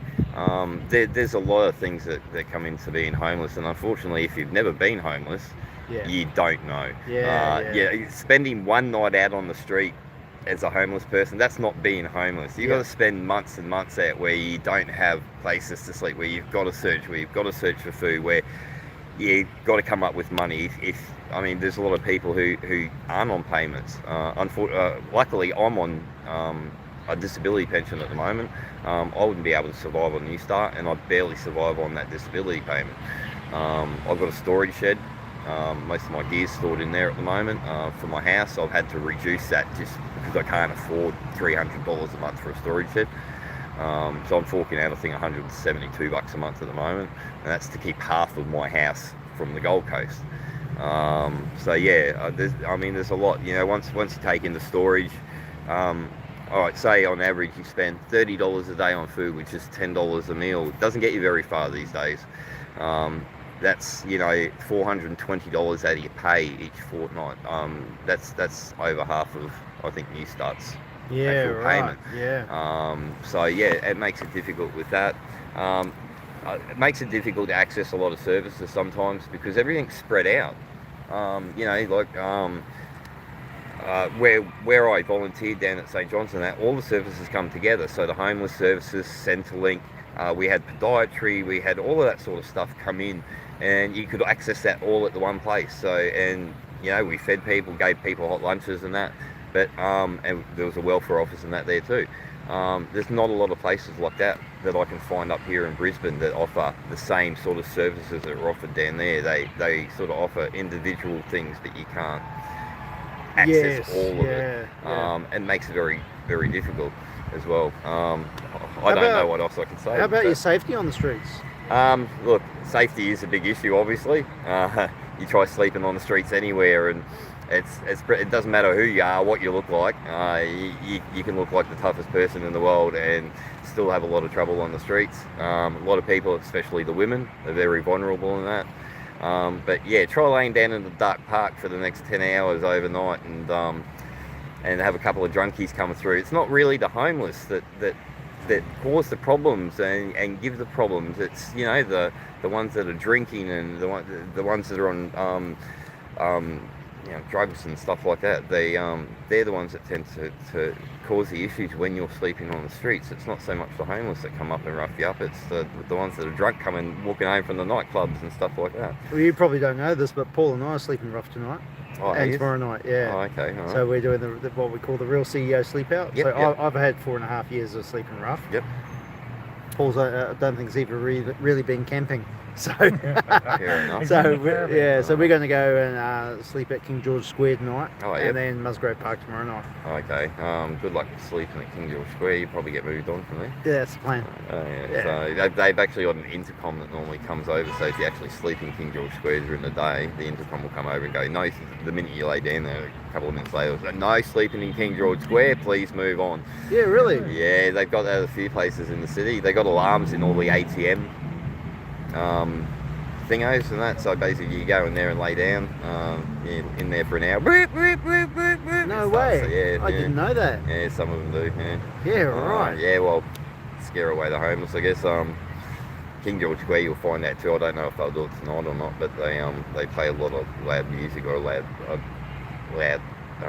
shit thingos to try and drive the homeless away as well. Yeah, wow. Yeah, so it's ridiculous what they're trying. Look, I know it's a problem with the homeless being on the streets and the community. They're right in front of the community, and that this is where the government needs to step in and go, well, we've got to do something about it. What can we do? We've got to house them. In some way, shape or form. Why can't they even put us on a big property with tents galore until we get housed? Yeah. Right. I know it creates an issue with safety and all of that, you know, but Musgrave Park, I mean, I've never been over there, but I know a few people that have. They've been over there for quite a while and they like it, and then there's a couple of other people who've had issues over there. I think it all depends on what crowd you get tied in with over there. Yeah, I think so. Yeah, and that's the thing with on the streets too. It does matter with which crowds you get tied into and all that. So, which can make, so... Yeah, well, you're going to find it interesting. Well, if you've been homeless, then you know anyway. But yeah, like I explained, you know, people go, oh, I've spent a night out on the streets, rah. That's, you know, one night can refer to spending months and months on the streets, having to, you know, walk around and get moved on from where you are. That might not necessarily happen just overnight. You know, that might take, you know, a week or 2 weeks to happen or so forth, and then you move to the next spot and then you moved on from there. Yeah. That cathedral is a blessing up here at the moment. Yeah. You know, I get moved on if I go sleep anywhere down in the city apart from in the mall. So if I sleep in the mall anywhere outside the shops, unless it's a security guard who comes out. No one bothers me until the morning council will come move me on at 6 o'clock in the morning.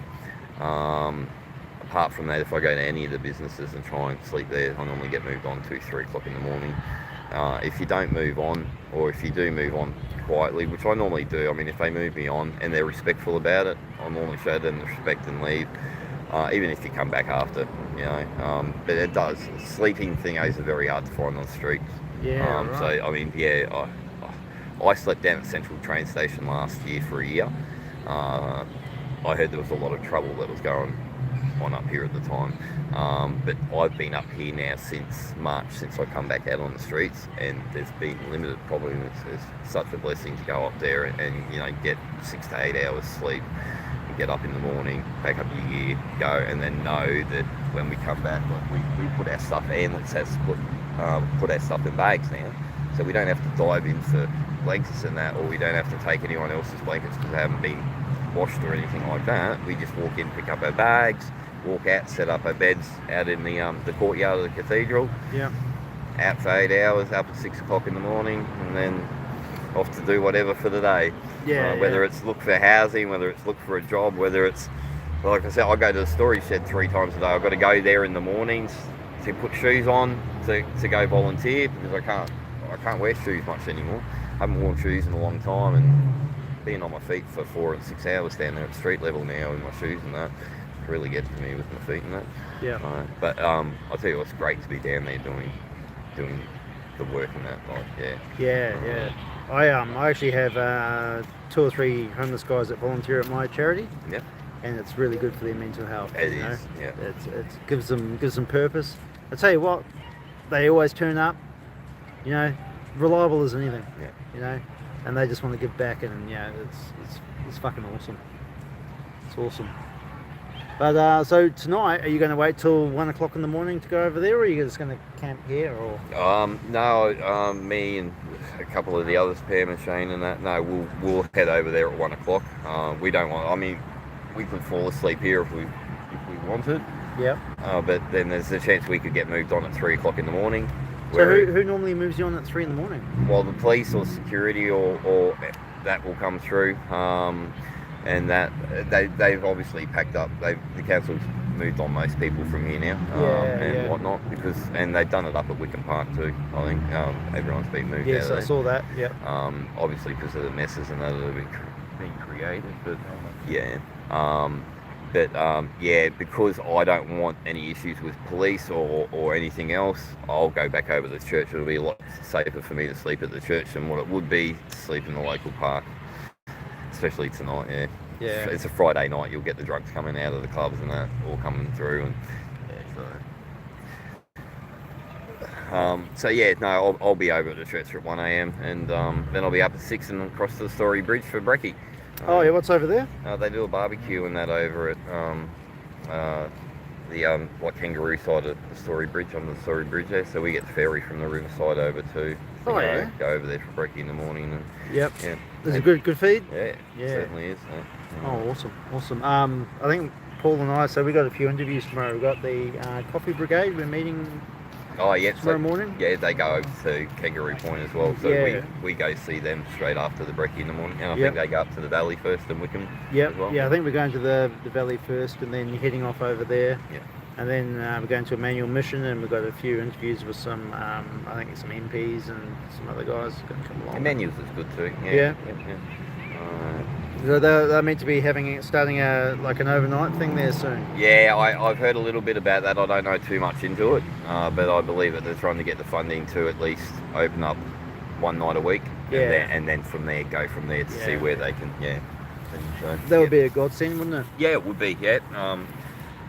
Another safe place to sleep. You know, there's very few and far between safe places and that to sleep on the streets.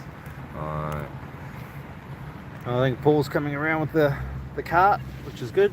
I'll make him drag it for once. Yeah, I've just over at the church, I've never heard of a silent disco before, or whatever they call it, silent rave. I don't know what is going on there. Hey, I tell you what, if churches party like that all the time, you'd be there? I'd be there. You'd be there. Yeah. And you guys, Nourish Street, I tell you what, you have done a fantastic job coming in here on a Friday night. The amount of like sleeping bags and food and that you have bring, like there would, especially like going back into winter because we've just come out, obviously. Yeah. There would have been a lot of people who would have suffered not having those sleeping bags, not having those meals. Yeah. Thanks, that man. you provide. Thank you. Yeah. Look, you know, it just goes to show that, you know, because we're non-government, non-council funded, so everything we get is either from our fundraising or from the community. Yep. So we've got an awesome community up there in Moreton Bay that help us with all of this and make it all possible. The food tonight comes from Compassion for Community in Nunda, who do an awesome job cooking for us, and it's just a real good combined effort, you know. Paul over there at the ute, you probably can't see him, just across the road there, grabbing out some stuff. Yeah, hats off to everyone who helps you guys out, because we wouldn't get helped out if they weren't helping you guys out, that's for sure. Yeah, thanks, man. I really appreciate it. It's nice to hear sometimes. It is. Yeah. Trust me, there's a lot of us that would have suffered through winter. Years have given me a backpack bed and years have given me a sleeping bag, and that backpack bed is absolutely amazing. Yeah, it's good, is it? It is. Yeah, that's what Paul's going to be sleeping in tonight. He's got one of those backpack beds, and I got one of those backpack bed rolls. Oh, okay. But Never yeah, they're like a roll, and they sort of roll out into they look like a body bag when you're in them. Oh, okay. So, can you imagine a few of them around? Oh, I know, right? I don't know. I don't know how that would go, but yeah. So across the road, the silent disco. So what it is everyone over there gets a set of earmuffs to put on, and it's got music that comes through, so only you can hear the music. Oh, is that what happened? That's what they're doing. Okay. Yeah. Oh. So that's why you can't hear music pumping from there, but everyone's singing and yelling. Whereas I was actually talking to someone here before you rocked up about an hour ago, and I said, it's funny, they've got all these lights on and all that, but I can't hear anything. And you think you'd be able to hear the music coming out of it. That makes perfect sense what you said. Yeah, I've never heard of one before. It was saying totally different. Yeah, no, like I said, a churches party like that all the time, let's go. Yeah. And, I wonder what tickets were worth to go there. Yeah, well, it would have been interesting to know. Wouldn't it? It would have been nice to have actually gone there until 1 o'clock in the morning and then gone and slept afterwards. Well, that would have been cool too. Yeah. I don't know why they can't let you around the side of it now. Like, I know. Kids and that being there, Oh, they don't know our yeah. backgrounds and that. Yeah, None of us have blue gotcha. cards and that. It's very understandable why we're not allowed up there. And a lot of people, because there's a lot of people that walk up there, they'd be stepping over the top of us and that. Yes, So it creates these. Look, I do understand why we're not allowed up there and that, and I perfectly accept the reasons why. It'd be great if we could, but yeah, unfortunately, with not knowing people's backgrounds and all of that, and having children and whatnot up there, it's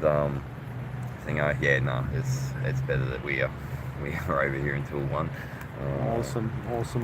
Not that it's better being in the park, but. All right. Well, I'm going to go and catch up with Paul. Come over and grab a feed anyway, man. So we're just doing this all in discreet tonight. So I'm not filming anyone. I'm just turning it around on myself while we're walking. Oh mate, you can film me. I don't come out and film quality. That's the thing.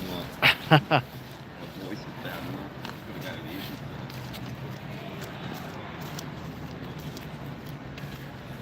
gonna go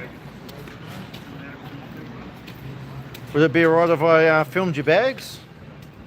Yeah, you can film your bags.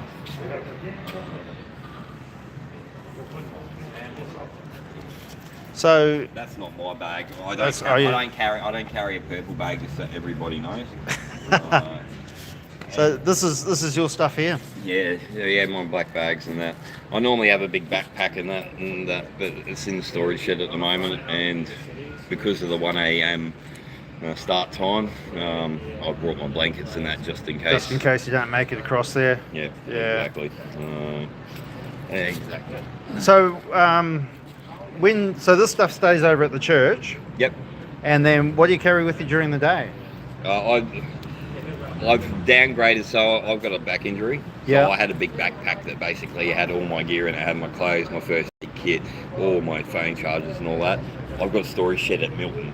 Yeah, oh, yeah, right. Right, so Okay. it's literally 2 stations away. Yeah. And it's only just around the corner from the station or the ferry. Yeah. So literally I leave my big backpack there and I go back to my storage shed every single day and I just grab whatever I need, my shoes and that for work, get changed while I'm there, go on the street level, do my volunteering, have a shower and then back to the storage shed, get changed, bring out what I need here for the night. But because all my blankets and all that are normally left at the church, that's a big thing off my back. Yes, not for be sure. dragging them around. Yeah, manuals and that are the same. Hey, right there, going, mate. Thank you.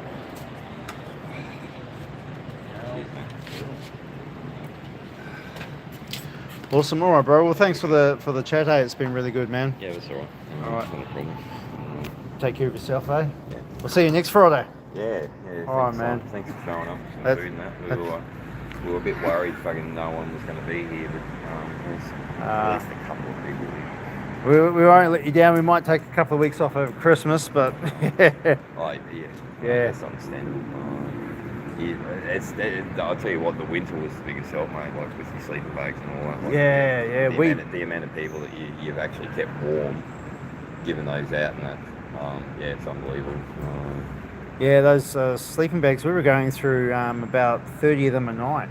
Oh yeah, I could imagine. And I'm sure you could go through a lot more. You've had a lot more too, donated and stuff like that. Donations and that are always great. And those backpack beds are amazing, like. Is that cool? Yeah, they are awesome. There's enough room in there for me to pack my gear in there. They got 2 great big pockets on them I worked out, so you can pack your gear in there. They fit around all the backpack and that. And it's so light and that, like, unbelievable. Paul over there with the trolley. So do you have a site? Is it? Yeah, so do you have Facebook? Yeah, I do. Yeah, just jump on Facebook and type in Nourish Street Inc. Yep. And you'll see our page. Yeah, and at the moment we're live streaming through Nourish Street Inc. on YouTube. So yeah, this is all on. Yeah, we're all live, man. So we've been going for like 4 hours so far. Cool. But we're going to be live streaming all through the weekend. Yep. Until Sunday. Because after I finish here, I'm actually brought a change of clothes. I'm dressing rough, sleeping rough, and basically we're going to get a bit of a perspective. How we're treated by community, how we're treated by council, police. Bit of a taste. Yeah. Like I say, 2 days isn't much, but we're calling this the real CEO sleep out because unlike the Vinny's CEO sleep out, it's not a catered for event with us. We're just going in with what we got on, Well, good luck. Good luck with that, and you do a bang up job. Thanks, mate. Appreciate it. Right, take care, Ro. That's all right. You too, mate. See ya.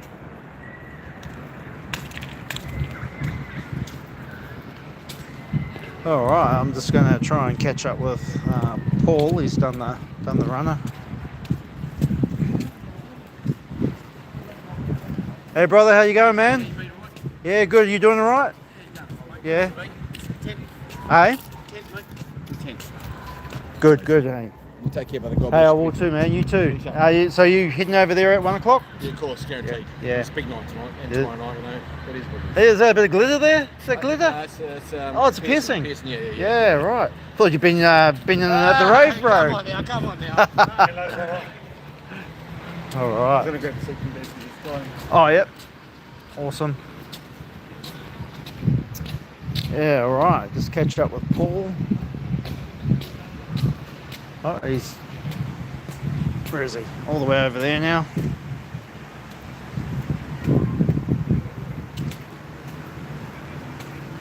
There's a few people sleeping. Oh, shit. Sorry, I just seeing quite a few people over in the hedge over there. Yeah, wow. So everyone's over at the park over here tonight. They can't access the church till 1 o'clock. So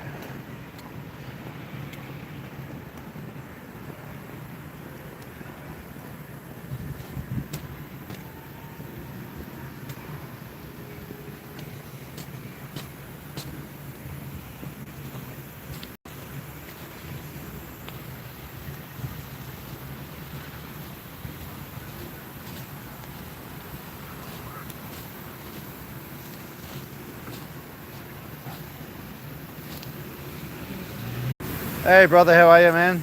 Doing all right? Have a good night. See you, mate. Did you see the people over there? No, not yet. All right.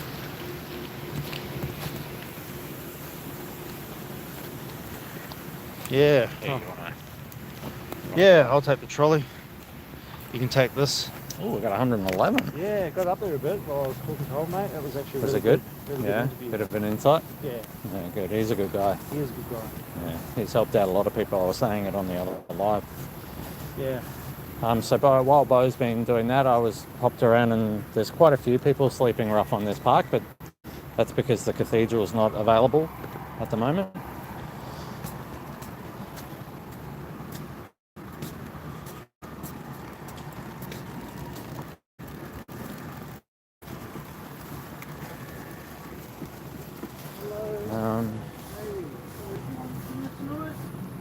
Some dinner? Yeah. You okay? You okay? You might want a, I think a guy over there was saying there's a guy with a jacket. We might want a sleeping bag or something. Okay. We'll see if he wants one. Do you want a sleeping bag or something? You okay?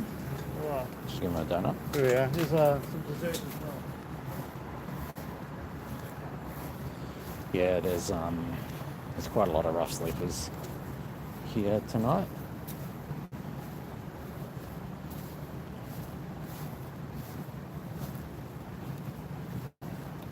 Just trying to be sensitive to the people that are sleeping rough in this area and not turn the cameras on them too much, or trying to avoid it at all unless they say they want to.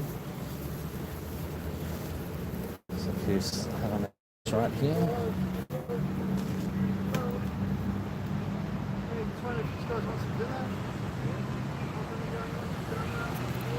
Looks like these guys are all keen for a feed.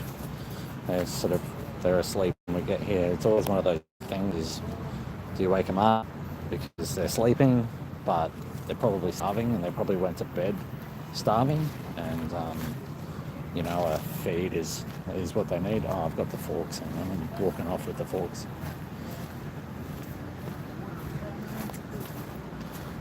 Sorry, I've got the forks. Oh, you got the forks. I know where the forks are. Yeah, so generally speaking, like probably 9 times out of 10, they're happy and they do want food, and so, but you get that 1 out of 10 where you're like, oh crap, I just woke you up for nothing because you weren't hungry and you were sleeping, and I just woke you up. But I guess it's worth it to make sure that they've eaten. It's actually, I was just going to show you, the gardens in this park are actually really, really nice.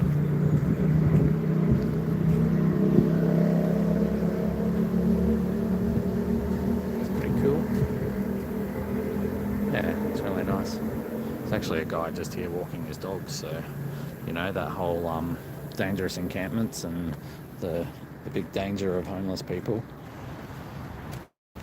Sorry, it disconnected. What I find is that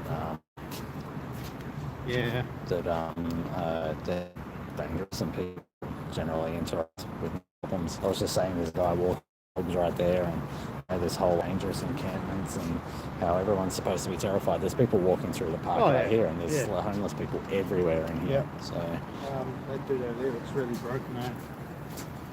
Yeah. Yeah. I think he's just, I don't know, we offered. Yeah.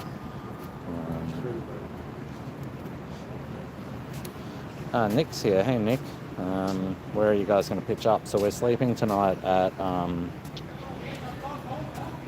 we're sleeping at King George Square tonight, and then tomorrow night we're at Musgrave Park, of course.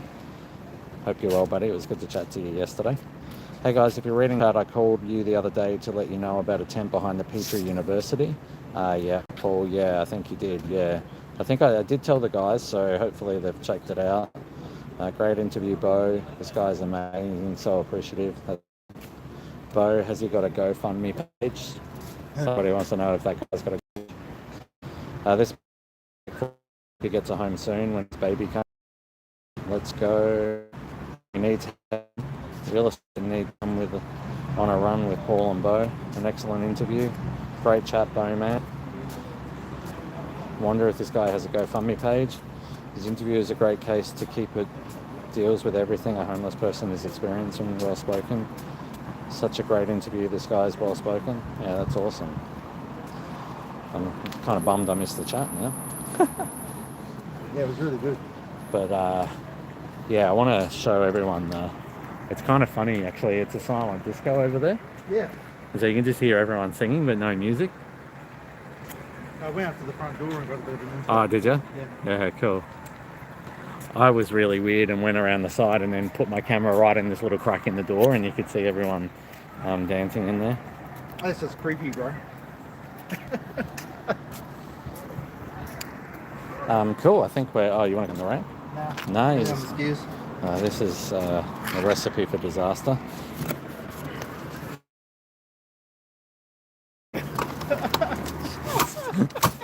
My back. Ah. Actually digging one of these donuts. Did you have some? What? You just devoured one. Man. So much for no food. Well, I might get no food for the next 2 days. I think I got like half of it in my beard. Yeah. Yeah. Yeah, I've got that beard problem too now. Yeah, right. It's good to hear you being sympathetic. Mmm. Good donuts. Look at it. Oh my god. We feed them well, don't we? We do actually. Okay, We really do. Good. Thank you, Brooklyn Donuts, Strathpine. Yeah, it's still good as well, you know. Like, it might be the end of the day's food, but... Oh man, it's still fresh. Mm. Well, the amount of sugar in donuts, right? They're probably bloody... We want to go to the other church? I suppose it's better. We'll go for a walk. You want me to lock the car up? Oh yeah, I just you have to lock the canopy. Just lock the main heart, the cabin.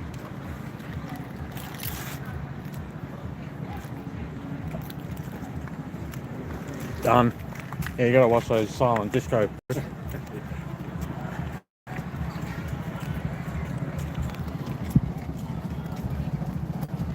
Hey, what over the car? You hungry?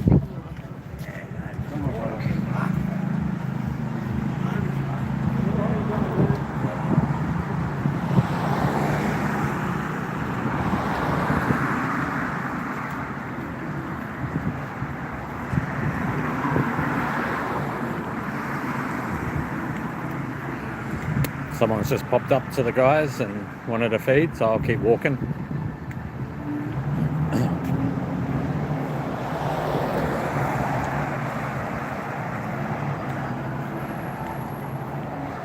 I hope the battery's not too low on this. Oh, it's down to 13%. Better look out.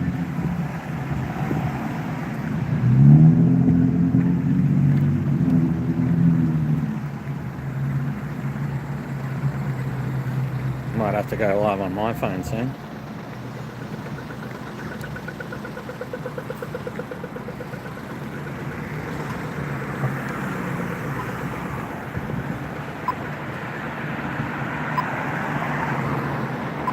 So there's another church just over the road here. There has been people rough sleeping there, so we'll go and check it out. They got moved on from Cathedral Square.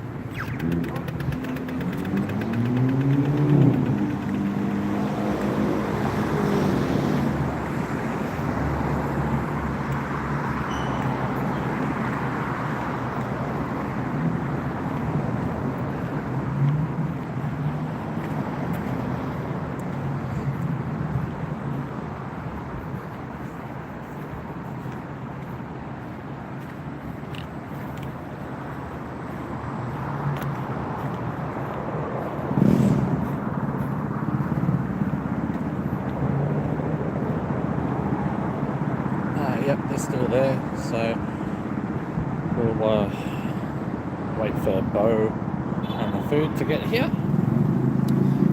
Just thought I'd go ahead and check. Have a cool church. There's quite a few food services on the other side of this church. I know they give out hampers at least once a week.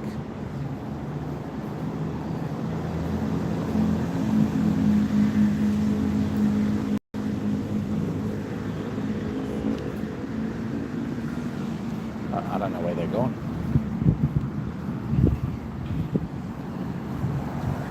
I might have got distracted by someone.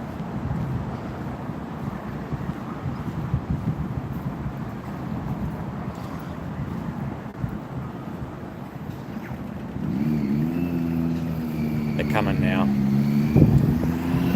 Surprising how much traffic you get through the night on Ann Street.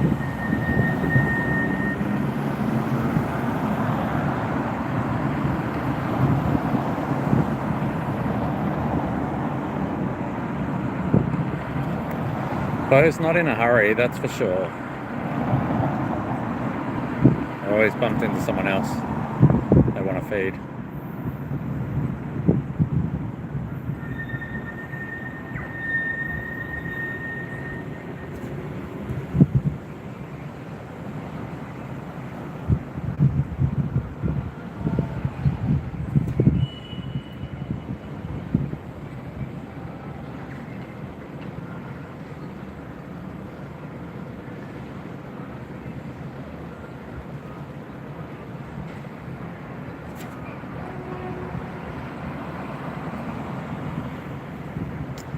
Here he comes. I could probably be talking about something to make this a little more interesting. I must say we're getting up. It's past 10 o'clock now. Starting to get a little bit tired. Not too bad. But Cathedral Square and Cathedral, we see quite a lot of rough sleepers in this area every week. We're actually down to our last tub of food as well.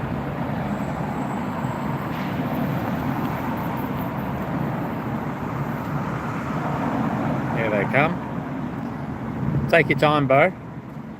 Yeah, that was a real brutal conversation. Oh, really? Yeah. You're struggling? Yeah, he's got cancer and 3 months to live. What? Yeah. There's actually, it's actually alarming how many people are sleeping rough that are going through cancer treatment or that are in palliative care that are sleeping rough. It's, that's terrible. Is he getting help? He says he's got 3 months to live. He's running around trying to find a woman that's apparently been taken advantage of by some other guy, and he's running around just trying to find this girl. Always, a lot of them, they're always worried about everyone else and not taking care of themselves as well. But it's probably something to take his mind off it, I suppose, and they're always trying to help other people. That's one thing I've noticed. Homeless people, they'll be the first to take the shirt off their back a lot of the time. It's quite incredible.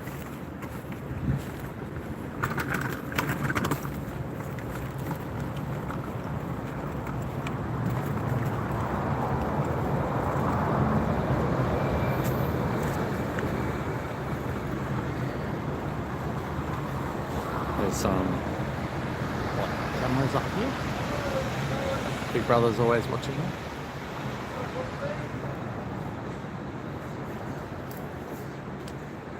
How many people we got tonight?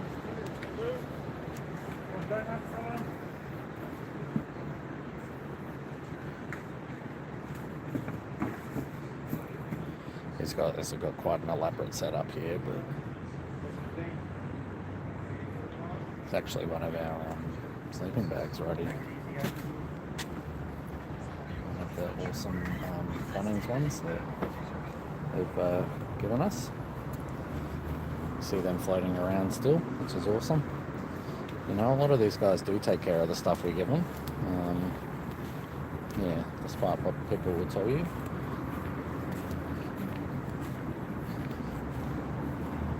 So yeah, you know, we walk all that way for 2 meals, but you know, those guys probably haven't eaten all day, or it's been ages since they ate. So you know, it's worth it to head out and give them a couple of meals.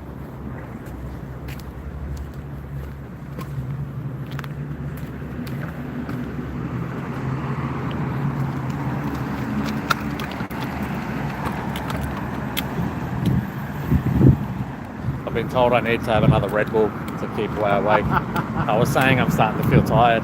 Yeah, you and me both. You just had a snooze this afternoon. What the fuck? I got like an hour. Hey, that's an hour more than I had. I did have a solid 8 last night. You though, do, yeah. You get a good night's sleep, bro. I don't. Well, I chose not to have kids for a reason. And that reason is sleep.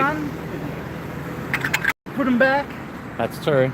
Not that I would change anything about my kids anyway. I love them dearly. Of course.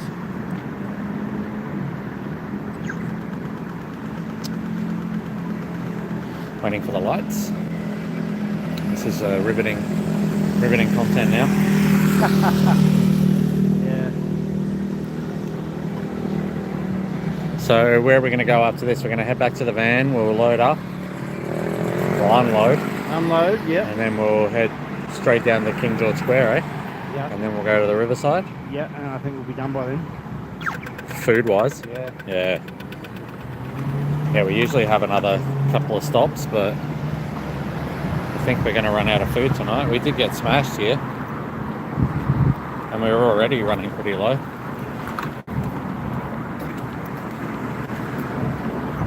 My brother, take care, eh?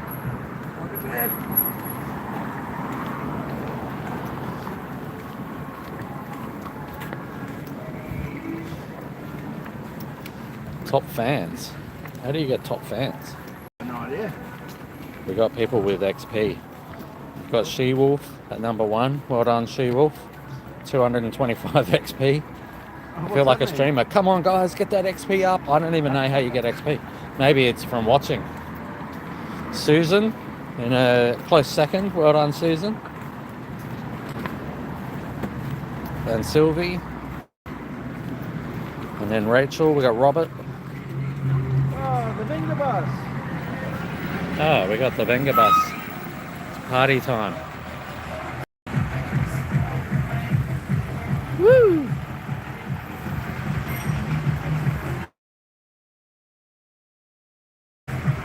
Yeah, you see it all when you're out doing this.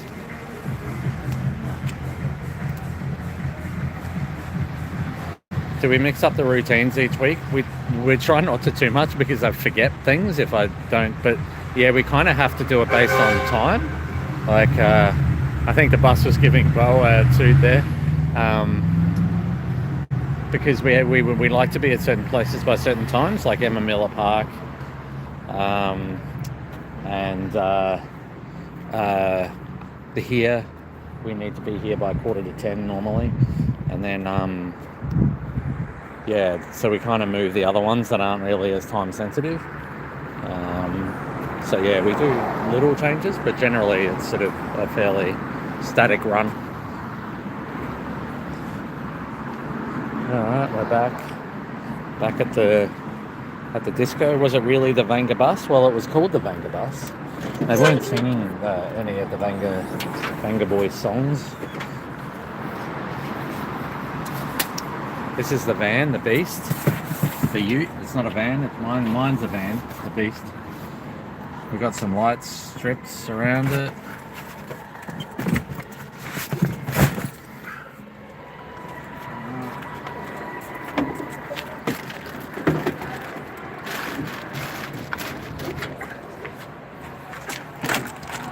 The content's getting boring, Bo. Everyone's leaving. Is it?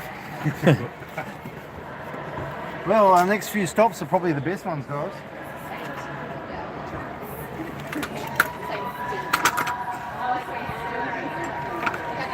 Robert says, I'm here at King George Square. It's packed here.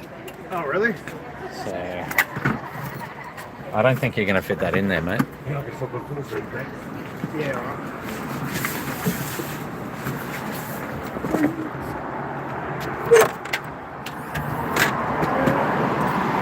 Got to do a bit of Tetris to get everything in.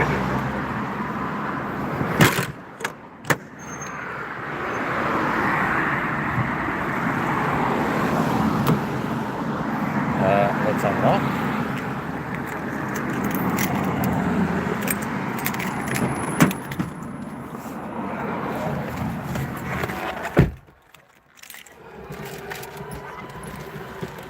Bo, we're down to 9% battery.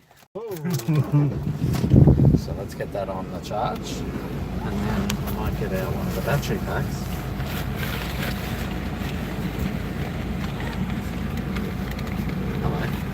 Hello. Good morning. Good morning. All right, this is the battery pack for when you jump out. All right. Okay. USB on it. All right. It's ready to go. Make sure it's charging there. Teach me how to use a battery pack. Well, mate, nothing Mate, would look. surprise me with you. I'm a donut in my beard. Have you? It's good that you can use the camera and I know, right? yourself up. All right, off to King George. Yeah. Rob's waiting for us. I think another guy said he was going to be waiting for us at King George as well. So maybe, wow, I wonder if people are waiting for us. No, surely not. Nah. The council is. They might be. Good security. No, because that guy was telling us they play loud music at King George. Yeah, they play loud Freaky music, and music. like if you go next to some ATMs after an hour, they have like an alarm that goes off. Oh, really? Yeah. And they were saying that they also have like over a loudspeaker telling you to get up, you're not allowed to sleep. Yeah. Well, we'll make sure we record that, but I haven't heard that before. I know that they have got a screen there that did occasionally go through music, but I didn't think they did that anymore. But yeah, we'll make sure we document that then. Oh, 100%. But yeah, the guy, that was a really good interview that I had with that guy. He's really well spoken, wasn't he? Yeah, he was. He was saying how grateful him and everyone else were for the sleeping bags that we gave out, especially over winter. Yeah. He said they were like a lifesaver. So yeah, to everyone that's donated sleeping bags to us, as you can see, it's gone out to the people and they really appreciate it. So Yeah, it's good when they jump on and say that so that people can see, because it's easy for us to sit there and go, yeah, everyone was really thankful, but yeah, I know it's we good to hear it say from. that even if they weren't, but they are. Of course they are. Yeah, it's good to hear it from the horse's mouth. That's for sure. Yeah. All right, heading on down the road now. We got a bow cam going on. Bow cam. We're going to stop and get a Red Bull or something. Hell yeah, we are. I think there's a... Oh yeah, but it's not a 7-Eleven. We need to go, because they do the 2 for options, and the non-branded convenience stores are so expensive. Yeah, old mate was sort of putting it into perspective before about the cost of living homeless, and he said even 3 meals a day at $10 a meal, if you can find something for around that price, that's over half your money spent on food. And then he's got storage fees he pays. He said he couldn't survive out here on New Start. And he's on was he on the disability pension, and he gets a little bit more, but he said that he struggles, and food and sleep are the 2 hardest things to get. So yeah, that was really enlightening. That Now we're going to get a parking fine, or you don't get a parking fine in my car. well, you better go to the meter and put your rego in there. Yeah, I'm not too sure if he's it's after. It's already finished for the day. Oh, is it? It's 10 o'clock. Yeah. All right, cool. I'm not sure if he's got to GoFundMe. I'll ask him. I'll have to ask him next week now. Oh, the police are over here too, by the way. Ooh, they're waiting for us. Could not be. All right, let's put this on charge on this. All right. Bear with us, guys, while we plug a different charger in.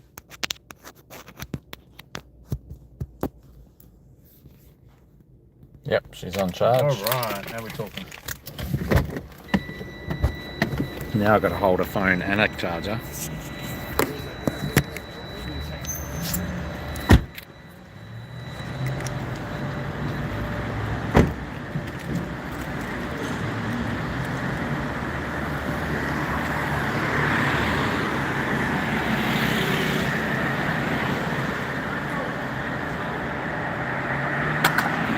Don't get run over.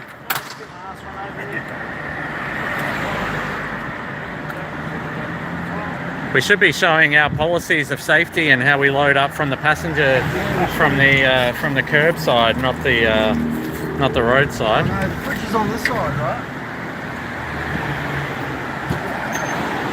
And I'm short, so Any more down here? You want to chuck some of this next? Yep.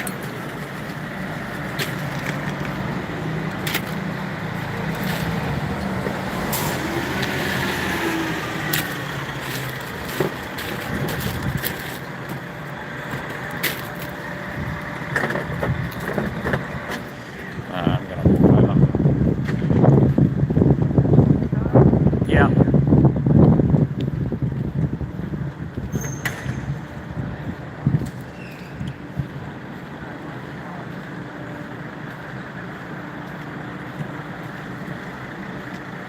Yeah, that's right.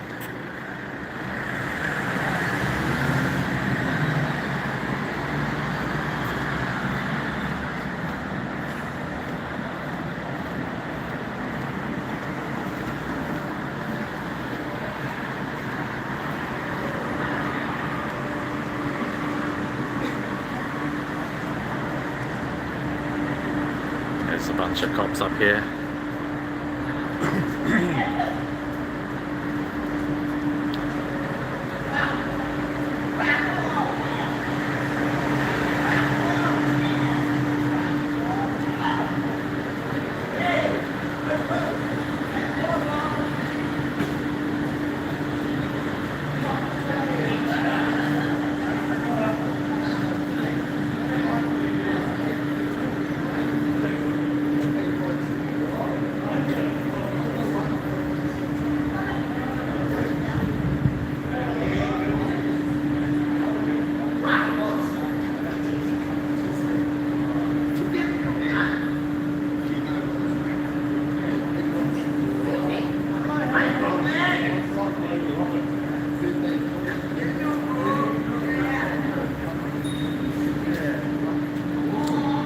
I don't think those guys were too happy to see the cops there. Hey mate, how are you? You Rob? I'm Rob. Nice to meet you, brother. Good on you. Thanks for popping by to see us. Educated to come all the way from Deception Bay to here. Good on you. Well done. I rode from D Bay to Redcliffe, Salins Beach the other day. Yeah. So how long did that take you? 45 minutes. Oh, not too bad. It's pretty quick on the old bike. Yeah, I like but it. I've got the train now. Yeah. I spoke to Bo. Yeah? Yeah, good. I'm helping your foreman. She-Wolf says hello. Are you okay to go on camera or? Yeah. Cool. There you go. There's Rob. Rob's been chatting in the live stream. Yep. And you come. How did you get here? Did you catch a train? I caught a train from Rothwell. It's going to be a bit of a hike on the bike. Yeah. I've just had cancer removed from my bottom lip. Have you? Yeah. Had radiation. When did that happen? September last year. Okay. How's that going? Yeah, good. Yeah, got it Cancer all. free. Brilliant. That's awesome. And living my life now. Yeah, that's good, mate. You got a place? Are you? This is a good bit. Yeah. I've been homeless before in Sydney years ago. Yeah. I've been in refuges, hostels, the whole lot. And I've cleared, I'm thinking positive. I've got my own house here. I've got a 3-bedroom house. Oh, wow. But it's only me. Oh, wow. I've told Bo that I'm willing to put someone up in your house. Yeah, cool. Yeah, someone homeless Oh, who that's- needs, because I've been down that road. Yeah, nice. Do you rent it or you own it? Housing Commission, Oh, but wow. I've spoken to them already. Yeah, wow. They allowed me to have one set up. Okay. Yeah, that's awesome. So, yeah. Yeah. I've spoken to Bo about it. Yeah, cool. All right. Yeah, That's well. the story, and I'm Yeah, willing. we'll chat. Why can't there be people like me Exactly. who can help Absolutely. these homeless? Yeah, you're awesome, Get man. them out of hand. So, yeah. Sorry, I'm just distracted because the cops are still down here. I don't know what they're up to. Something must have happened. They might be looking for someone or something's happened, which is not what we want to see. Did you see anything happening, Rob, when you were here? You've been here, how long you been here? I've been here for a couple of hours. Did you see anything happening? A bit, not too much. Well, no kerfuffles or fights or anything? Just a little bit of tomfoolery? Yeah. out of it. Yeah. Worry about the homeless and Yeah. How'd you go? Yeah, all right. Better reception than the police got. Yeah. I'm sure. They're still down here. Ah, let's go and have a look. yeah, it was packed down at the door. Yeah, it looks like there's been an event on or something. Yeah, dressed up and Yeah, they're all dressed up, aren't they? I hope it's safe night. Thanks, Rob. You hanging around or are you heading back home? I'm gonna head back home. Yeah, cool. You just popped to say hello. Did you? Yeah. Good on you, mate. That's good. Thanks for coming, Rob. Show me Appreciate it, support. mate. Yeah, that's awesome, mate. Yeah, we'll keep watching, keep talking to us. Yeah, on I the will. stream. I Yeah, will. cool. Awesome, mate. Catch you both. Good to see you, mate. Yeah, thanks for Doing coming an down. amazing job. Yeah, Keep it up. Thank you, Rob. You're awesome, mate. Appreciate that. See ya. What a legend. Come all the way down and waited for us here.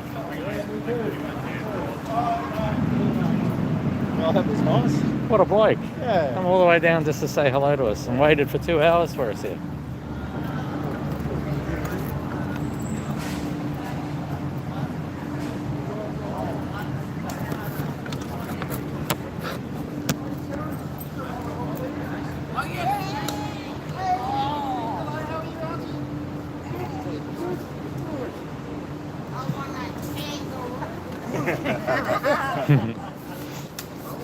Auntie just said she wants kangaroo. I don't think we've got kangaroo on the menu tonight.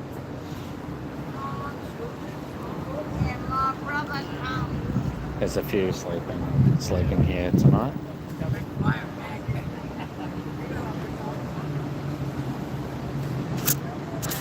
Again, it's sort of the classic haves and have-nots where you've got rough sleepers on one side and everyone out. A lot of people actually come down to take photos in front of the town hall because it's a beautiful building, that's for sure.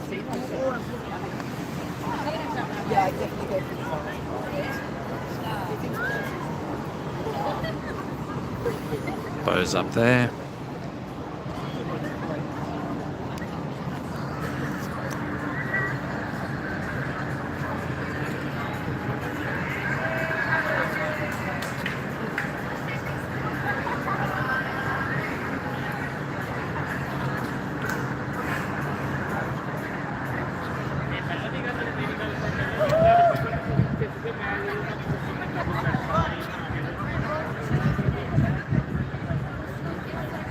Yeah, how good was Rob? Rob's awesome. Yeah, we'll look into that. Look, we are usually pretty reluctant to pair people up just because it can be complex, you know, as we all know. But if the right person comes along and that makes sense, then, you know, then maybe. But we've just seen it enough times to know that it's a powder keg. It can be a bit risky.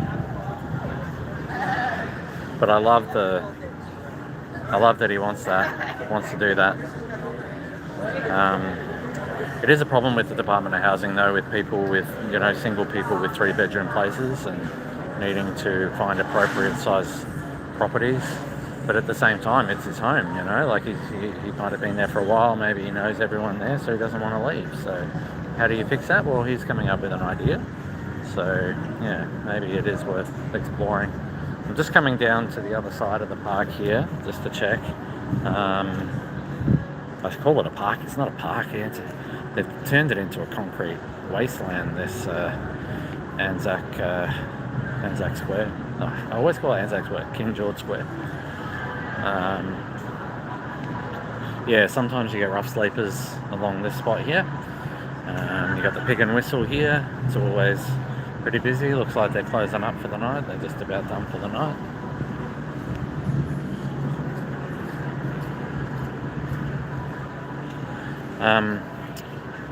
Some people won't know this, but over here is, well, most people wouldn't know this, but over here is some statues. Now this lady here, from memory, that is Emma Miller herself. So this is the lady that the Emma Miller place is where we were earlier tonight, is named after her. So she was a fiery lady from all accounts that I've read. So yeah, Emma Miller was an early voice for women and on workers' rights in Brisbane, speaking out against social injustice and fighting for the vote for women. I love that. I love that Emma Miller Place is a place for refuge for homeless and for feeding and for coming together. And yeah, it seems just really, really fitting that Emma Miller Place is that exact thing.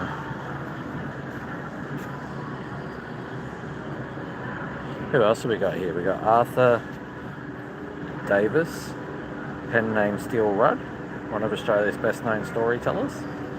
And then Sir Charles Lilly, Premier and Chief Justice of Queensland. So I guess that's what the seat of Lilly is named after. He's the editor of the Moreton Bay Courier, supported Queensland's separation from New South Wales and became Premier and Attorney General. I'm just giving them all a history lesson. Oh, there we go. So there's old Willie pointing his finger. Hey, hey. Hey, Willie. What's up? Man, Willie the man. About the same height. It's about right. Yeah, I was just saying that's Emma Miller, who the park is named really? after. Yeah. And she was a big voice for women's rights and the ability for women. Yeah, she was very... Yeah, Emma Miller looked like she would have inflicted some pain. Yeah, well, there's a story about that park, apparently, where she told the cops to go jump or something. I do remember. Yeah, there is. Andrew was telling us. Yeah, it's pretty cool. Yeah. And then over here's a cool art piece as well. It's somebody hanging upside down. There's some cool stuff in Brisbane. I do love Brisbane. It's a cool city. I don't hate the council 100%, just 90%. They do some okay stuff. Can't see any rough sleepers. Is our typewriting friend down there tonight? I don't think so. We'll go and have a look. Hey, good news. We're up to 17% on the battery. So the charge is working. Yeah, we just went and saw the group of people up there. They were really happy to get a feed. Auntie gave me a hug. Yeah, that was lovely. I heard she wanted kangaroo. She wanted the kangaroo, yeah. I just disappointed you in television tonight. Just chicken. Chicken. Boring old chicken. If you haven't been to City Hall, by the way, they do tours of City Hall, which are really interesting. But also, you can get a tour of the clock tower. So it's free, and you can go up the elevator. They've got a really old elevator, and they take you right up to where those, right up to where the pillars are at the top, and you can walk around there. Oh, I didn't know that. It's really, really cool. Yeah. And they've got the Brisbane Museum in there as well, so they have like a bunch of history about the expo and everything. Whenever I have tourists come and stay with me, I take them. I used to do a lot of Airbnb, and I used to take them all to City Hall and do the free, because it's free. Well, I think we're done here. Yep, we're done until we come back. Oh, look, there's people in there. So where are we going to be sleeping exactly? Right in front of that door. I'm going to tie my bed backpack to it, because I'm going to make a wall out of it until they kick us out, which will probably be before I even finish tying it up. Do you reckon there's how many... if you're in the comments, let us know if you're a Brisbane City Councillor. How you going? Yeah, so if you're a Brisbane City Council worker, let us know, just so we know you're spying on us.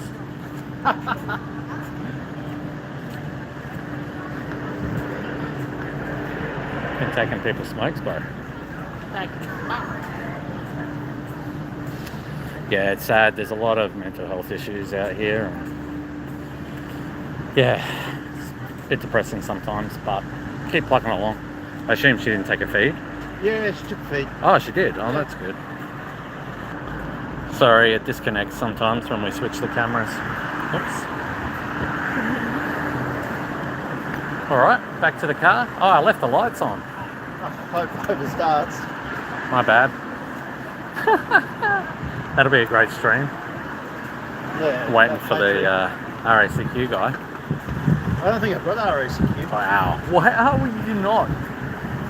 That's how this guy runs his charity. I brought a reliable vehicle. That's how this guy runs his charity. He doesn't even have roadside assistance for a food service. I was on the board, I would get that fixed right away. Well, you were. You did nothing about it. Wow. Well, I didn't know. I didn't know. All right, I better go and start this car up before the batteries run out. I didn't even lock the door. Oh, dude. My bad. That is on you. Is your stuff still there?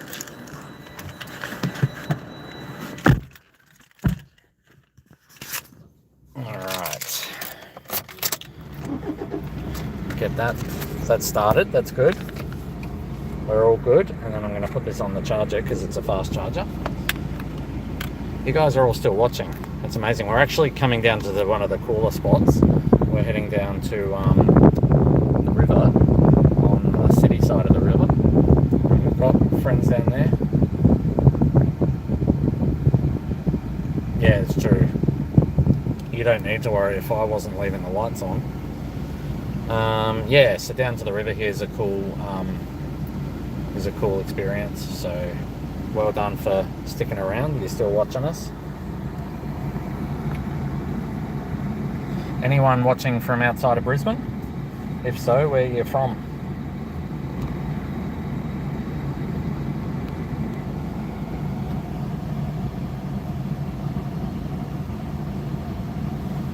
Yeah, Christine, yeah. We thought it would be a good spot to sleep. It's the People's Building, so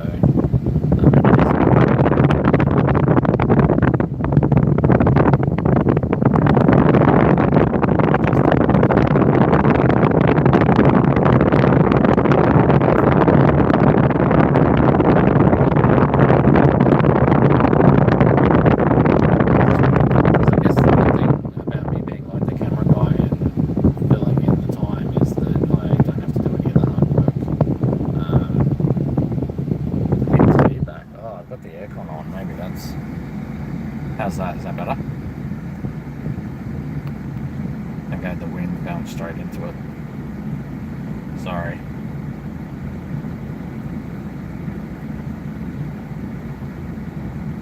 Got the aircon cranking. It's warming up.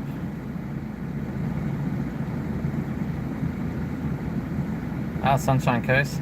Hey Deborah. Welcome. Thanks for joining. You guys will be hitting the sack soon. It's starting to get a bit late.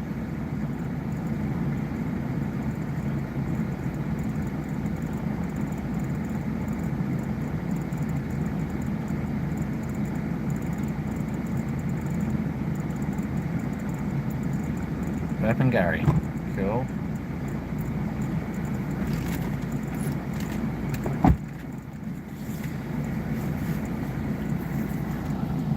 Ooh, man, it's starting to get tired. You're gonna have a good sleep, Paul. Oh man.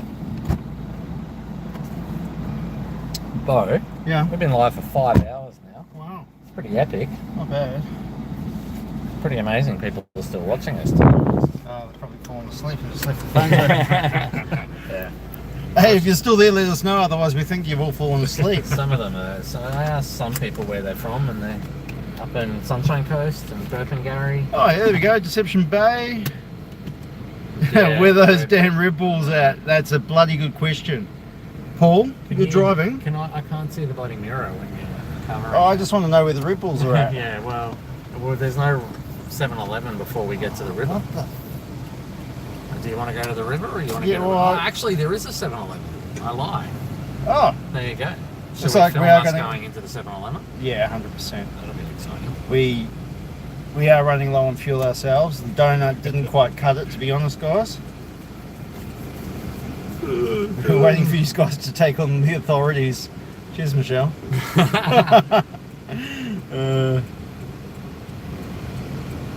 How many meals have we got left? Probably down to about 20. Okay. Yeah. We might be alright to get to Central Station. I do want to go to Central because we got Macca's there. Oh, Macca. You know, I thought we were just relying on services. Once the sleep it was the sleep out. Fucking making the rules up as we go. Bloody hell. Well, I didn't know I'd get hungry already. How can you be hungry? No, I'm not. I just like Macca's. I'm a garbage guts. There's a reason why I was so fat. Macca's? Yeah, yes, pretty much. Emma Miller Place, we're just going past it again. It's empty. Yeah. Oh, there's a tent over there. Was that? Oh, yeah. You miss that. Didn't miss that. Yeah, why are you yawning? Oh, man, I'm getting tired. Stop it, they're infectious. Where's the 7-Eleven? There it is, there.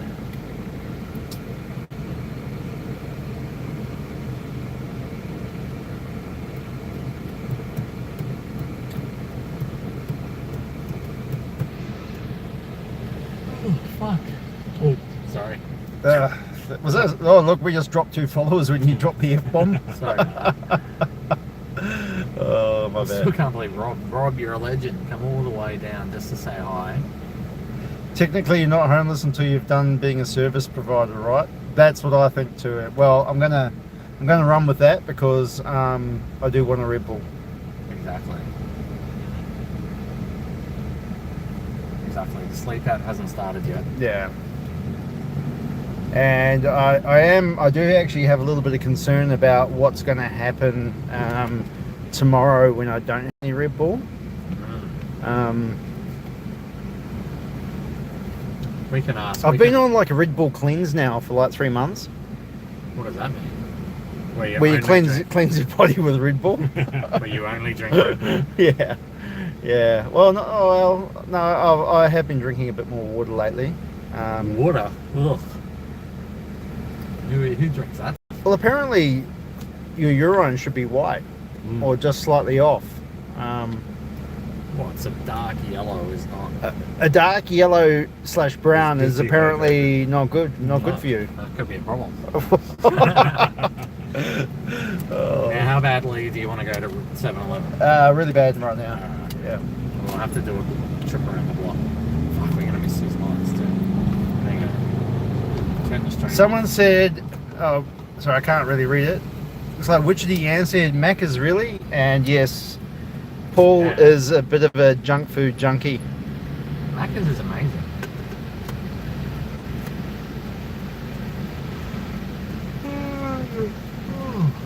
Okay. This is the 7-Eleven street. Oh, there's the moon. That's cool. That's cool. Hopefully there's a park here on the left. Just make a park. Bit concerning about Paul yawning consecutively behind the wheel. Well, believe it or not, Paul yawns a lot. Yes, I do. Yeah, even when he's not tired. Alright, let's go. We can unplug, I think, if we make it. Are you going to stay here, David? I'll leave the engine going.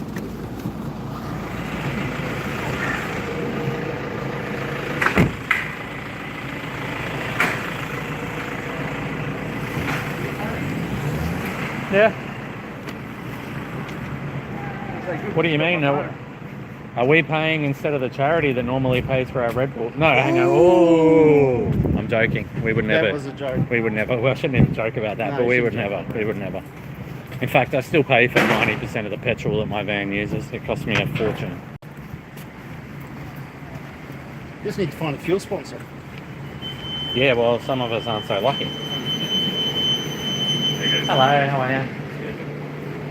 Here we go. This is exciting streaming here. What are we going to get? We already had Red Bull. Let's get something. Well, I could go a solo because they got the highest caffeine. 2 for 8. That's a Yeah. bargain. So we'll get the full sugar. Get the full sugar. Of course, I'm getting the full sugar. Yeah, yeah.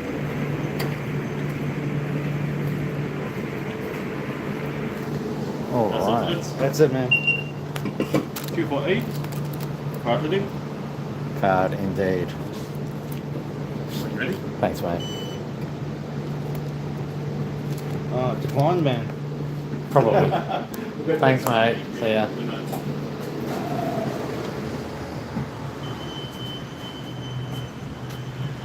Frozen large drink for $1.50.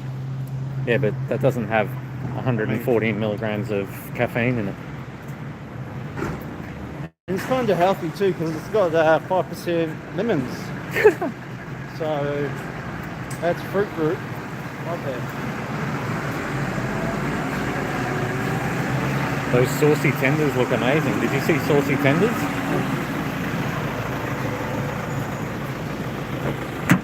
Hey man, how are you? Have a good night? Oh, what are we up to?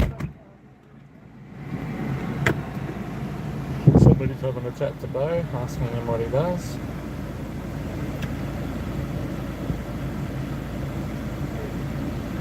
Hey Karen, good job. You worked out how to say hi. That's the main thing you got there. Hey guys, you're doing great and I hope you all have a good night. Thank you for all you do. Hey Andrew, thanks buddy.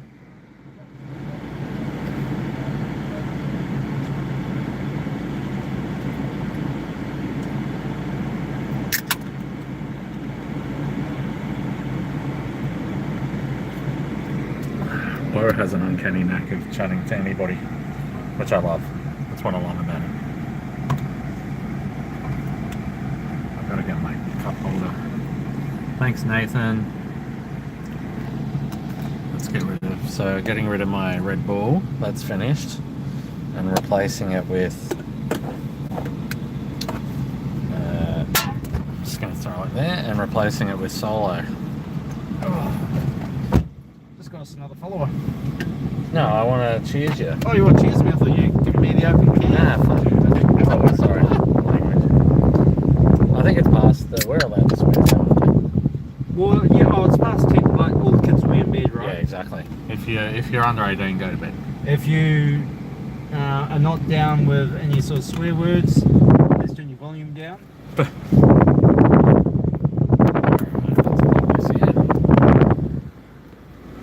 Oh, I don't know. Do we have to stream every week now? I don't think so. It's a lot of work. Bloody hell. It is. Alright. Yeah, you got to hold this phone with this hand. You can't hold it with, like, I suppose you can. There we go. It's because I, yeah, well you can when it's facing you because you can pull it out. But it's because it was that way if we were having it the other way. Because you can go either way. Oh, you can go either way. You consume me sometimes, man. Oh, what? You consume me.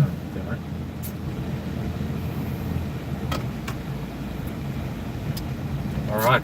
I can definitely taste that 5% crushed lemons. Yeah, it's good, isn't it? It is. I It's just quite like this. Quite refreshing. It's good. With guarana, which I believe is healthy. It's like a vegetable, isn't it? Yeah, it's what's got the caffeine in it. Well, guarana has. Yeah, that's the. Yeah, I think so. No, caffeine's like guarana, from, yeah. Caffeine's like from coffee, isn't it? And guarana's from like. No, I was reading up about this. That's how they get the caffeine in energy drinks. They don't use cocoa beans. No, we were talking about it the other day. Eh? It was the guarana bean, wasn't it? Yeah, that's right. Yeah, exactly. That's where they get the caffeine from. So we were talking about the. I did not know that. At the barbecue. Wow. All right, have you had a drink as we're moving down? I'm usually watching junk TV at this time. It's been informative and enlightening and all over heartwarming. Thank you. Yeah, that's awesome. Why watch junk TV when you can watch us? This is junk TV. Yeah. I've heard Bo tell his story on some what led you on this path of helping out homeless people. Paul. Oh, someone finally wants to know about me. Oh. Thank you very much. All right. Take over, Paul. No, my story's not as cool as Bo's. Mine's not cool. Mine's Oh, sad. you should have heard what he got up to. Oh man, I've heard some of the stories. Let's talk about what you got up to. A lot of Maccas. What got me into it? So, yeah, I know we do drink a lot of energy drinks. We should get a sponsorship from an energy drink company. That would be cool. Sponsored by Red Bull. Yes. I mean, if they sponsor aeroplanes and Exactly. sports, mad sports. So why did I get into this? So that's a yeah.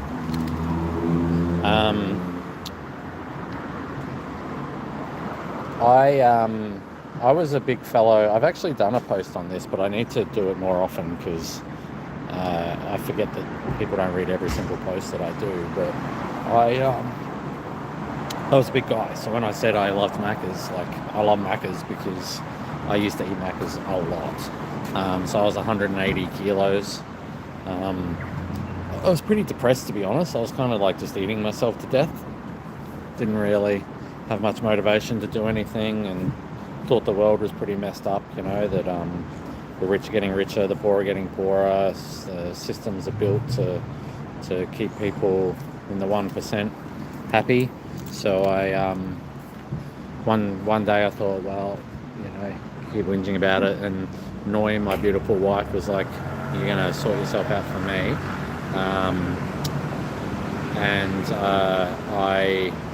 I thought, okay, yeah, I've got to do something. So I did two things. I got a gastric sleeve, so I had surgery. I got a gastric sleeve and a bypass, got the big double whammy. And I started volunteering. So I had volunteered before, but I decided I wanted to be the change, you know, instead of whinging about, you know, the world's not going to get better if we don't do anything about it, and if we don't stand up for what we believe in. So I started volunteering, and that's when I started volunteering for Four Voices. We haven't seen a Four Voices van tonight, which is a shame, but Four Voices, they help women and children suffering domestic violence or homelessness. They also don't turn away men, but they're focused mainly towards women and children. And so I would go out to the outreach van every week on a Saturday at Ivory Street, which is where we're having our breakfast tomorrow morning.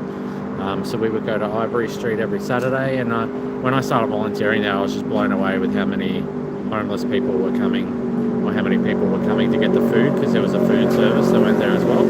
So I was like, oh, this is unbelievable. Like, the lineup was going down the road. It was crazy. So kind of got blown away by that, and enjoyed coming every Saturday. And then one week someone on Facebook was giving away some clothes, and I said, oh yeah, I'll take them, because no one had said they wanted them.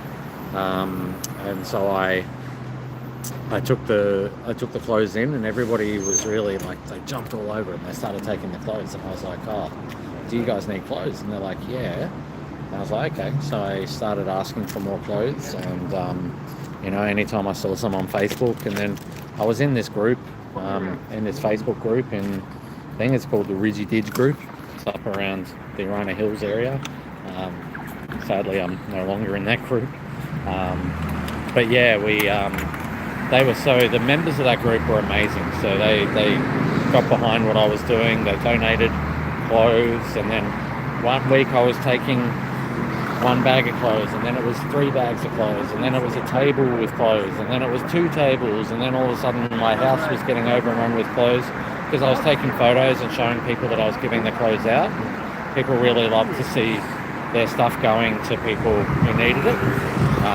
So yeah, it was really cool. So that's how the charity started. I kind of said to Four Voices, I was like, hey, I'm going to go give our clothes over here.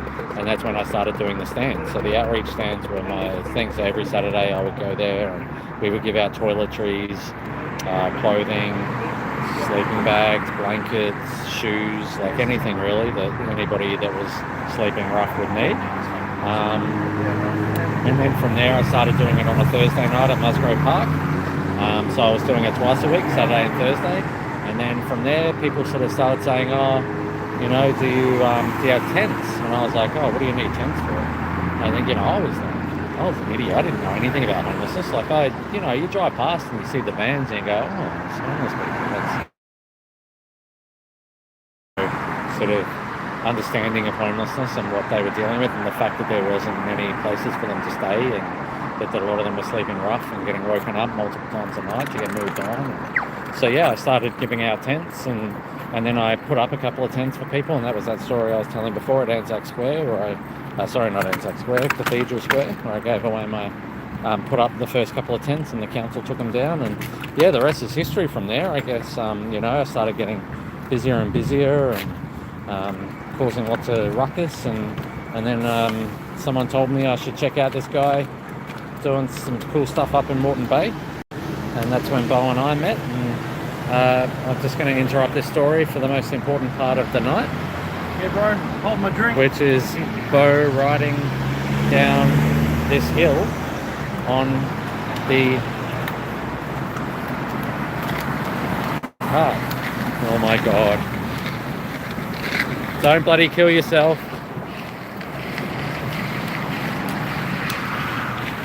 No, he's doing pretty good tonight. I almost bloody broke my leg last week doing this. Let it go. He's off.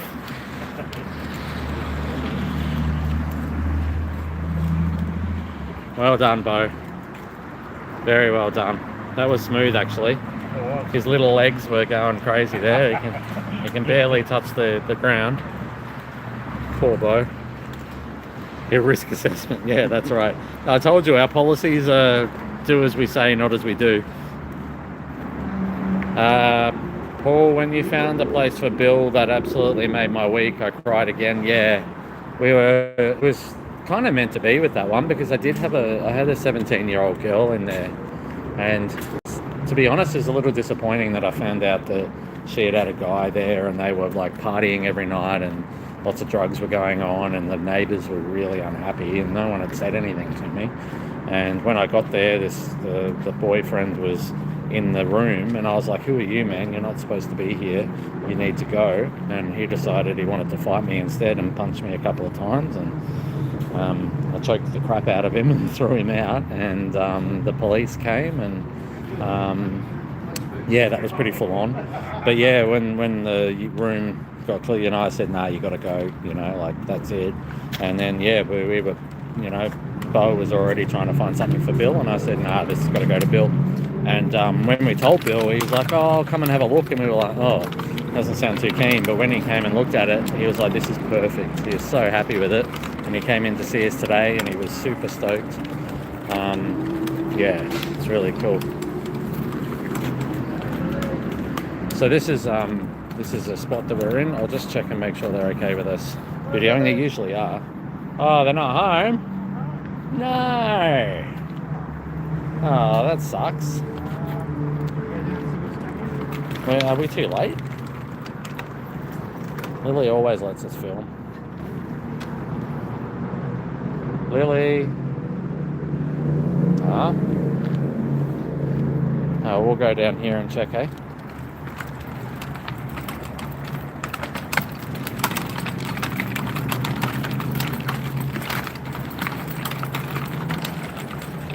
So this is, we're coming down to Lost Soul Island, which is a special spot for me and Bo. I love coming down here.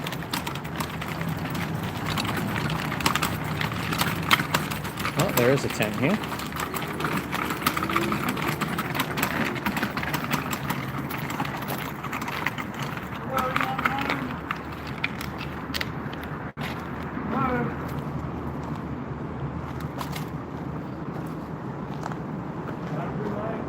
Got a feed if you want to feed? No.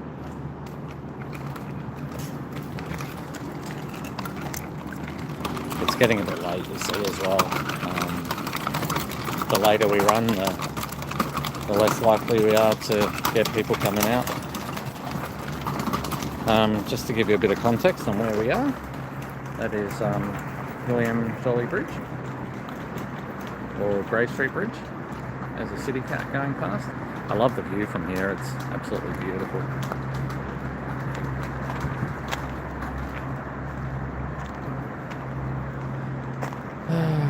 You've both saved lives through your charity, and your charities have helped save you both. Yeah, well, that's exactly right. The Reggie Jupe group is the best. I missed the likes of it after I left the area 3 years ago. Is it furnished, or does Bill need anything? Yeah, it's furnished. Yeah, so he's all set, I think. I remember sleeping there over 9 years ago. Where? Down here, Emma? Good night, guys. Stay safe. I have to get up for 6 a.m. for work. Oh, look at that. Yeah, thanks, Emma. Have a good night. I can hear all the rats running around. There's a lot of rats along here, because it's right near the water as well.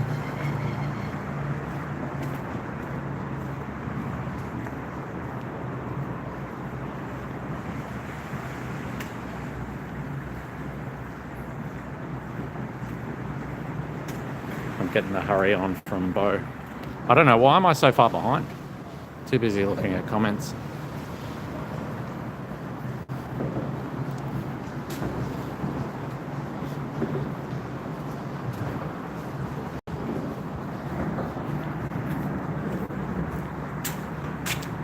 Going to turn the camera around. I don't want to give too many directions on how to get to the next spot. The next spot's probably the the saddest spot for me. I'm pretty sure Bo will agree. It's kind of the spot that that people are probably living their worst life, sleep. But we always go to make sure that they've had a feed.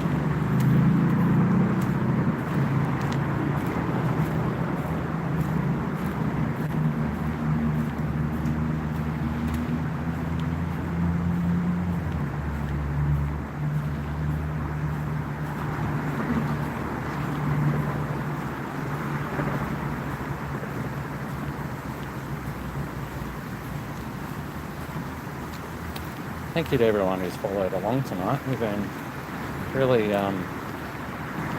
really grateful to how many people are watching, and hopefully tomorrow will be really interesting with all the interviews and stuff. But it has been really cool to show everyone. It wasn't really part of what we were expecting. We were expecting to really stream tomorrow and maybe a bit later on tonight. But I thought, why don't we stream the run? I'm wondering if people get quietly moved on ahead of some people knowing you guys were going to live stream the truth. Nah, I don't think so. I don't think they're that organised, to be honest. Like, yeah, I wouldn't think you give them too much credit. Yeah, they couldn't organise a chook raffle, to be perfectly honest. So I don't think so, but you know, nothing surprises me anymore too. We're almost here now. I've got to be super careful, cameras here and stuff, but I'll try and show you a little bit. But this is the raw. This is the bit that most people probably wouldn't show, but this is the reality of homelessness and addiction, and yeah, I don't even know the words to say it.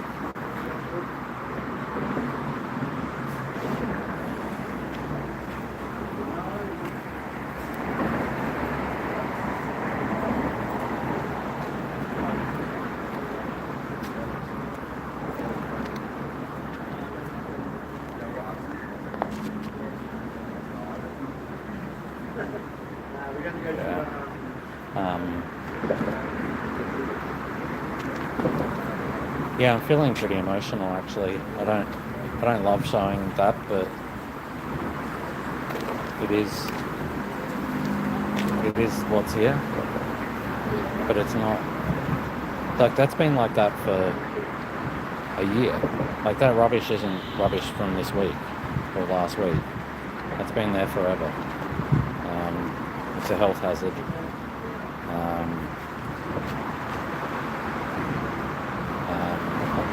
Yeah, I don't know. You know, like the thing is if the council did come and clean it, they would kick them out as well. So there's no easy answer for this. These are people, like I say, deep in a bad space, and yeah, it's really sad. It's the ones that we hope that our visits at least brings them a bit of comfort, and knowing that there's some people out there that still care about them, and even when they're going through their worst time of their life.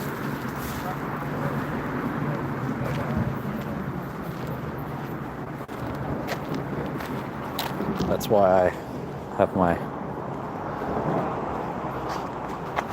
that's my new tattoo.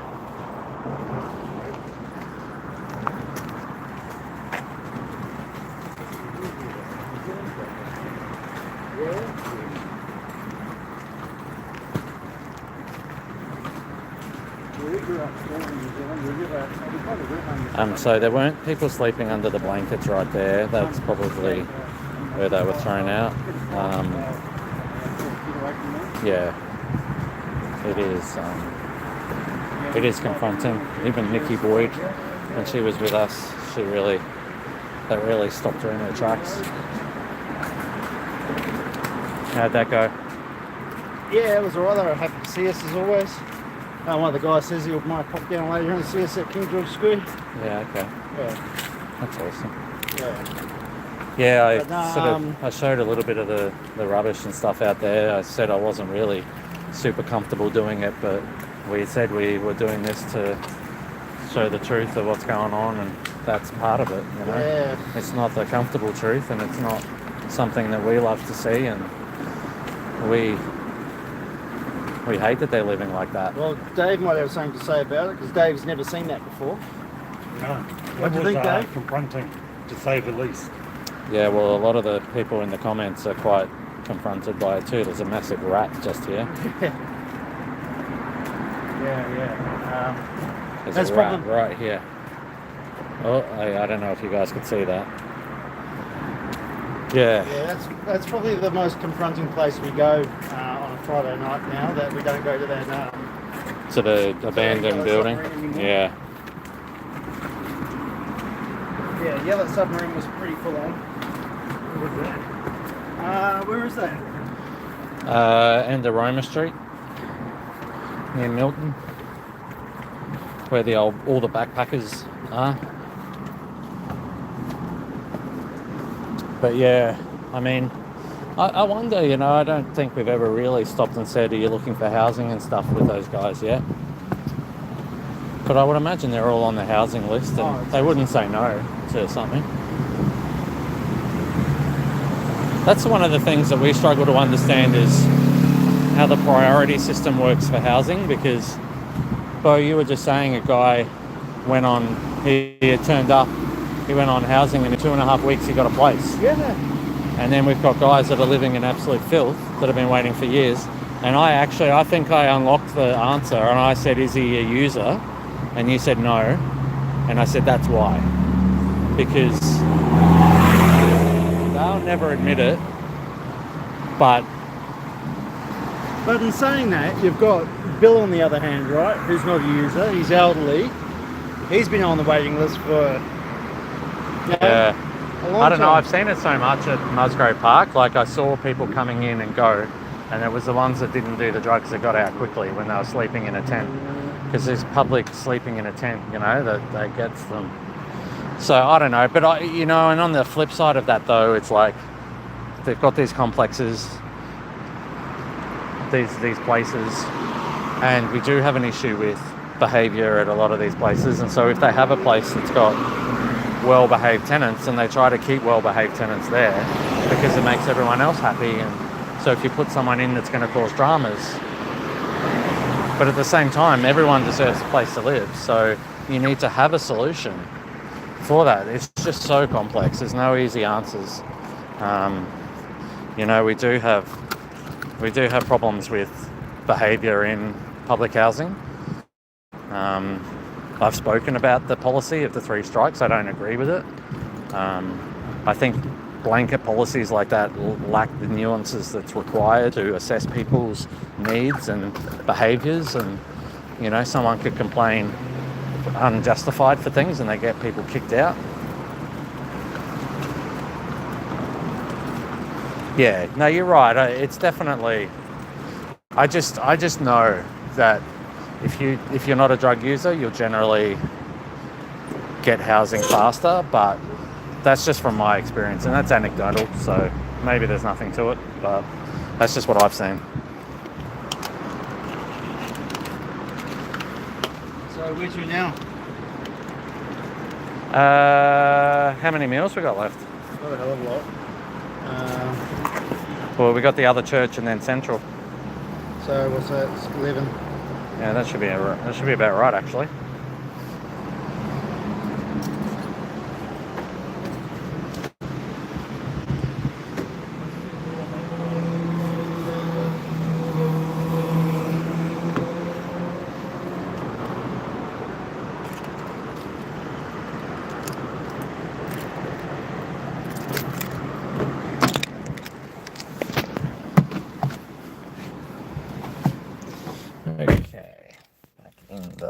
So we got 2 places to go left, and then we'll be heading into King George Square to go to bed.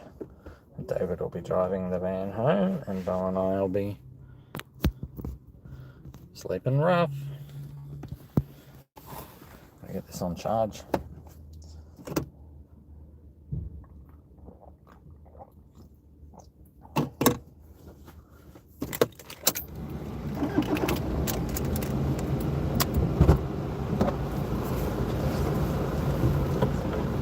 Well, that was successful. You rode down without any problems. Yeah, I didn't kill myself. Your little legs were... Little legs going outside. Boots are smoking. Yeah, my feet were almost like on fire at the end of that. Hang on, chuck the seatbelt on. Oh, good. See, safety first. Hey, I did you some money for Red Bull. Yeah. Thanks, guys. Thank you. Yeah, well, you know, we're actually Solar Energy. We're powered by tonight. It's the newest energy drink on the market. It's actually not bad. And like I said earlier, 5% crushed lemons, I believe, puts it in the health food category. Yeah, and it's 150 milligrams of caffeine, and Red Bull only has 80. But it's twice as big as a can of Red Bull. They're even the big Red Bulls. Oh, really? Yeah. Yeah, right, okay. No, I've done my research. I know where to get the caffeine from. This and Mother are your 2 best. Yeah, Mother does not excite me. It's probably a good thing. You don't want to get excited by your mother. Deborah's been waiting since 2019 for housing and was homeless for 3 years. Really blessed to have temporary accommodation at the moment while waiting for Queensland housing. How long have you been in the temporary accommodation for? Because yeah, they do stretch the term temporary, don't they? They do. Sometimes it can be 3 days. If you're lucky enough, it's longer, I guess. But some people have been in hotels for a year. Yeah. It's I don't know, and there doesn't seem to be any sort of set pattern to it, really, does there? Sometimes if you've got kids and that, I was going to say the families they get the biggest funding, and rightly so, I suppose. Like, you know, like if you I don't know, when something's so broken, you just, I guess you got to do that.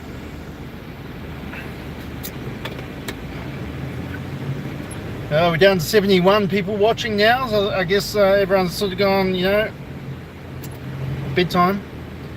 If you get moved on from King George Square, maybe you should camp outside a radio station. A little bit of prime time advertising. Can't hurt the cause. Hey, I like that. Yeah, this is true. Where do they film the, I guess they film the Today Show in,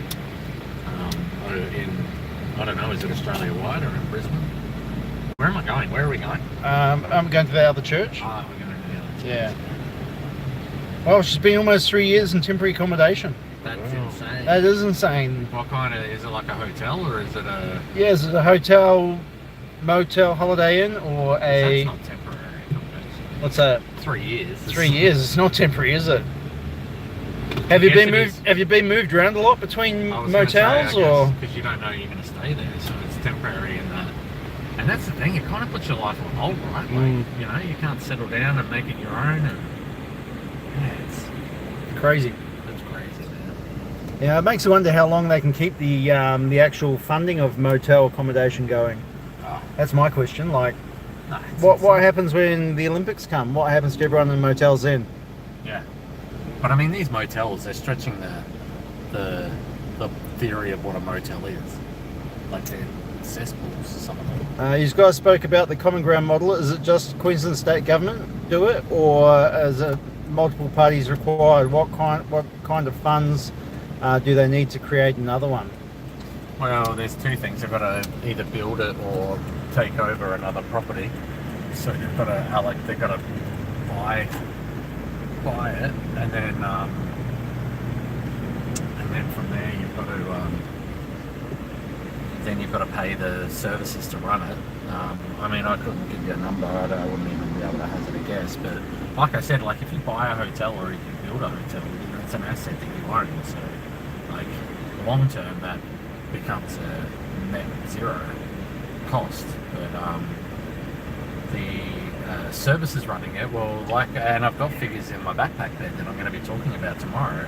It saves us money to run. The Common Ground saves society money because the cost of hospitals, mental health services, helping homeless people is a fortune, and so it actually costs us money to keep people homeless. It saves us money. So again, long term, Common Ground is actually a net savings. That's the thing that's crazy when you run the numbers and you're like, how are they not doing this?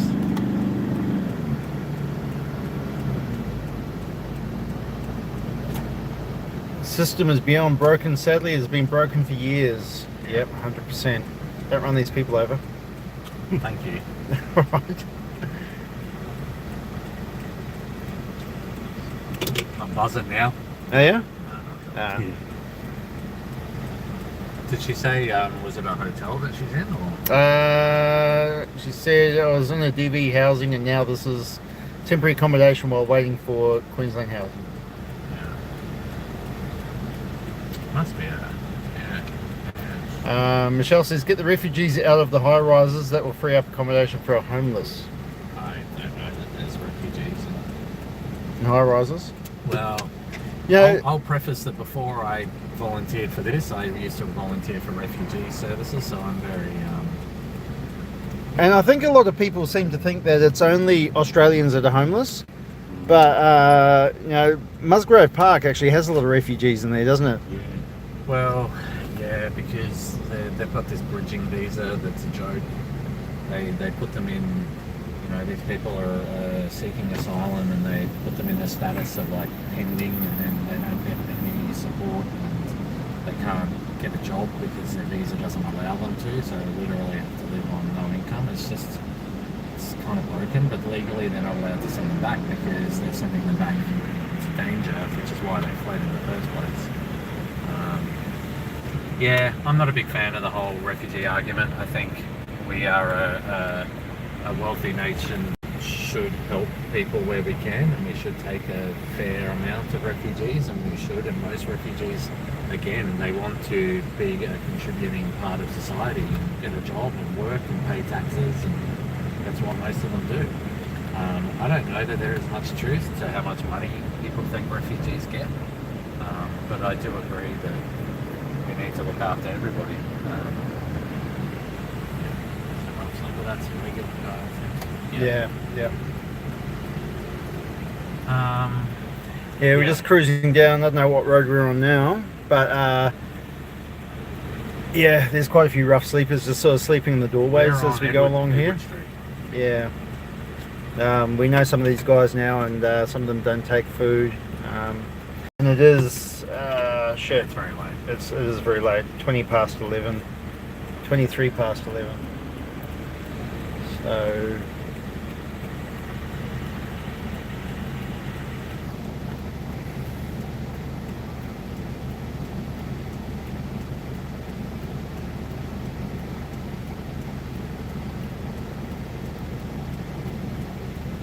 And we're going to have to clean this car out too. Peter will kill you. Oh, Peter will kill me, alright. Is he still watching? He might be watching. What? Isn't it green? No, it had a red arrow, bro. Bro, it's green. Oh my god, lucky you're not driving.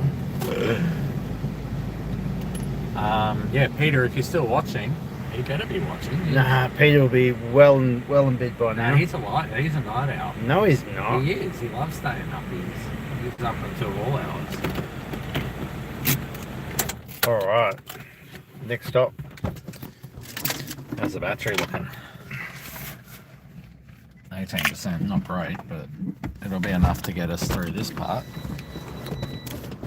Alright, let's get a drink here. Alright, so we're at St. Stephen's Cathedral. Or Cathedral of St. Stephen's. We need to figure out how to get politicians doing an undercover boss style of thing in the homeless sector. They need to be sent out with nothing but clothes on their back, a different name, and try and figure out how to find services. Yeah.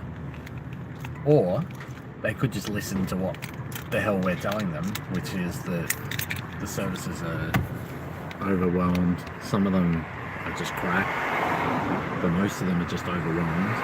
And yeah.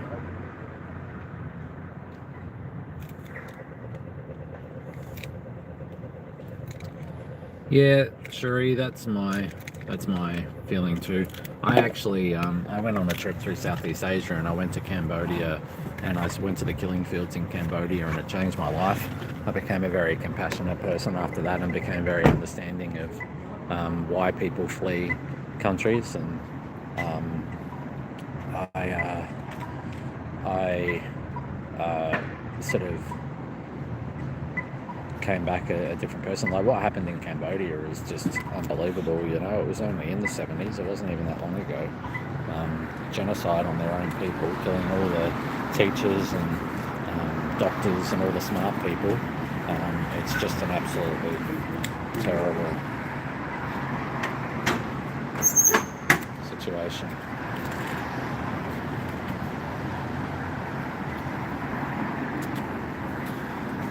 Yeah, well, I think my HR program is an example of where they're wasting money, and a lot of it. You know, I think last financial year it was $230 million spent on hotel rooms. But, you know, like the mega charities, you know, I mean, we've got Karen Walsh from Micah coming on tomorrow. I'm not going to grill her about how much money she spends and all that kind of stuff, but the truth is that they're a massive charity, and when you get that big, you start to spend a lot of money on middle management, company cars. You lose touch with your staff, who become inefficient, or you know, it's harder. You've got more management to keep on top of them, and it's at the end of the day, $20 to $40 million sort of trickles and loses, and then by the time it gets to the end, you've got bugger all left. I just don't. My personal belief is that I don't agree with mega charities. And that's, I guess, I'm biased because I run a grassroots charity, but I just think there's got to be other ways to do it, and just the way funding's done. Like I said on the ABC the other day, we need an independent body that allocates funding based on outcomes, not a government doing it directly and telling people they can't say anything, or they don't even need to say that they can't say anything. When you're getting money from a government and you know they make a decision, there's an implied bias there. Like, you know that you can't say anything.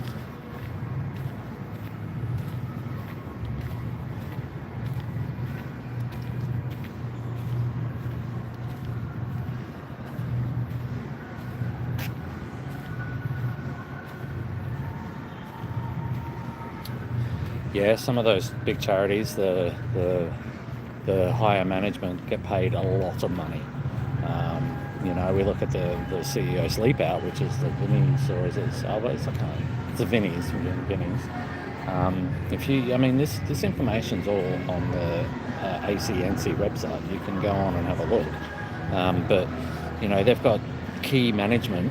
I think this is going from memory, it's been about a year since I looked, but Vinnie's has 10 key management and they get paid, like millions of dollars for 10 people. So it's insane amounts of money. But at the same time, you have to pay people big bucks like that because they could go and work in the private sector. These guys at that level, they don't just do it because they're nice guys and they've got a social conscience. They do it because they get paid well. And if you can't attract good people, then you're not going to have good people running your business. And those charities are big businesses. Some of them have got investment portfolios. They earn interest. It's crazy. They do run them like big businesses. Like the churches, they have like development companies within their churches, and that's their job, is to find land and develop it and turn it and make a profit out of it. And that's how they fund some of their stuff. But they get paid huge bucks for it. If you want to get grants, you want to pay a good grant writer to write your grants. So you got to pay people heaps of money to do that. That's why you see like these charities that have people spruiking raffle tickets out the front, and they give a commission to them because at the end of the day, it makes them more money than it costs them. So even if 50% of your donation goes to that person's pocket, they still got the other 50% and they get more funding. So therefore they can then say, we get more money so we can run our projects. But I don't agree with that because I don't think 50% of the money that goes should go to someone's pocket. But they don't care about that. They just care about their bottom line, and they're running a business, and it's a not-for-profit business, but it's still a business. And that's, I think, something that Bo and I have both learned, that we have to do that as well. We run our charities as businesses because we have to. We have to look at our profits, and we have to look at our bottom lines and make sure, like especially me with Bo as well with the warehouses, but with me with the accommodation, I have to pay the rents on those. I'm going to make sure I've budgeted out for that. So I've got to look at it, and I've got to run promotions, and I've got to try and advertise for donations and hit people up to do monthly donations so I can keep the money coming in. And running a charity is not cheap either. Running a charity is bloody expensive, really expensive. Things like tents. When we go giving out tents, we don't get donated new tents. So, and the reason why we don't take second-hand gear is because a lot of that stuff that we get is missing poles, and for somebody it means another night out there on the streets with nothing over their heads. So, we buy the tents new, and we're looking about $8,000 would last us 2 months, you reckon? 2.5 months? Yeah. Yeah, I've actually got the numbers coming through for last financial year. My charity spent $50,000 on equipment and spent $40,000 on accommodation.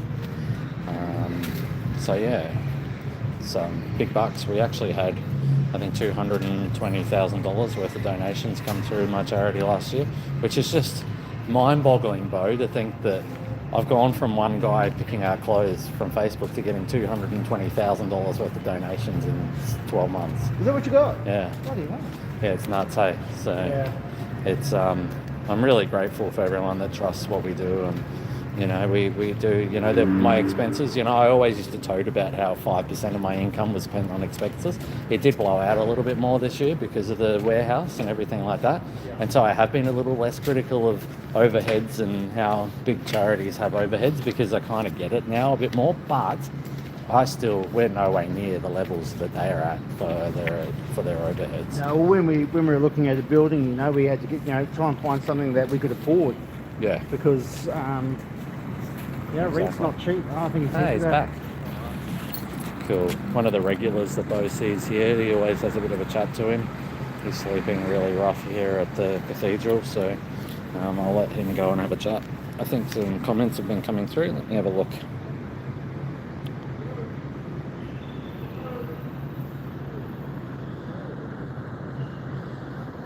Sorry, my finger's going over the camera.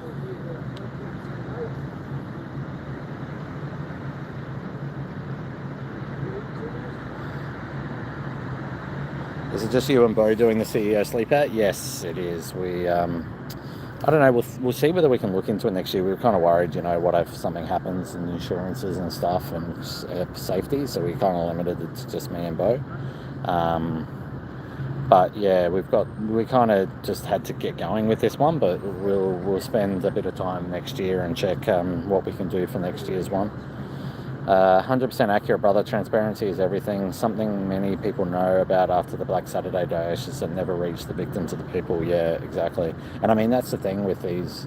Like, even it does happen sometimes with me. Like, I'll put a call out, say, for Scott, who needs accommodation and stuff like that, and I'll get more donations than I expected. And so, you know, it's very hard. I don't have the time to go back and go to the last people that donate and go, hey, do you want your money back? I don't need it. I'll use it for other things that are really helpful.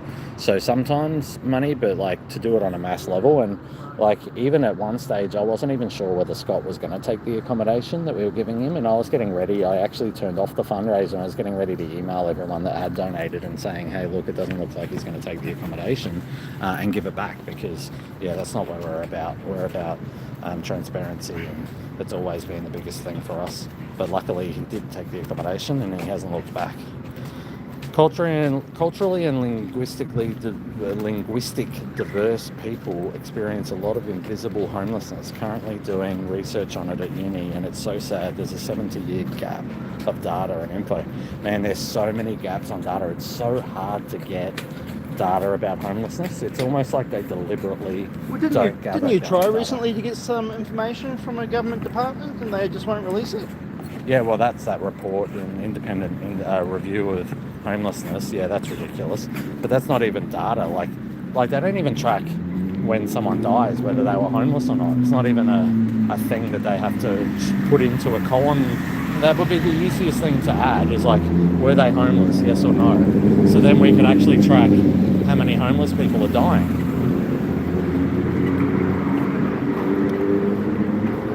Yeah, Emily, you're right. There is. You do, and there's a line. And I think a lot of people think, oh, if you're a CEO, you should do it at a discounted rate for a not-for-profit. But yeah, I don't think it's as simple as that in the real world, unfortunately.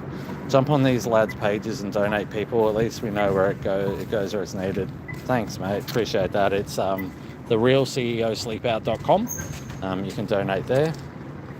Congratulations. That's wonderful to hear. I'm not sure what that was in relation to. Something I said on maybe. Fernie Hills. What if you did something like people signed a waiver for the sleep out? Yeah, well, that's something we're looking into for next year, I think. Although, yeah, again, I don't know how comfortable, like, because you need permits and stuff if you have over a certain number of people in a public space, and yeah, it gets really, it's hard. We'd have to have permission from someone to do it, and I just don't know that the council are in a position to support anything we do. Hi, Paul. Hey, Deanne. Dee's on the chat. Hey, Dee. Deanne? She's still awake? Yeah. Hey, Deanne. She must be... what the hell are you doing awake? How are you going tonight? Do homeless people get less money on Centrelink payments? No, they get the same amount. Hey, Paul. Hey, Dee, you missed Paul doing the Macarena at the Silent Disco. Yeah, you missed so much, Dee. It was amazing. And Bo did a nudie run through the middle of Anzac Square. I haven't done that yet, but I tell you what, donate enough, and you never know what could happen. Actually, I think we still do have it on the page of the Real CEO Sleep Out, where you can donate $500 and you'll get a video call from us. But that was before I was really planning on live streaming. I know, now you just sold us out, bro. Yeah, you can just do it for free. Maybe we need to make this a paid subscription. You can only watch if you donate $10 an hour. I don't know if we're worth that much. Nah, look, not that entertaining. Most of Sing a Song Boys. Well, there we go. Oh, that's from Deanne. Deanne, what song do you want? Because Paul, he loves karaoke. Whoa, we're halfway there. Whoa, living on a prayer. Yeah, it's not good. What was that? Was that meant to be like Bon Jovi? Look, it's been a long day. Dude, that was... I haven't got my singing voice. Far out. I'm embarrassed. Are you overtired There's or still something? 73 people watching. I've got to remember that. Yeah, sorry guys. Is there actually 73 people watching? Can everybody in the comments say hello, just to see if we get how many people are actually watching? That song reminds me of my first blue light disco. Nice.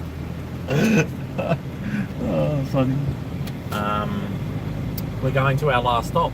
Yeah, last stop, and then we'll be setting up shortly. So everyone's saying hello. Hey everyone, hey, please stay tuned guys, because the fun part's going to come shortly. We'll be going to sit up outside City Hall. Wow, there's heaps of people still watching. Oh, you're still there? Thanks guys. Hello. That's awesome.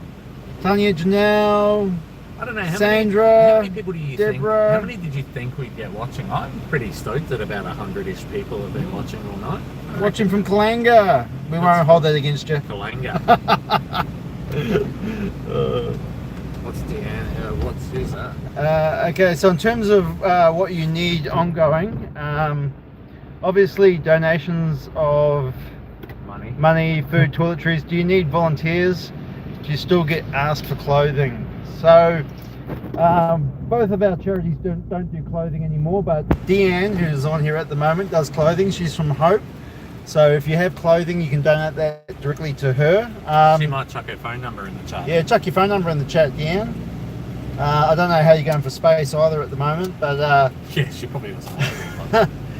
yeah, I don't know, donations. What do we need? Sleeping bags always. Yeah, summer ones. Bottled water. We're going from well, we were going through about 700 bottles a week in 600ml bottled water.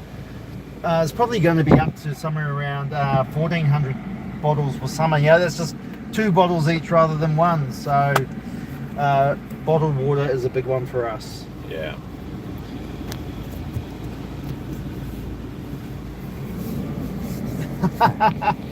Just getting away from somebody. Yeah. It's Bo and Paul. Cool. I was just putting the charger on as well to make sure we got enough juice to get through. So this is the last stop. We're going up to Central Station. We do get quite a few people up at Central. Thank you. Appreciate it.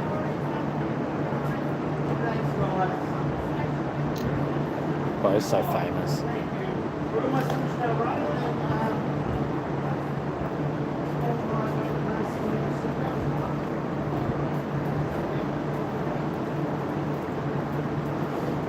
I was just going to have a chat to some people. Should we get the food out, David? Oh, I parked in a really bad spot. We'll take the rest of the food.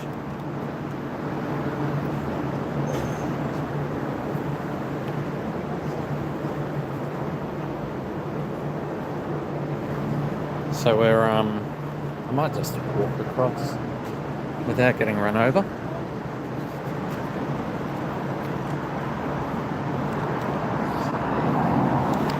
We're just at,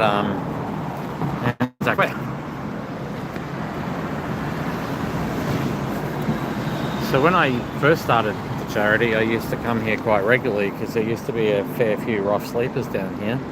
But don't see them anymore. I don't know if they get told to move on really quick anymore or whether it's just not a popular spot anymore. But yeah, there used to be a bunch sleep down here.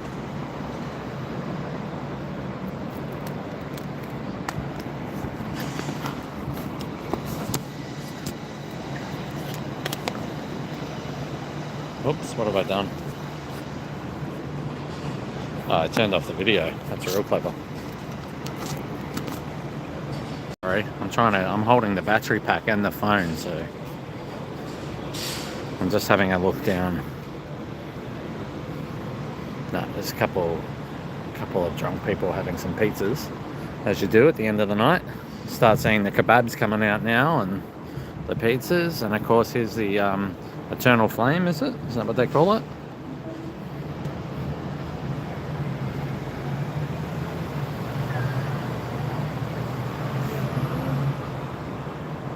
Nah, we're going up to Central Station.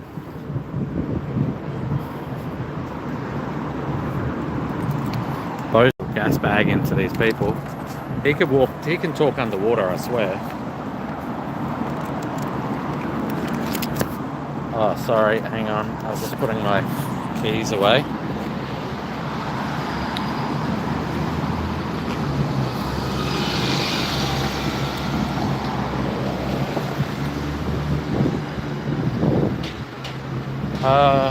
Who's our top fans now? Let's get an update. She-Wolf. Congrats, right up there. Susan, still in second. Come on, Susan, you've got to work a bit harder. Let's get you up there.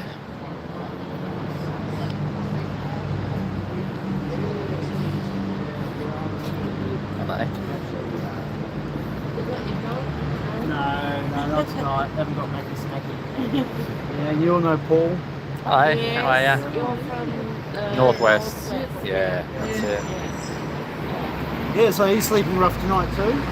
Have you guys been at the Silent Disco? Yes. Nice. Was it good? Yeah, it was. We could hear everyone singing. We were around there. It's funny. Yeah, it was good. Yeah. Got hot in there though. Oh, did it? Yeah, would have. Lots of people. There was 1,200 people in there. Really? Yeah. Wow. It was very, I had to keep coming out. I was getting overheated. Yeah, wow.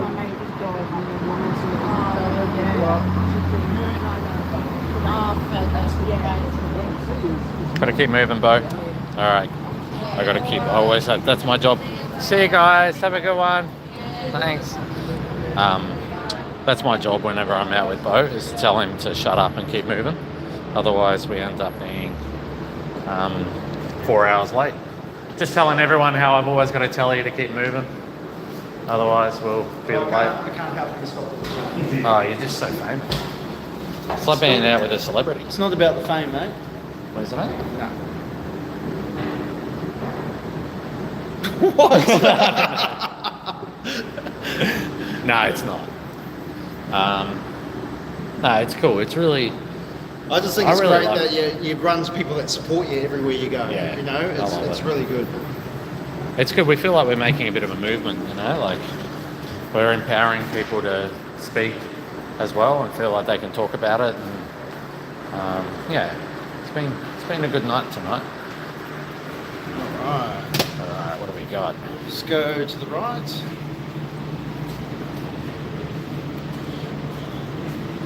Not too many tonight. It's a little quiet in here, but we...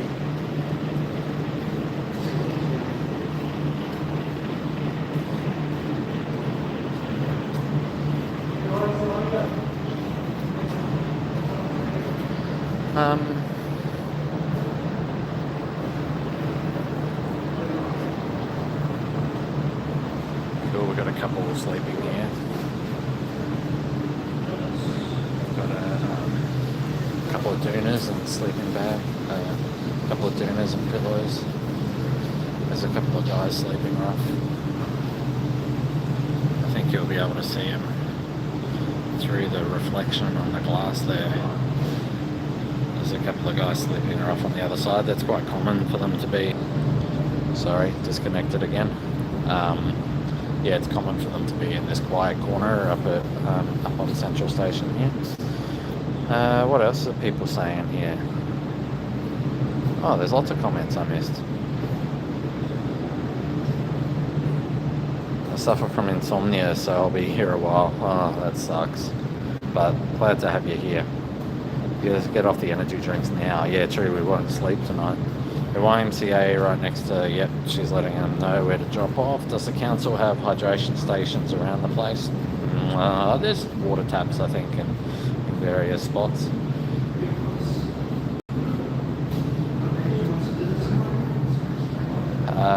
Can I just buy a few slabs from Costco and drop them around? Or do they have to be a certain brand of water? No, water's fine, whatever. Sleeping bags, same. Like right now, it'd be good to get warm, like summer sleeping bags, because there's different degrees. Like, so a 0 degree sleeping bag means that it'll keep you warm right down to 0 degrees. So it's really thick and warm. Whereas like a 10 degree will be thinner and more appropriate. So yeah, a summer one's good.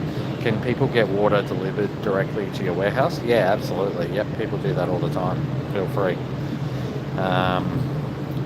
And a great idea. We love it when people do that. The address is on Nourish Street's website, so just nourishstreetinc.org. What was your experiences like? Any barriers faced when you asked the government for statistics? I just don't even know whether they really have. I just don't think they collect statistics. So like, you can ask for it and they'll just say, no, we don't have any. There's some statistics that you can get from like the Bureau and stuff, but they're all quite old, outdated, and not a lot of them are actually relevant to what we do. Walking past your phone is not lost. Our ancestors rolling in their graves. Yeah. Yep, 100%. You do empower people to use their voices for good others. That takes guts. Thanks, Richie. The pedestrian tunnel down the escalator behind you usually has a couple of rough sleepers in it. Oh, okay. The one that goes all the way down. Hey, Nathan. How's it going, buddy? I haven't been in the city for years. You guys are so lovely and respectful to them. Yeah,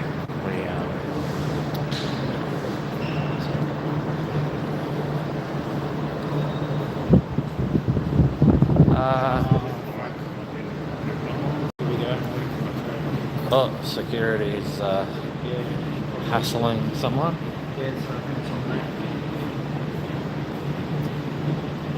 I know, moving on.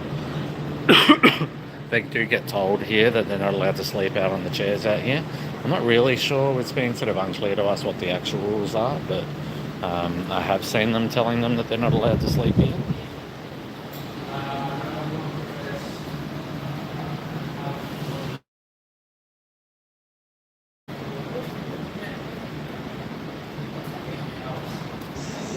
Hey Megan, yeah, 100%, and there's so many good workers in this sector that just love helping people, but they're so hamstringed and so tied down by you know, conditions and all that kind of stuff.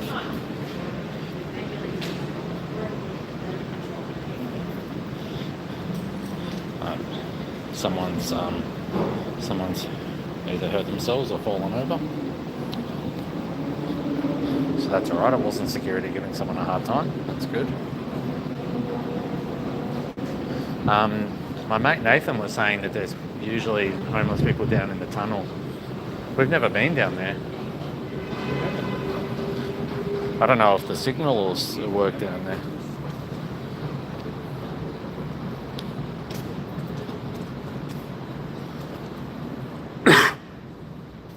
Oh, there's no one here. There's usually someone here.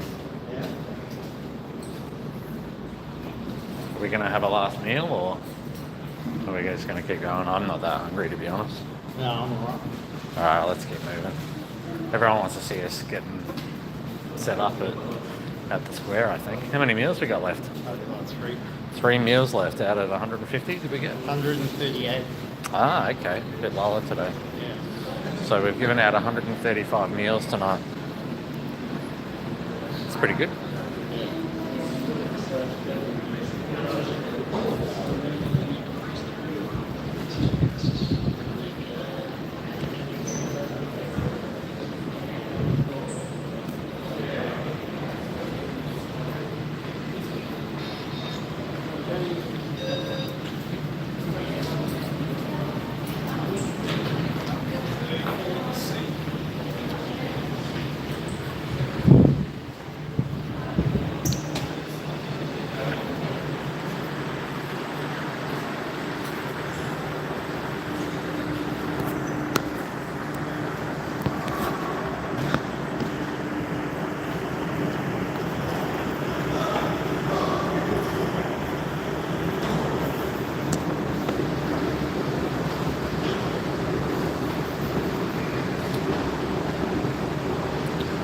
Alright, fine, I'll head back to the car. We walk from here, Bo?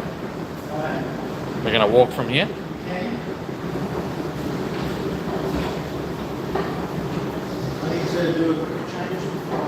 Oh, yeah. Into your costume. Bo's very excited. He's got this outfit all made for the sleep out. He thinks it's amazing. I do, actually. Where are you going to get changed? Okay. Do you want me to film you with your pants off? Oh, yeah, okay.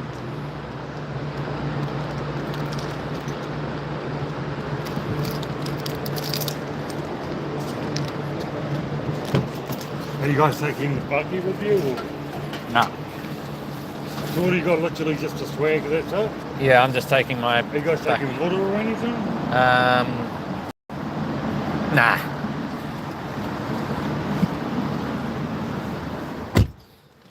Okay.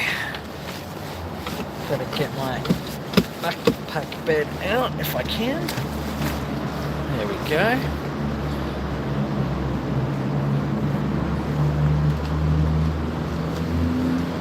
This is, let me flip this around and show you guys the backpack bed. This is what I'm using this weekend. It's awesome. I've got all my stuff in it. Got all my stuff in the front pouch here. And I need to get a pillow.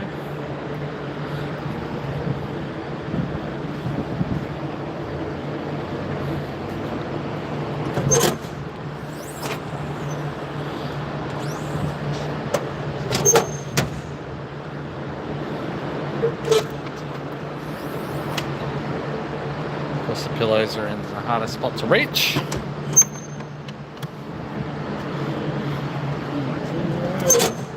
Unload this up. Yep. Unload. There's not much food left in there. It's easy. Hey, look at my pillow, guys. Oh, there your pillow. I feel like I was going to give that to someone. Oh, no, that's my pillow. How good's that? Yeah, it's awesome. It's exactly the right pillow for me.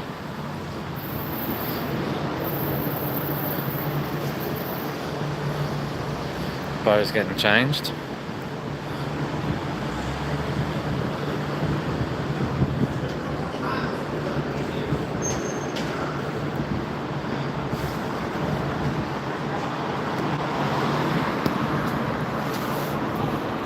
I'm gonna put this up here.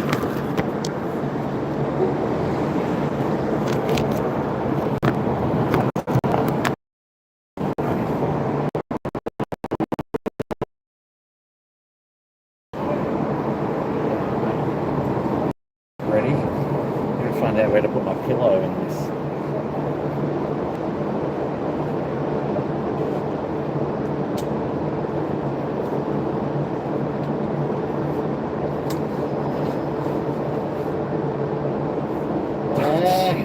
Hey, my brother.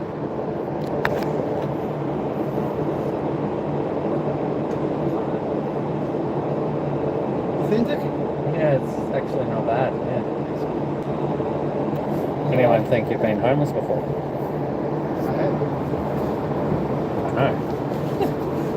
Am I going to fit a pillow in this? I don't think so. Oh, maybe. Can you pass me my love heart pillow?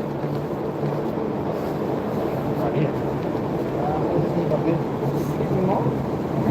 It's alright.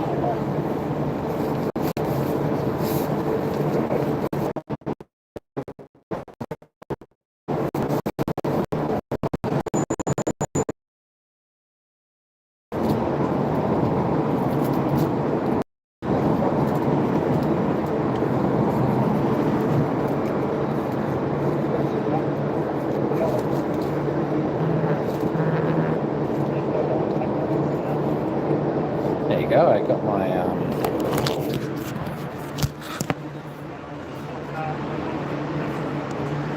my pillow in the top of my bag.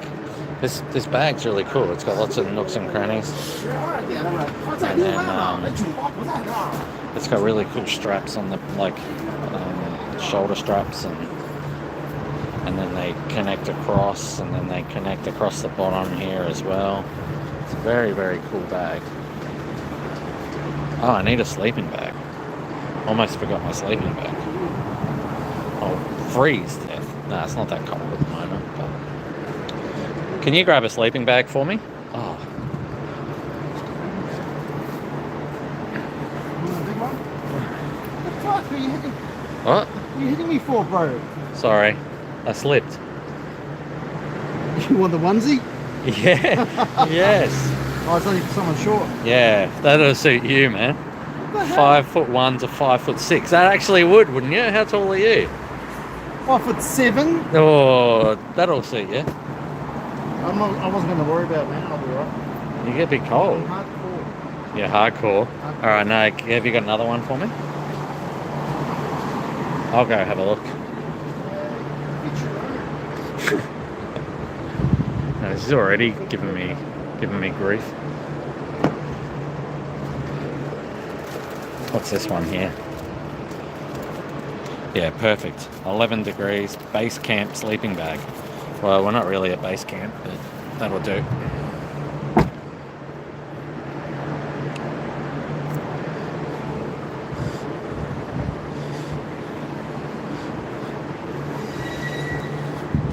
Now,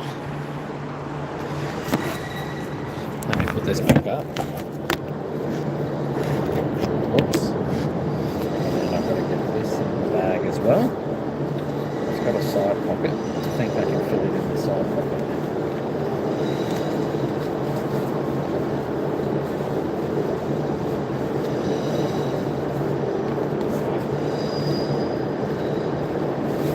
Yes. Got it. Look at this bloody thing. This is amazing.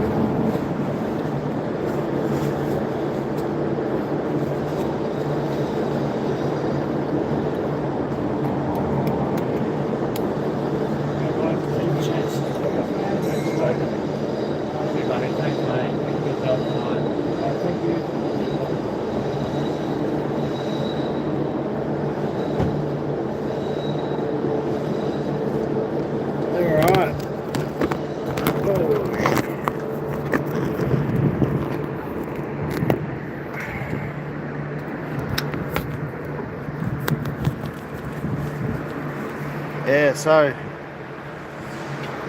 Dude, I've got a broken nail. what the hell? He's got a broken nail. Far out. I've got a camp with this here. We're on our way. Alright. You want me to hold that? I've got nothing in my Oh, hands. you can do that.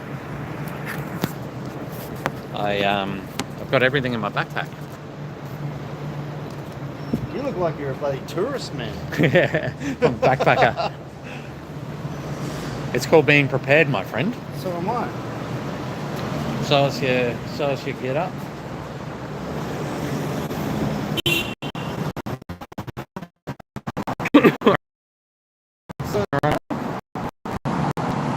Four people waited.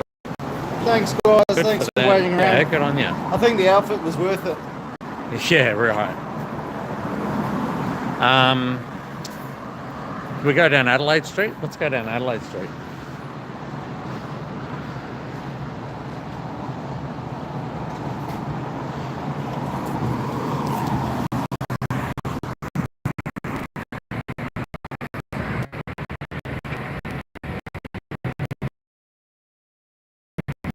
Yeah, man. Yeah, very prepared. When do you have time? My brother owns a costume shop, so The costume shop?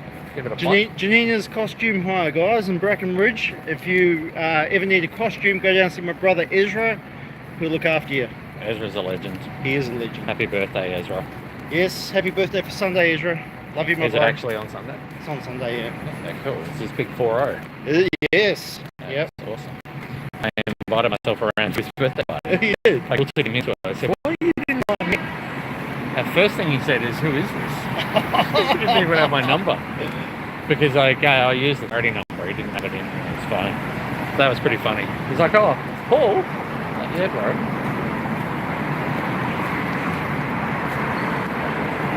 That guy's walking around with his own chair.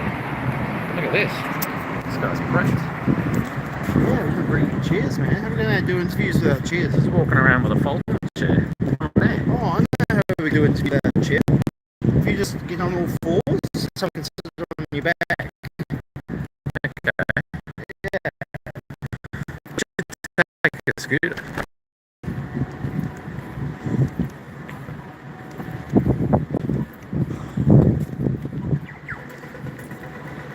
I feel like I've forgotten something. You got a battery pack? It's too late now. Yeah, I've got it all in the back.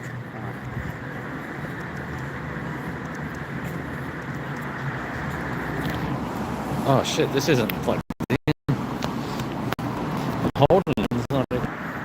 Sorry, I hit a button and I cancelled the live for a second then. Alright, we'll cross over. There's a car coming.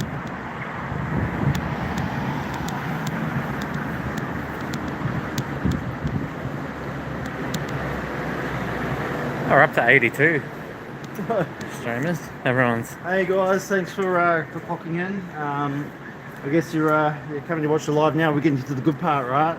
Yeah, 91. 91. Wow, what's right, going that's what on? we're talking about.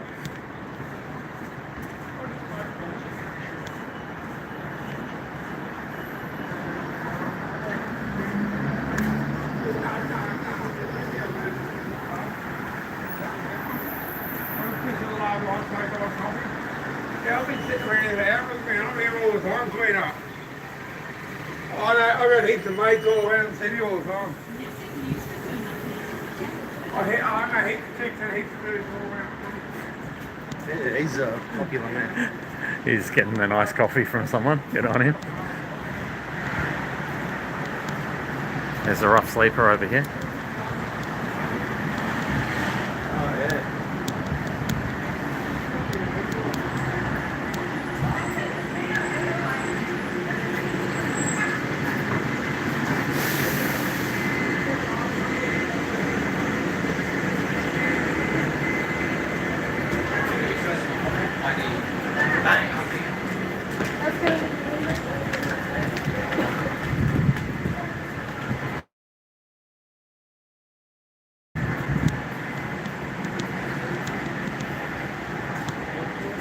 Alright. I need to go to the bathroom. Yeah? One of the problems for homeless people is Yeah. finding a bathroom, but I think we could try the one at Anzac Square. That's King George Square. I wonder if that People closes. have actually tried the building by the looks of things.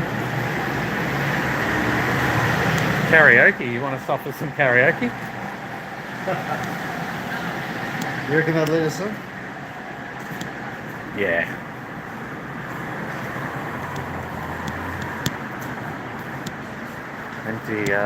Empty building.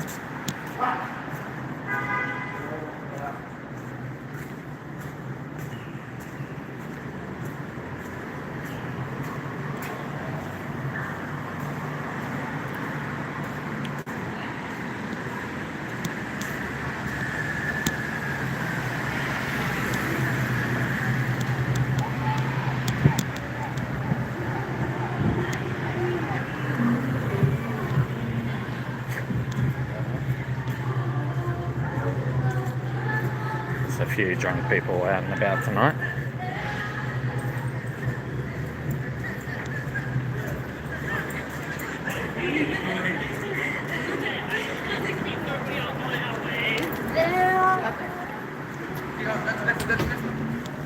No, they're not late.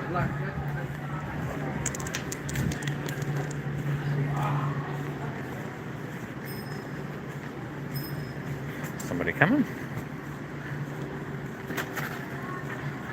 Alright, here we are, King George Square Station.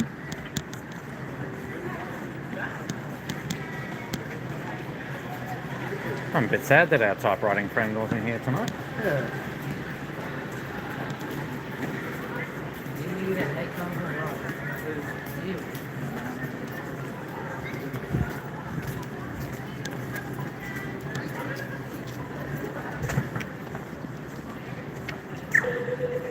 Hey, good. What?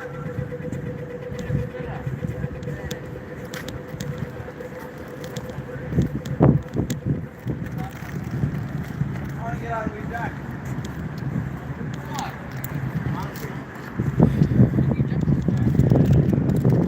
Here we are.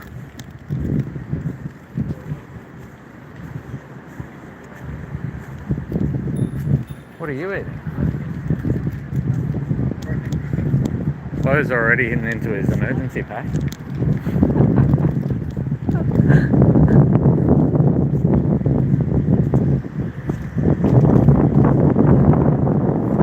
Protein, bro.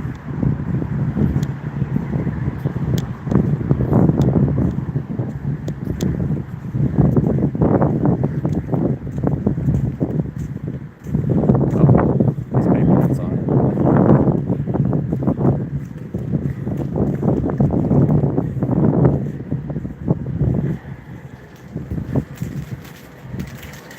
City Hall was opened on the 8th day of April 1930. Sir John Goodwin, Governor of Queensland. There you go. Where are we going to set up? I kind of wanted to like tie my thing to the doors, but I reckon they're going to not be happy with that. Which is kind of fair. I guess it's like a fire escape. Maybe here. We can try. What's the worst that can happen? You get arrested. You set up and then I'm going to the bathroom. Uh-oh. They're here for us. So. Oh yeah, the sleep bag. Sleep bag.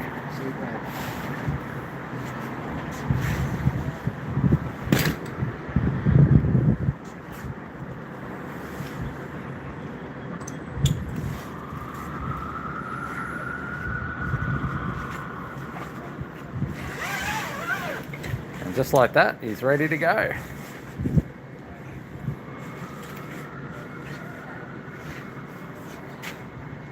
I've actually leave my shoes on and take them off. Take them off. I've got some security over. Really? Are they looking at us? Do I turn the camera?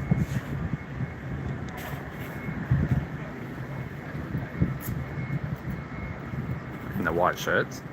Yeah.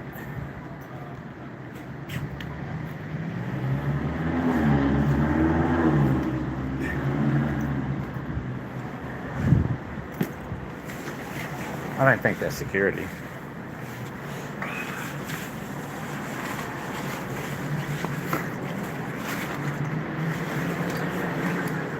Always keep your belongings next to you. Do you want me to zip you up? No, I'll be right. I want to be able to get out in a hurry if I need to. Looking good, buddy.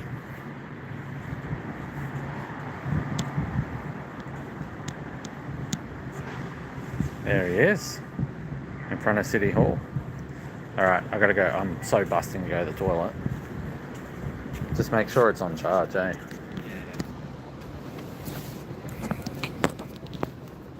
Covering.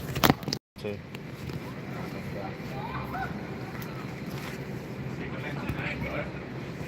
Regale them with your life story. Yeah, so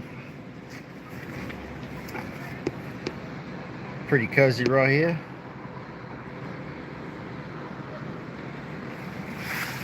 We'll see how long this lasts. I'd like to think I'll get it like maybe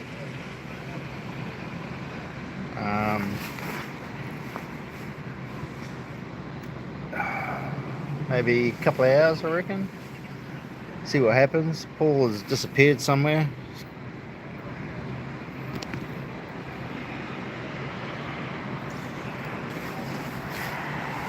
So I don't know how comfortable this is going to be tonight, but we'll give it a crack anyway.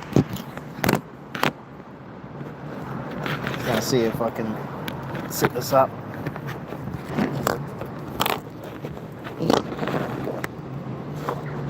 Ah, there we go.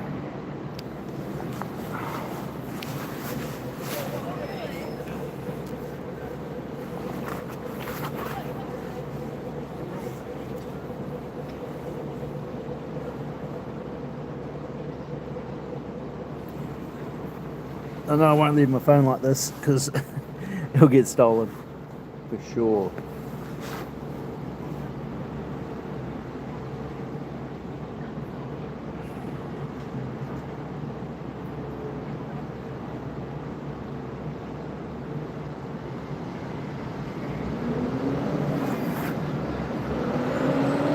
Yeah, so it's what's that? 12:12. I'm pretty tired. I actually think I will sleep well tonight. Don't quite know how I feel about being here. Let's have a look around.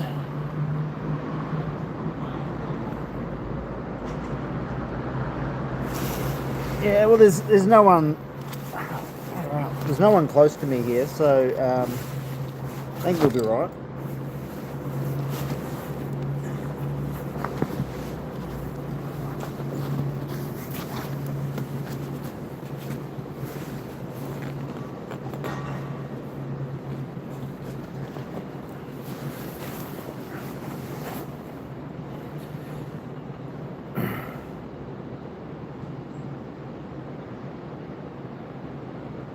Yeah, sorry, I'm not quite as entertaining as Paul right now. I'm actually, it's been a long day. I started my day at, about 6 o'clock this morning. So that's when the first text messages and stuff started coming through.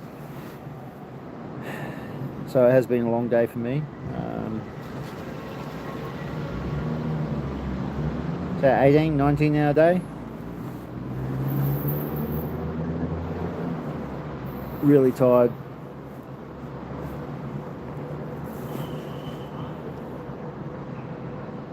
But hopefully I'll get some sleep tonight, and we'll be up at like 6 in the morning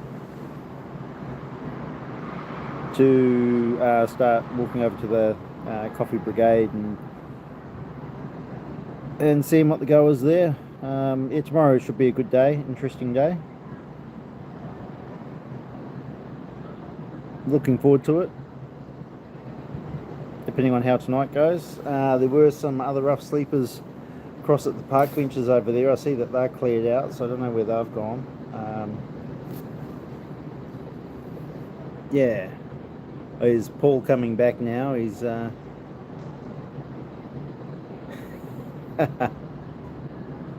Bucky cracks me up.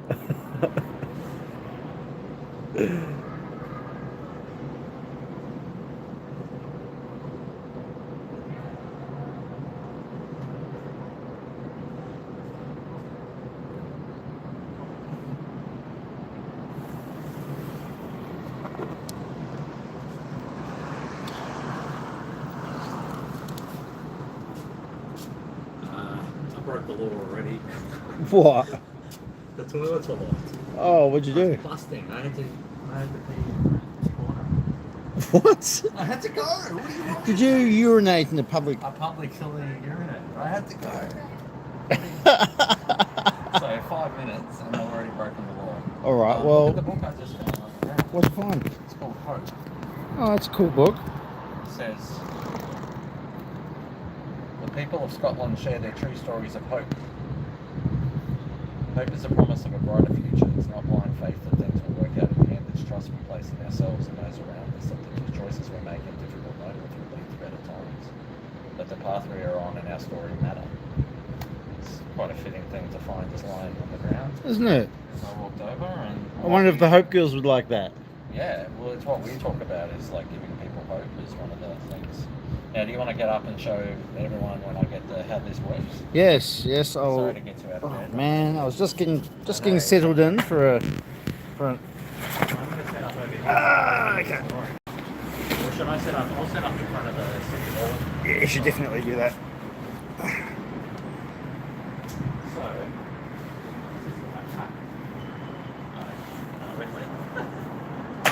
this is the backpack. Pillow.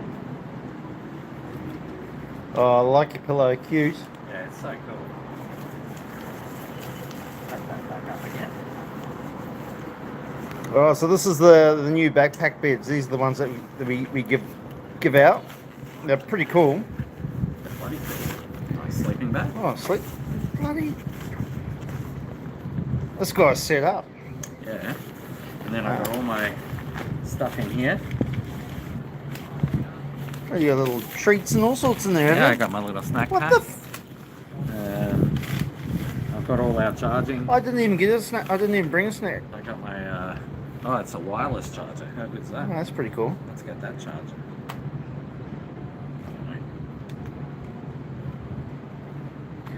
That's Yeah, a torch. it's charging. Your torch is on too. What's Oh, on? is it a torch or just a battery Nah, it's just indicator? showing the battery indicator.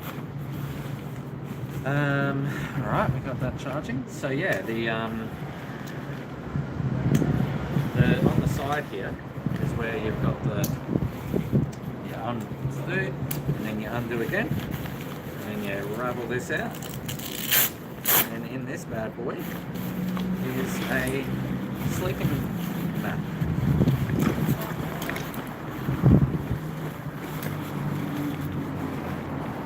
Get out.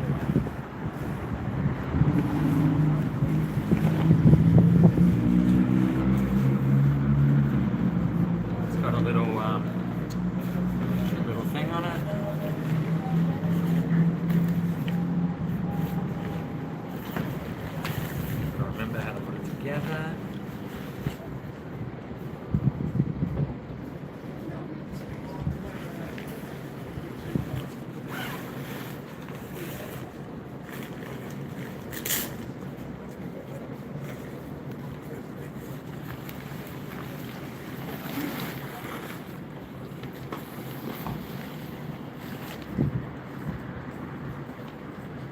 this has got the little string in it.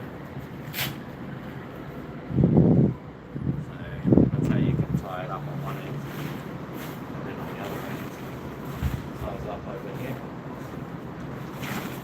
But I don't have anything to tie it onto, although I could tie it onto there. Go on, you won't.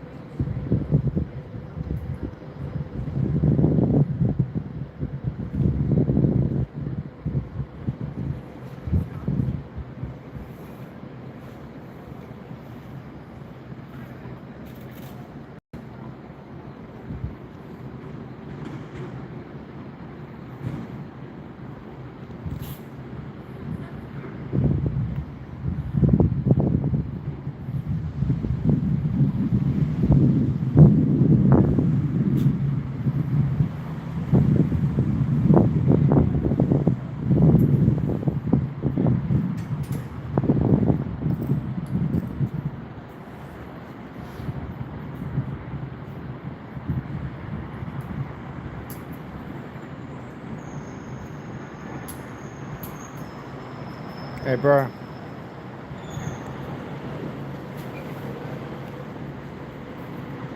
Just so you know, you're being watched. Are we? Yeah. If you look to the left-hand side across there, there's two people standing in white shirts. You're so paranoid, bro. They're just waiting for an Uber. Oh, are you sure?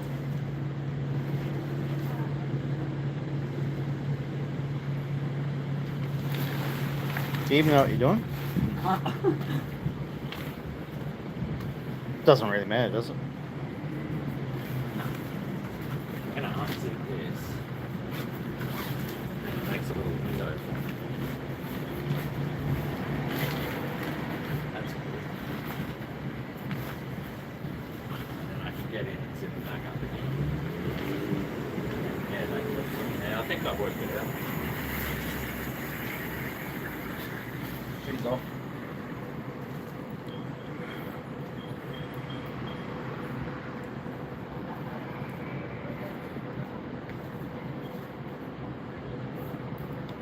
You ready for bed? Yeah. You ready to get to sleep? I'm tired as actually. Yeah. Yep. I'll pass this over to you. I'm not ready yet. I don't know what I do with that top bit. Just let it hang over you.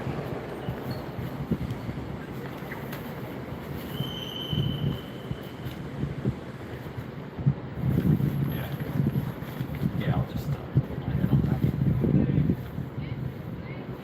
I know that I need to sleep in bed. Look at those white legs of yours, man. I know. They're like neons. I brought a torch, but I didn't need to. Yes, I will.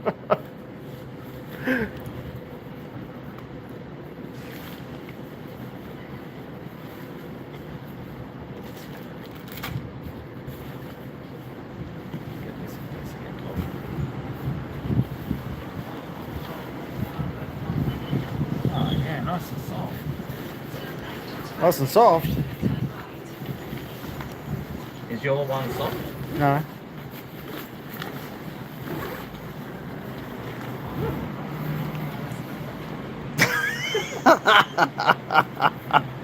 You look like you're in a fucking cocoon, man. All right. So is this us for tonight, or what are we doing? I don't know. Yeah, I guess so. How many people still watching? 64. Alright, cool. Hey guys, thanks for watching. So yeah, this is us, City Hall. 2 nights of sleeping rough. Tonight we're here, and tomorrow night we'll be at Musgrave Park, Paul is looking. I'm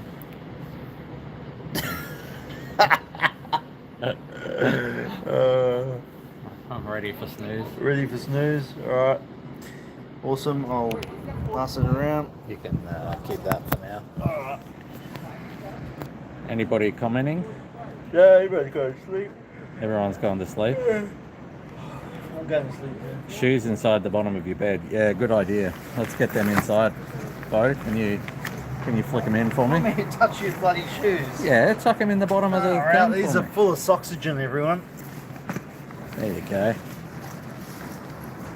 Yeah, you're gonna lose those shoes. Good idea. I don't know what I'm doing, guys.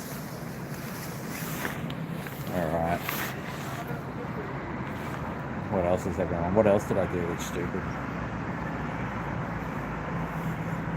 Thanks, Nathan.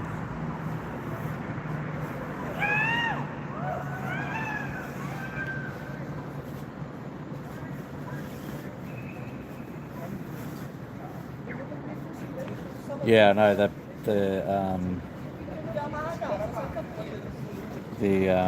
it's a little bit hard to set up. No, I don't think I would survive on the streets. Hey, thanks everyone for joining us tonight. I think we'll crash out here and try and get a sleep, and yeah, we'll see you guys in the morning. Where we'll probably start the stream at around 6, because we've got to head to Coffee Brigade out at Fortitude Valley, so it'll be about a half-hour walk, I'd say. So yeah, night everyone. Thanks for joining us, and thanks for your comments and staying with us all through the night. I hope it was interesting, and yeah, appreciate you all. Have a good one.